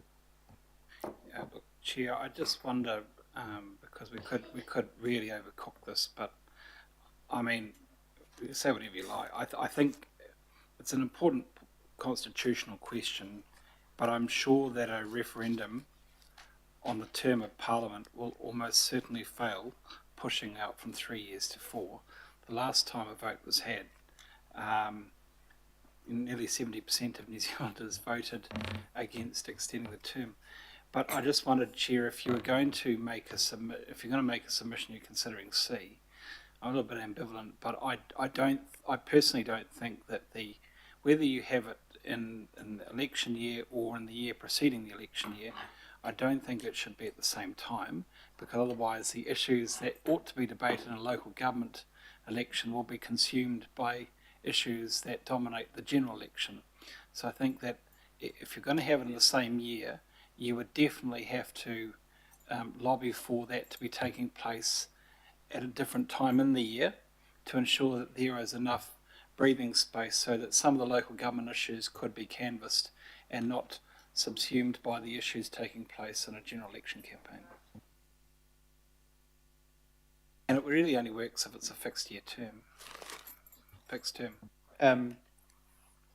Speaking slightly out of turn, yeah, my comments, I think, to the future for local government were that it should be, say, April local government and November central government or something. So then you have, because my personal view, and I am speaking in the question time, is that we sort of have one shared year of delivery that's not back and forth or campaigning, and it would be nice to have 3 years of working with whatever government if there was a change.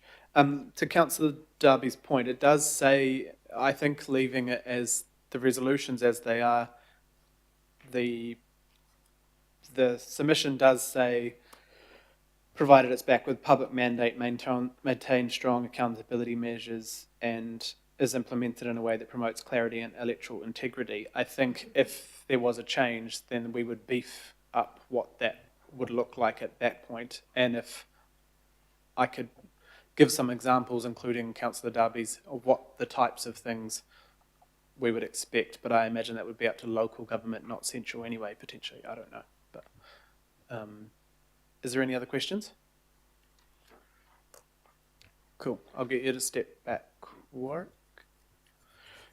Just wondering to Councillor Newman's point, if did you want me to change that to, but not at the same time or at different parts of the year? Okay. Okay. Yeah. Could you just say, but not at the same time? I don't want to start saying April and October and things like that. Yeah.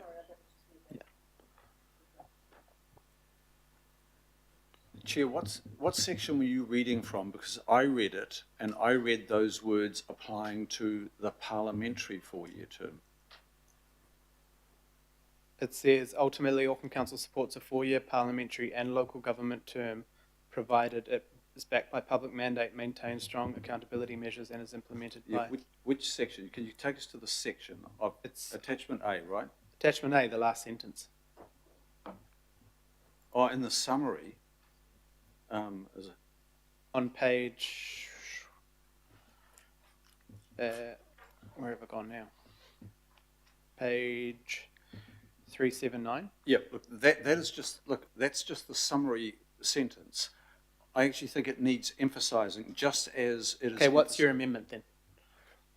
Well, I would suggest that we support moving to a 4-year term subject to referenda, via referenda, subject to improved checks and balances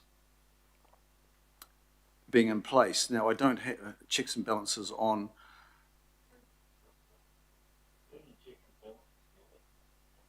Well, are the checks and balances that you've spoken of, Councillor, like you've spoken about contestable advice, like scrutiny over, like the advice of officialdom, like the Crown Law Office scrutinises,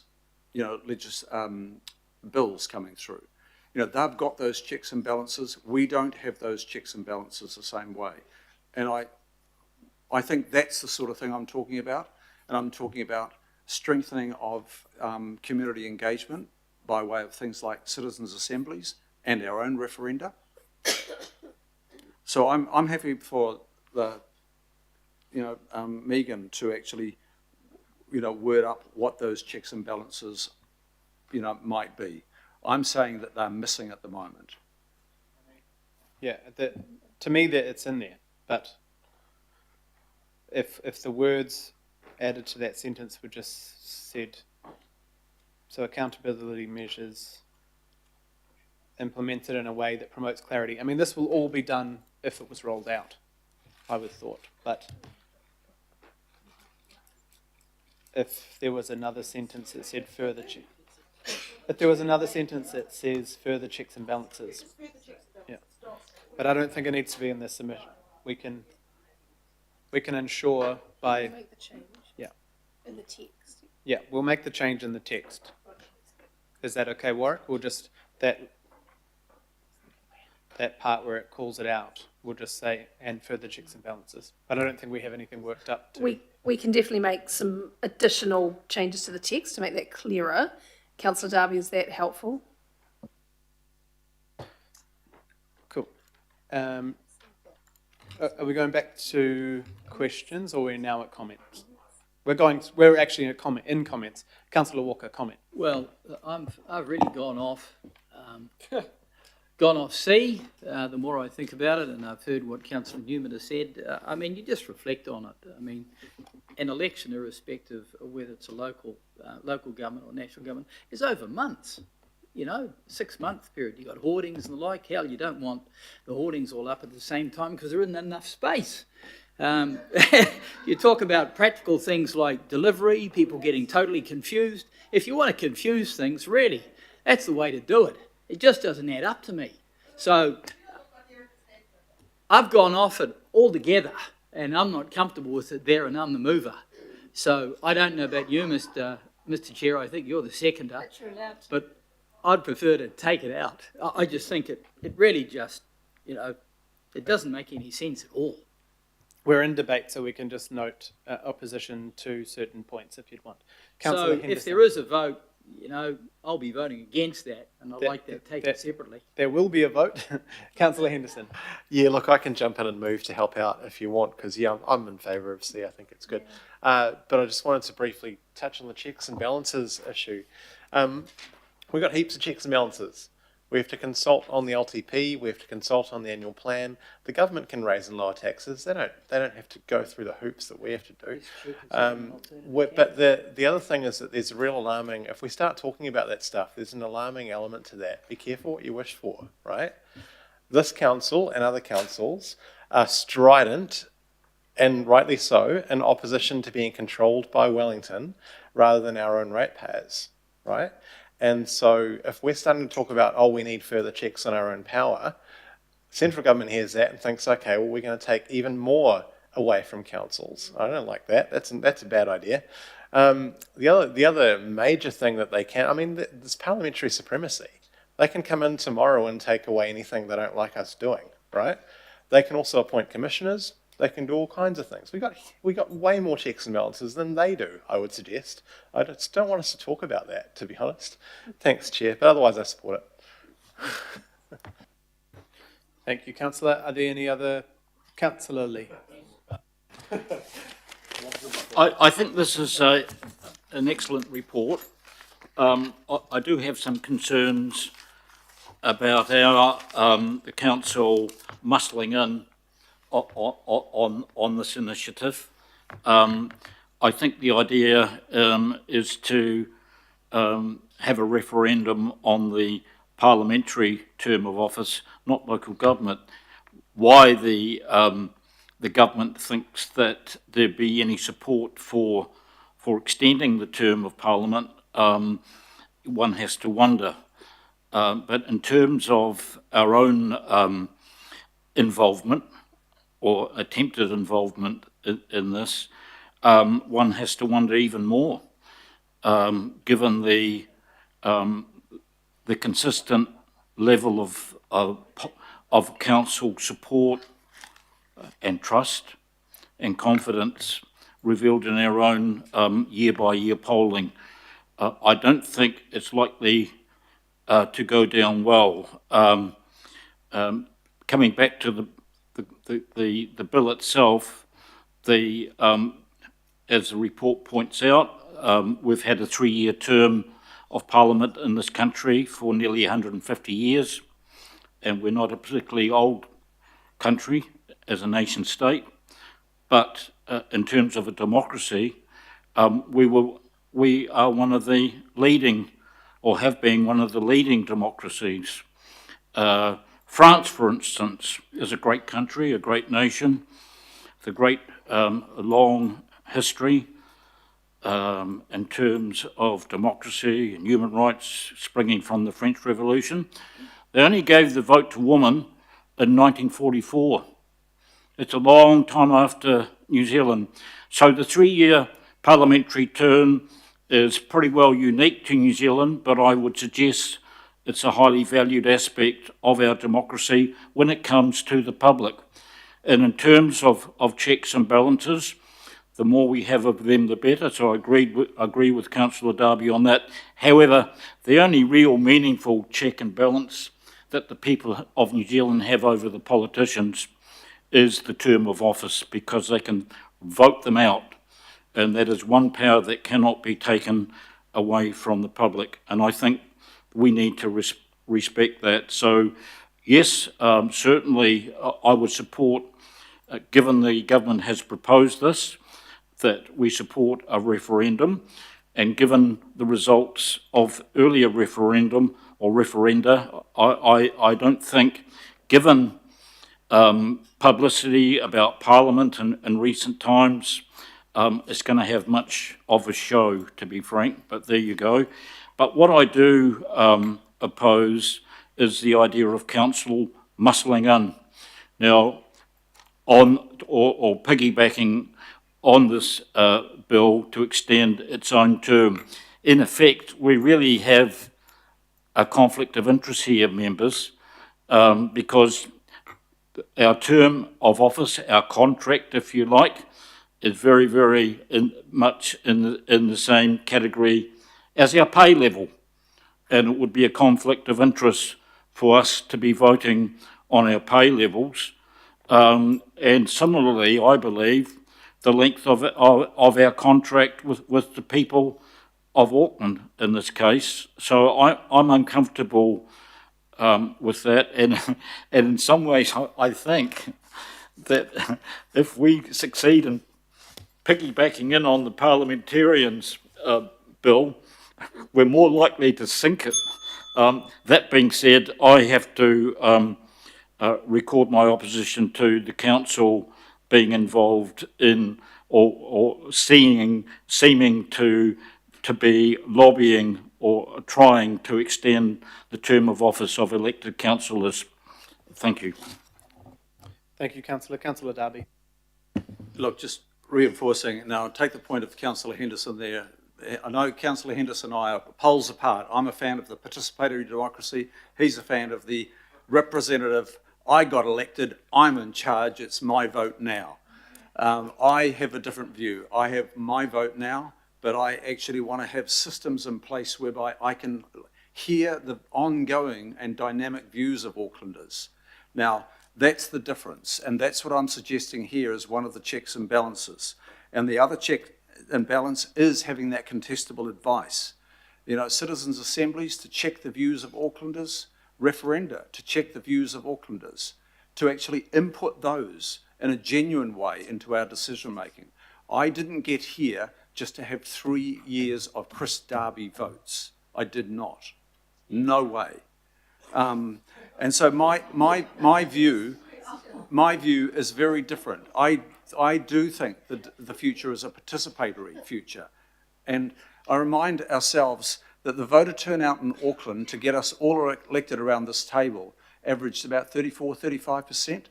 With 21 to 26-year-old, it was a miserable 20%. And we think we're really important around this table in having our votes because we were elected by so few people, And that's why I stress the importance of making sure that we actually give this feedback to the Parliament so that we can see the construct of something better that shows greater confidence in going to the ballot box and electing a mayor and councillors, because 34% is not really remotely a strong remit to do much at all. And that's got to change. So that is why I'm stressing these points today. Thank you, Chair. Thank you. Right, all those in favour? Any opposed? Through you, Mr. Chair, I'm against C. Cool. I asked for that to be taken separately.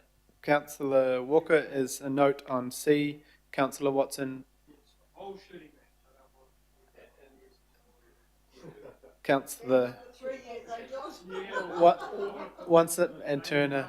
Yeah. I never thought you and the mayor would agree on anything. Right, item 16. We've moved on now. I'll move. All those in favour? Item 17. Councillor Henderson and Councillor Dalton. All those in favour? No extraordinary business. I'll close the meeting. Unuhia, unuhira, unuhia. Ki ura tapinui, ki wātia, ki māma, tinako, te tinana, me te wairoa, iti ara takatū, kuia, rā, e rongo. Whakairea ake ki ranga, ki tina. Haumie, huie, tai, kie. Have a good afternoon, and we did get through a lot of items before 5 p.m.